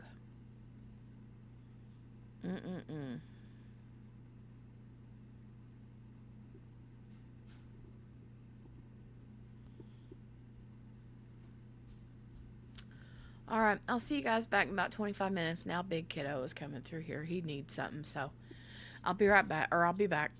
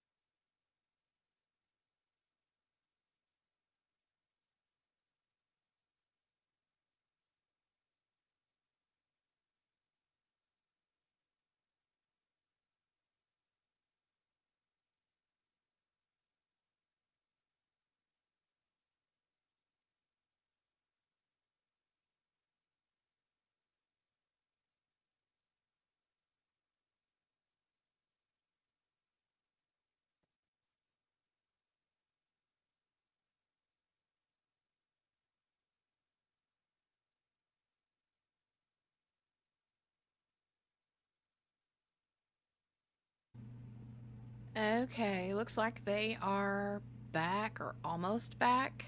I see the camera bouncing around. It is 3:03 p.m., so we'll see. Kiddo will be home in a few minutes, so I'll have to bounce off for a few minutes and get her squared away and then come back, so. Anyway, hey Margaret, you lurky Lou. Hey, you little lurky Lou. Lurky Lou, lurky Lou. I'm getting sleepy. I'm getting sleepy. Sleepy, sleepy, sleepy. I need some of Ruth's energy. Ruth was cleaning house a while ago. I'm like, come clean my house. Come clean my house.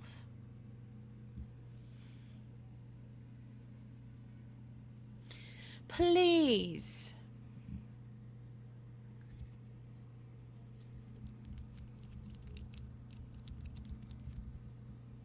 Sherry Jones. Sherry Jones.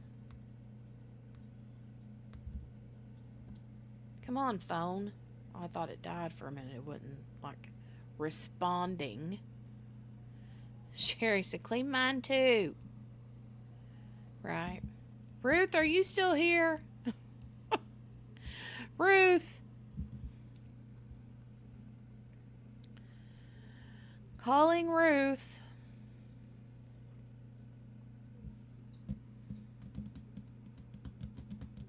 Ruth, you are needed at Isle Jenny's house.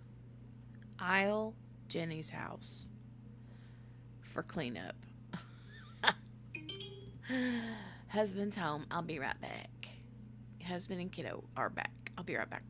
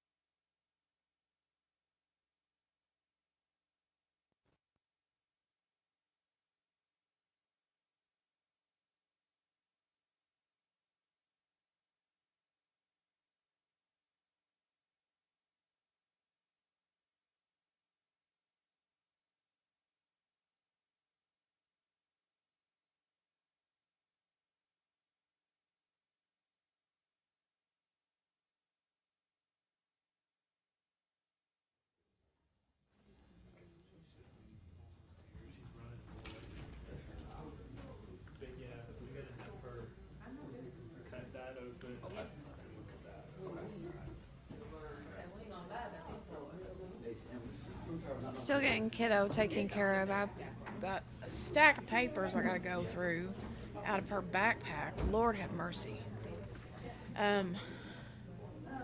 What are they doing? Came back in here and I'm like, what are they doing?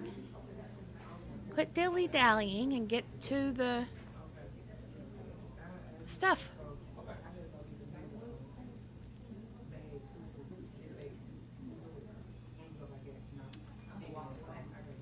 Okay, so I got her in there washing her germy hands, and I'm gonna go get her a set of clothes to change into.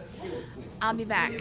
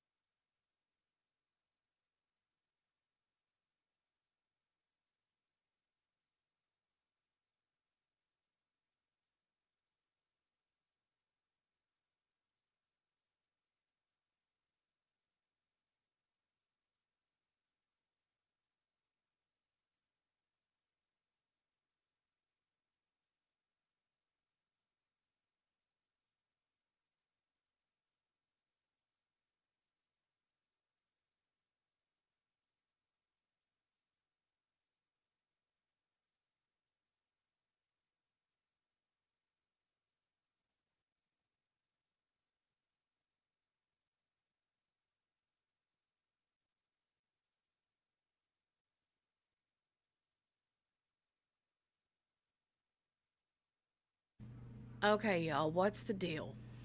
What are they doing?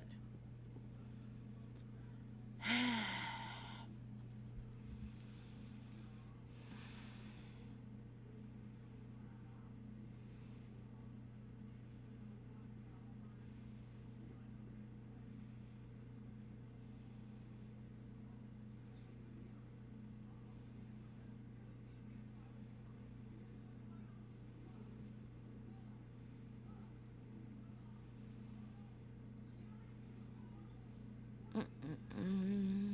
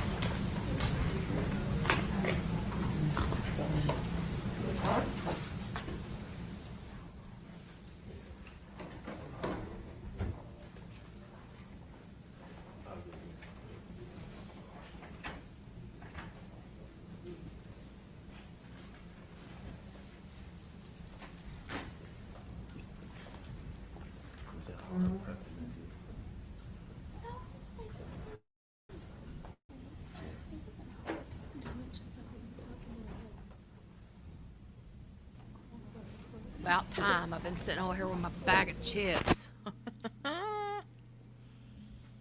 Like, if they're gonna be on lunch, so am I.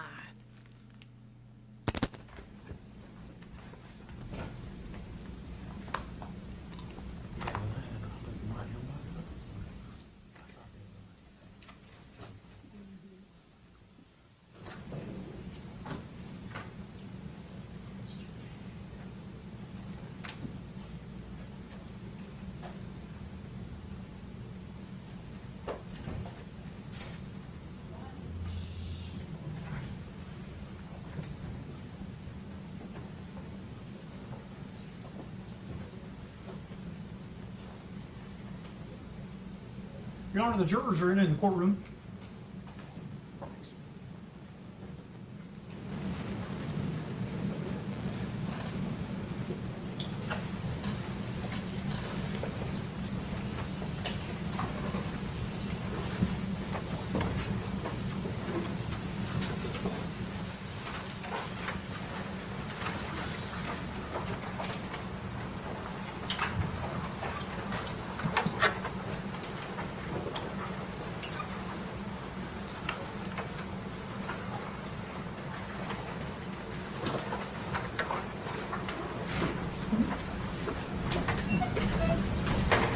You may be seated. Welcome back. I hope you had a good lunch. All right, state your name and your next please. Dr. Eric Curry, Your Honor.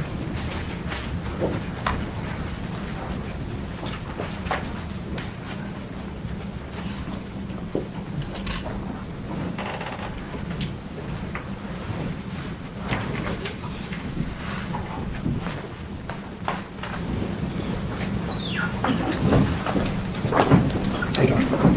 You okay with just standing? You swear affirm to tell the whole truth. I do. All right, now. What's your step?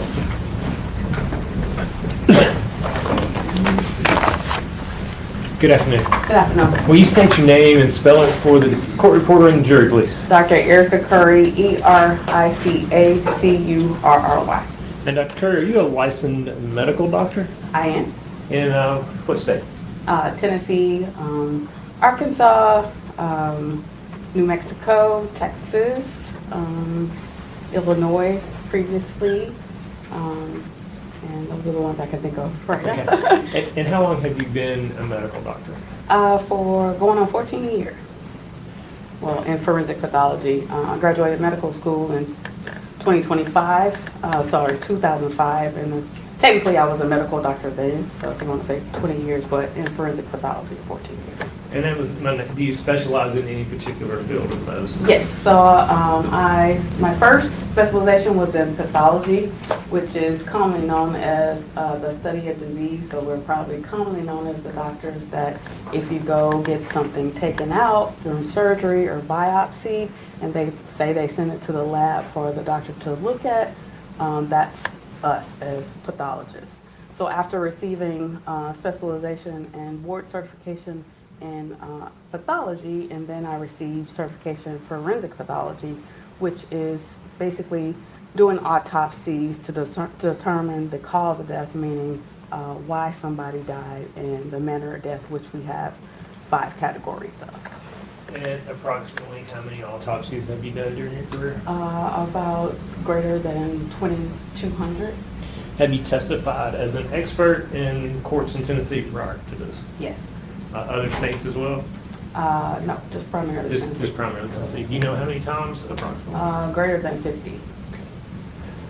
Your Honor, state moves that Dr. Curry be declared an expert in the field of forensic pathology. No objection, Your Honor. We'll declare Dr. Erica Curry as expert in the field of forensic pathology. On April 5th of 2019, where were you employed? At the West Tennessee Regional Forensic Center, also known as the Shelby County Medical Examiner's Office. And did you perform an autopsy that day on an individual named Brodes Perry? Yes. Can you explain to the jury what an autopsy is, kind of what's involved and what the purpose of an autopsy is? So if someone is deemed what's called under medical examiner jurisdiction, which is classified as unexpected or violent death, they are brought into the medical examiner's office for an examination. And then whether an just inspection of the body or complete autopsy is determined whether either one of those is needed. When they come in, they're given a unique identifying number, which is the year, and we start from 1 all the way to the last day of the year at whatever that number is. Then we're examine the deceased person. We examine the outside of the body. We take whatever necessary evidence there is, clothing, fingernail clippings, hair. Then we do x-rays if needed, especially in the case of homicide. And then we document everything we see on the outside of the body, the hair color, the eye color, the weight, the length, any scars, any tattoos, and certainly any injuries. And we document those often on what's called a body diagram, which is just a representation of the human body. So then after we do that, then we examine everything on the inside of the body to document any injuries and look at all the organs and document any injuries we see on the organs and the weight of any natural disease we see on the organs. During that process, we actually take blood and other samples to send off to the toxicology lab to test for substances that were in the body at the time the person died. So then after we make those notes, and then we put together a report documenting everything we found. And did you give the autopsy that you performed on Brodes Perry a number? Yes. And what number was that? It's 2019-0582. And did you took photos? I guess you said you would take photos. In this particular autopsy, did you take photos? Photos were taken by the autopsy assistant that helps you, or technician that helps you.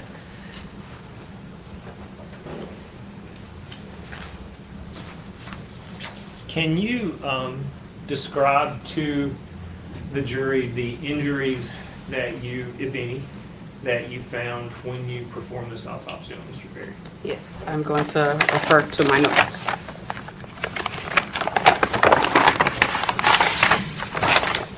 So, Mr. Perry had a gunshot wound of the head. It entered on the right side of the head. It fractured a bone close by where it entered. And then it also fractured the bone of his right eye. And then it also caused some injuries to the brain. And then it traveled into the mouth where it injured the tongue.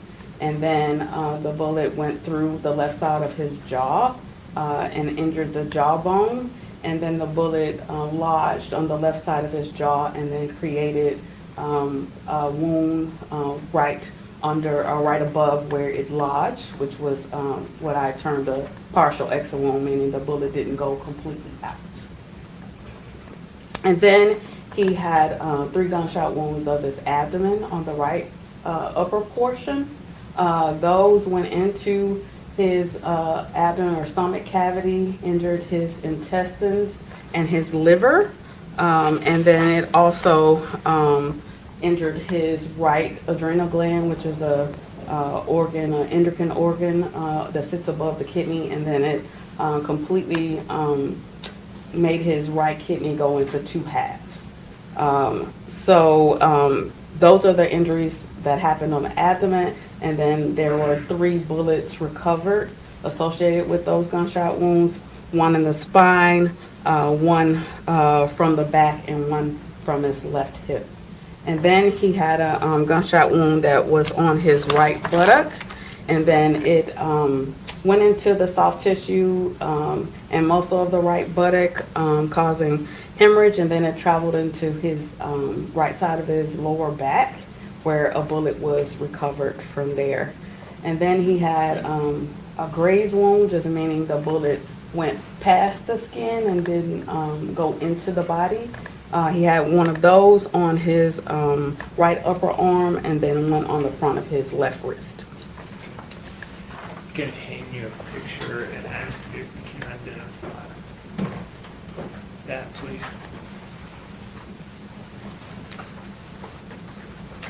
Yes, I can. And is that a photo you took of one of the wounds you just described to the jury? It was a photo taken at that time of autopsy, not by me, but the autopsy technician, but yes, of the wound of the head. And does that accurately depict what you observed while taking that autopsy, while performing that autopsy? Yes.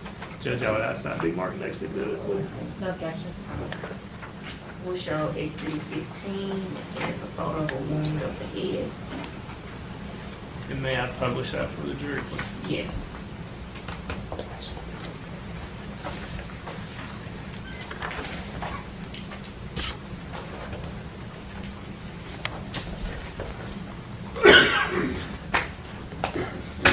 Oh, have a good night, Greta. Thanks for joining today. I hope you have a great rest of your night. So what we're looking at there, you described that as, if I understood your testimony correctly, that was the entrance wound that went all the way across down through his jaw and almost came down the other side. Is that correct? That's correct. So let me hand you another picture and ask if you can identify that.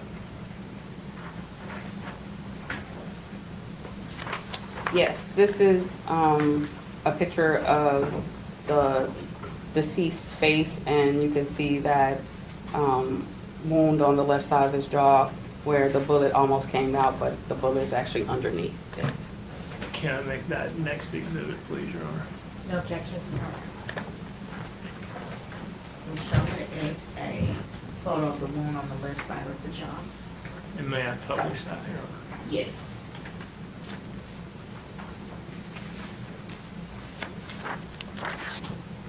And so that's the photograph you just identified, is that correct? That's correct. And again, you described it as a partial exit wound, meaning the bullet is still there, but the injury that we see is where the bullet almost exited the body. Is that correct? That's correct. And you.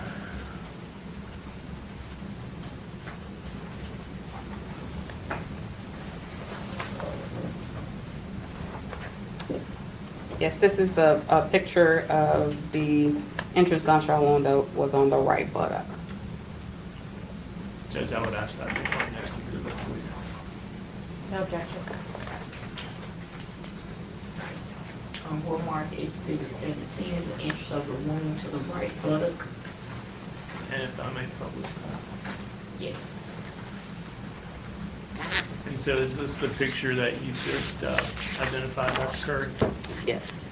And that entered, stayed in the body, and you recovered that bullet from while performing the autopsy? That's correct.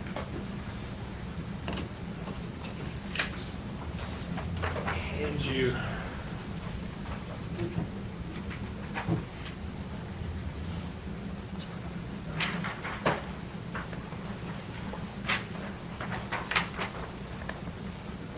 Can you identify that photo? Yes, this is a picture of the deceased's right arm and kind of the right side of his chest and abdomen.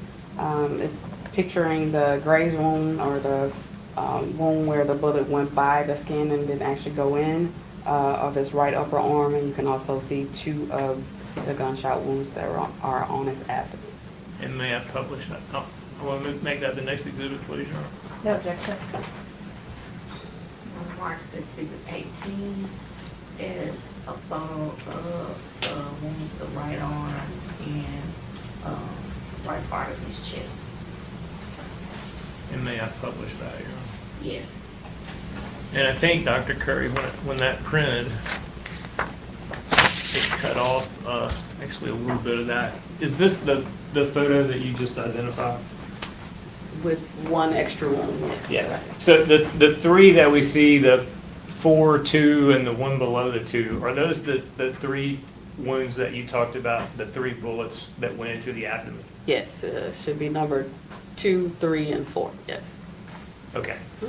And then 6 is one of the 2 graze wounds that you testified about? That's correct.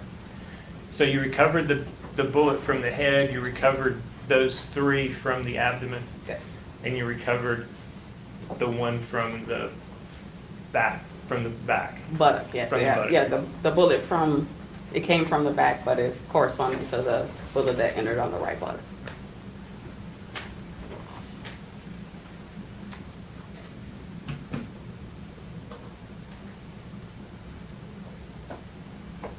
And I have one more photo, which is the, well, I'll let you tell us what it is.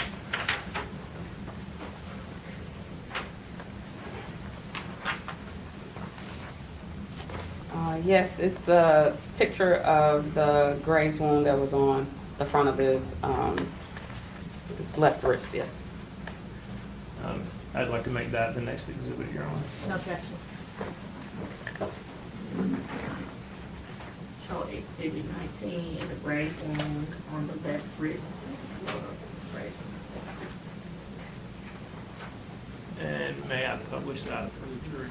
Yes. And Dr. Curry, is this the photo that you just identified? Yes.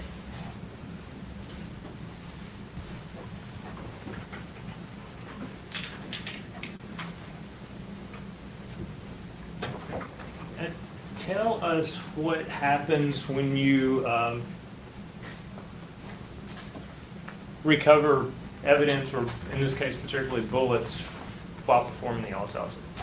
So they're packaged in a sealed evidence envelope. I initial and date them, and then they're put together with other evidence that we take at the time of autopsy: clothing, fingernail clippings, hair, and any of the other evidence we take. And then they're logged and then placed into our the evidence room at the West Tennessee Regional Forensic Center, and eventually picked up by the investigating police agency. Hand you, and you don't have to open this. This is still sealed. I'm going to ask you if you can open that and identify the contents of that package.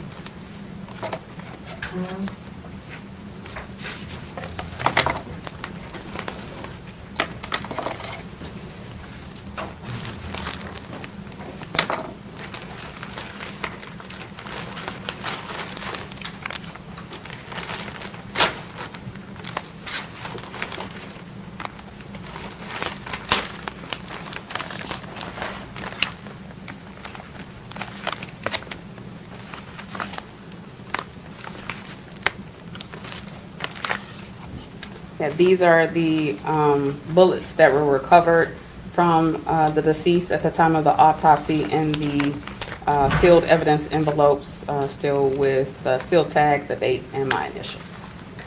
And there's 5 total of those? Yes. Judge, I would ask that those 5 be made collectively and exhibit the bullets recovered during the autopsy. Your Honor, I think these have all been already marked as Exhibit 6. Oh, that may be true. They are. Okay, all right, perfect. Thank you.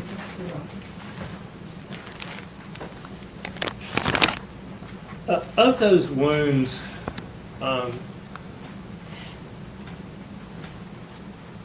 were any of them or all of them fatal on their own, or was it a combination, or can you testify to that? So the ones in the head and the abdomen certainly were very significant wounds, in my opinion, that would have led directly to death. The one in the right abdomen, because it mostly just caused hemorrhage, where the trachea went through, wouldn't have been fatal, in my opinion. And so, based on your expertise and your examination during that autopsy, were you able to form an expert opinion concerning the cause and manner of death? Yes. And what was that? Multiple gunshot wounds. And the manner of death? Homicide, which for forensic terms means death at the hands of another. That's all the questions I have. Cross-examination. Thank you, Your Honor.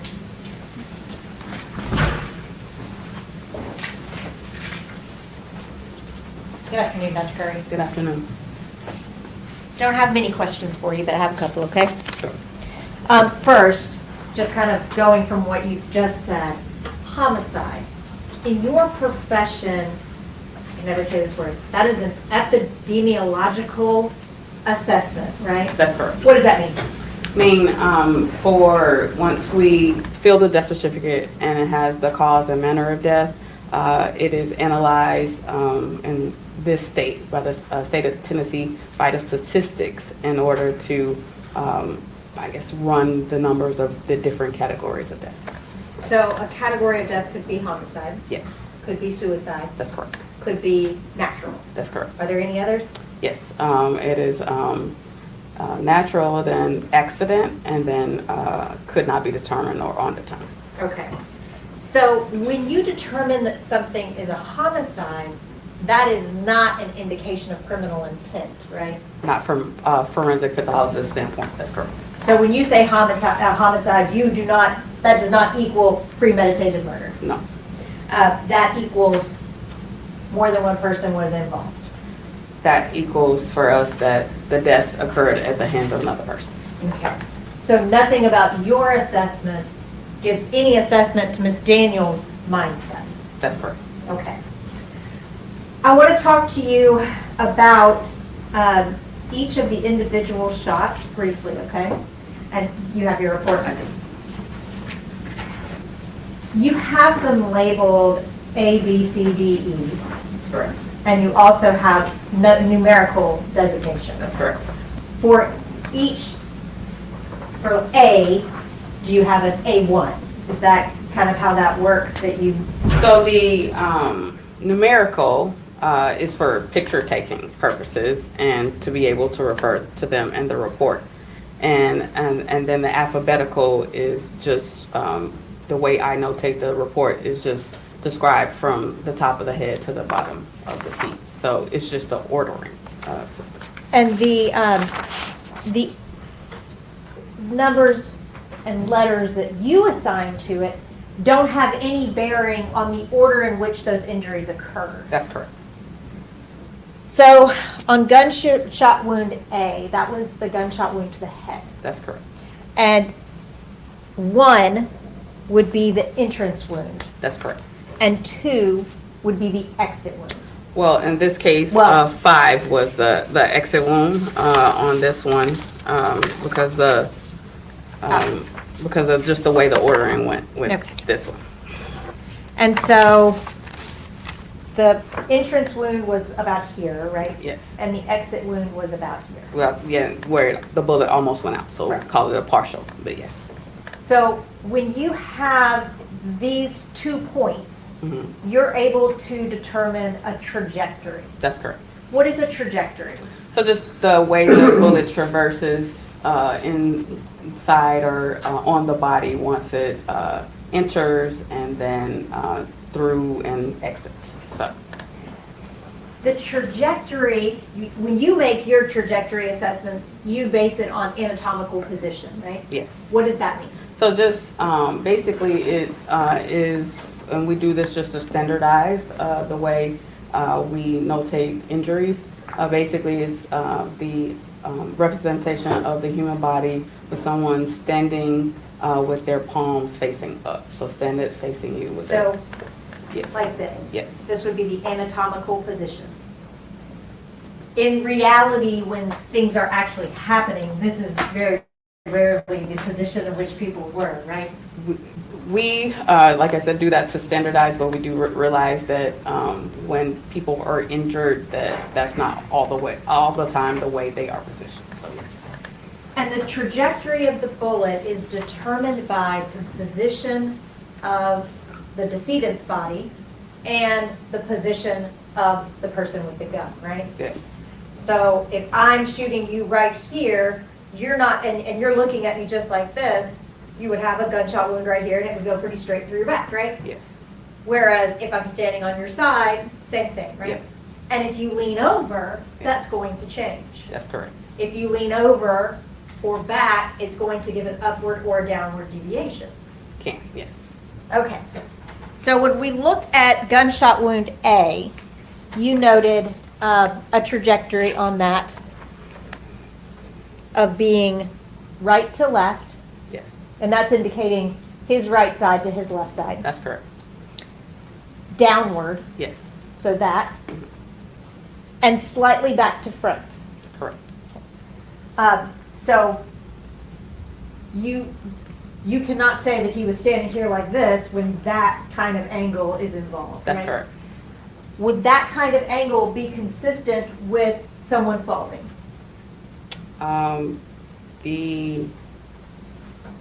If their head was going downward and the bullet was traversing downward, that, in my opinion, would be consistent with So if that. you had this angle and they're falling, Well, I would have, you have to tell me the position of the gun, because I'm not certain on the position of the gun. So, can that kind of downward angle be created by someone falling? Can that be consistent?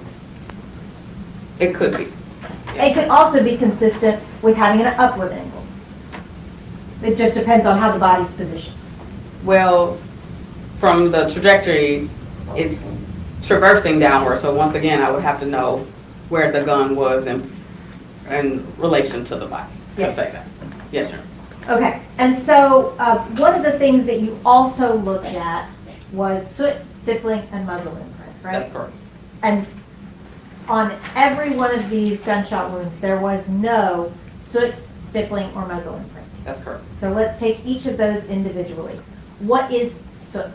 So soot is the black material that comes out of the end of the gun. Okay, and that is something that you can use to make a distance determination between the person and the muzzle of the gun, right? We can estimate, yes. Okay, and that's usually for soot about, what, 4 feet? Four or more, 4 feet For soot. For soot to be around the wound, as Yes. you're asking? It would have to be a close range gunshot wound, which means inches, close or inches. For So- soot to be around the wound. Okay, I'm sorry, I jumped ahead of you. This is the 4 feet stippling. No. Yeah, tell me which one is the 4 feet. So if there's lack of soot and if there's lack of stippling, then from measurements and previous studies, then we can say that the gunshot wound is indeterminate or distant, and we have to be sure with indeterminate that there was nothing blocking the soot from getting onto the body. And if we exclude that, then we say distant, and that means that from when the gun was fired to hitting the body, there was 3 feet or greater distance between. So the 3 feet or greater, that's the indeterminate. Yes. And that determination, 3, 4 feet, whatever, it also depends on what type of weapon is being used. That's correct. Right? So if you have soot, stippling, muzzle imprint, you're within that 3 foot. Right. And to your point, the only way to know exactly is to actually test fire the gun with the ammunition that was used, and you would know specifically, accurately what it would be. And the muzzle imprint, that would be an actual contact wound. That's right? correct. And none of those things were present here. That's correct. So the indications by what you saw is that the muzzle of the gun was 3 feet or more away from Mr. Perry. That's correct.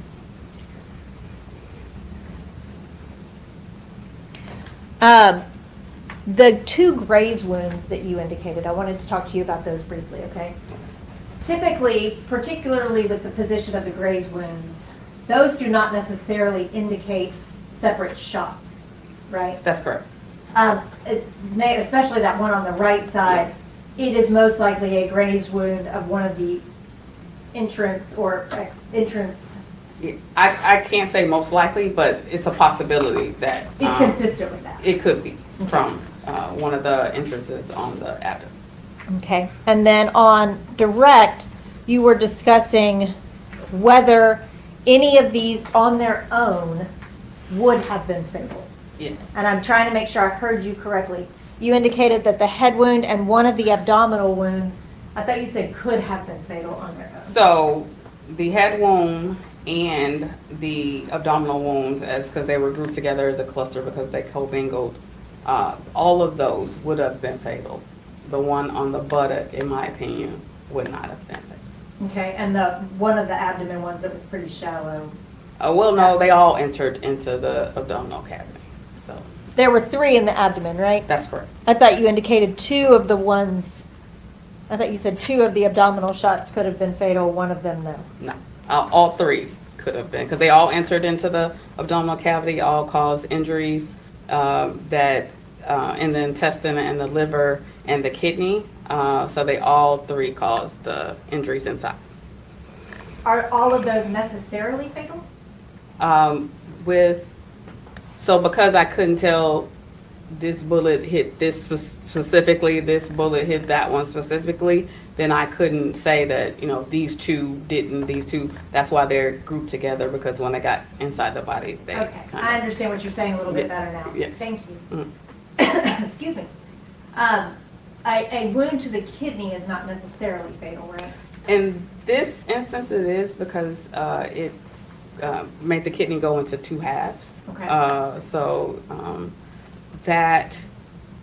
That now you do have another kidney, but the bleeding from that, having one of your kidney being in two halves, is pretty devastating. And this is a question, I don't know the answer to it. Right. On these, with these injuries, would, you know, prompt and appropriate medical attention, could that make it not fatal? Is it fatal just because of the injury, or is it fatal untreated?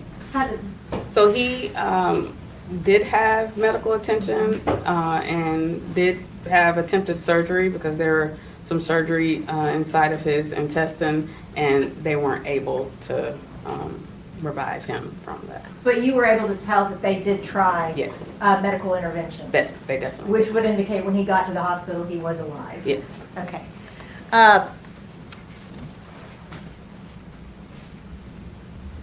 And nothing about your assessment can go to intent or type of homicide, right? That's correct. That's all I have. No question.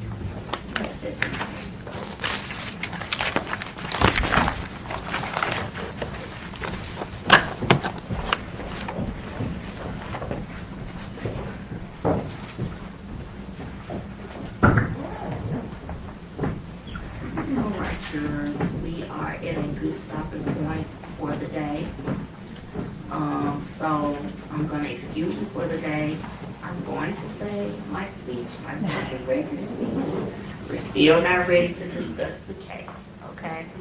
So we're gonna show you excuse for the day. We're gonna come back in the morning, get a good night's rest, enjoy dinner, and we'll see you back tomorrow. Jurors, be sure to leave your hands in the sheriff for me.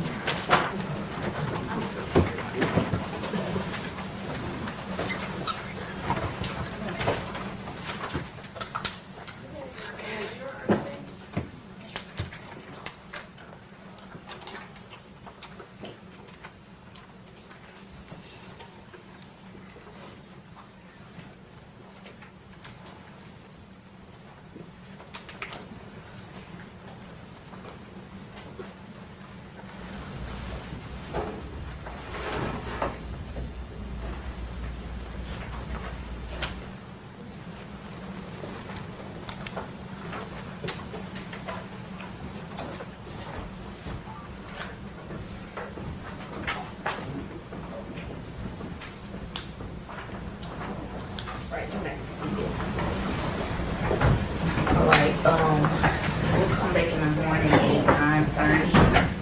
I do have to do some arraignment, so when we take a break, I have to take care of those, but we'll come back in the morning at 9:30, and then, you only have one more witness? I only have one more witness, Judge. One more Yeah. witness, and so Vince, has an approved have that ready, tomorrow morning as well. Yes, Your Honor. We do anticipate proof. We anticipate 3 to 4 witnesses. Okay. All right, so I will adjourn court for the day. I'll see you in the morning. All rise. Court's adjourned tomorrow morning, 9:30 for trial.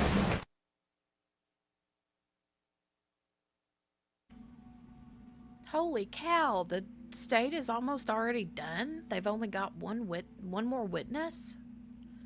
Shoot.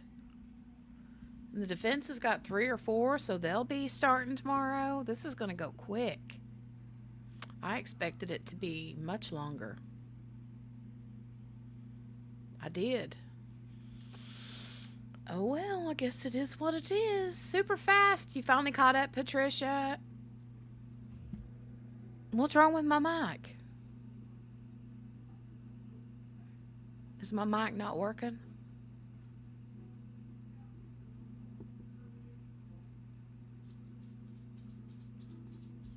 Let me double check my mic.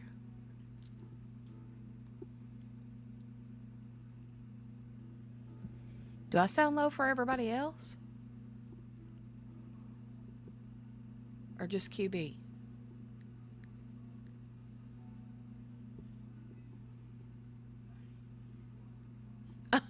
QB's like, I had my volume down. I got it all the way up. I got it as high as it'll go. Surprised I'm not busting y'all's eardrums. I probably do all the time, and you keep my volume down because I'm so loud and obnoxious. Get QB her tutu. Oh, good. Patricia's caught up. This one is interesting. Really, I know, right? Clean your ears out, QB. Do you need some Q-tips? Ay. Hold on, I gotta show you all some of my kids' artwork. Look.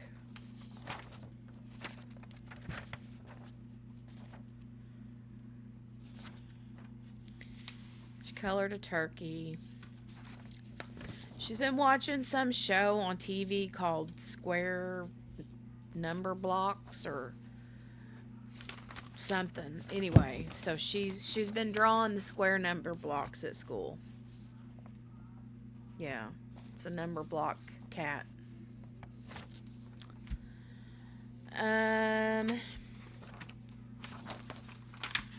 Let's see, what else?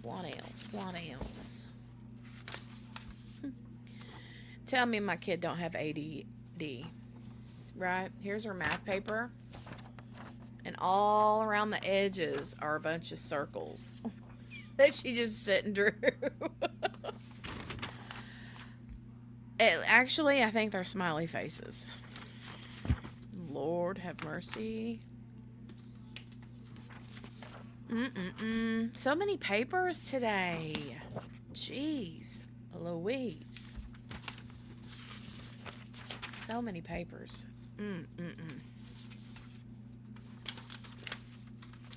She loves math. I can tell you that much. When you look at her reading papers, it's like, not so much. But anyway, I'm going to get on out of here. We'll be back tomorrow, 9:30. Tomorrow may be, depending on if I get a shipment in, which I'm supposed to get a shipment of bead inventory in tomorrow. So if that's the case, tomorrow, probably late morning-ish, I may need to go on like auto stream, basically meaning I won't be here to take care of the stream, so you guys will have to sit through the sidebars and breaks and lunch and yada yada yada. But I'm not positive. It depends on if my order comes in, because if it comes in, then I have to get straight on and do my show that is scheduled. Also, let me think. Let me look. Oh, finally got a hold of ENT for her hearing test that's scheduled for the 12th of this month, which is on a Wednesday at 3:30. This trial will be over with by then. I'm assuming this trial may be over by the weekend at the rate they're going. Unless the defense's witnesses are going to take a long time. I don't know. But anyway, I am going to go. So I will keep you informed tomorrow as to whether or not I will be needing to go on auto stream for part of the day. All right. You guys have a great rest of your Wednesday. And yeah, I will talk to you later. See you tomorrow, guys. Love you. Bye. Sorry. My phone dinging. Love you. Bye.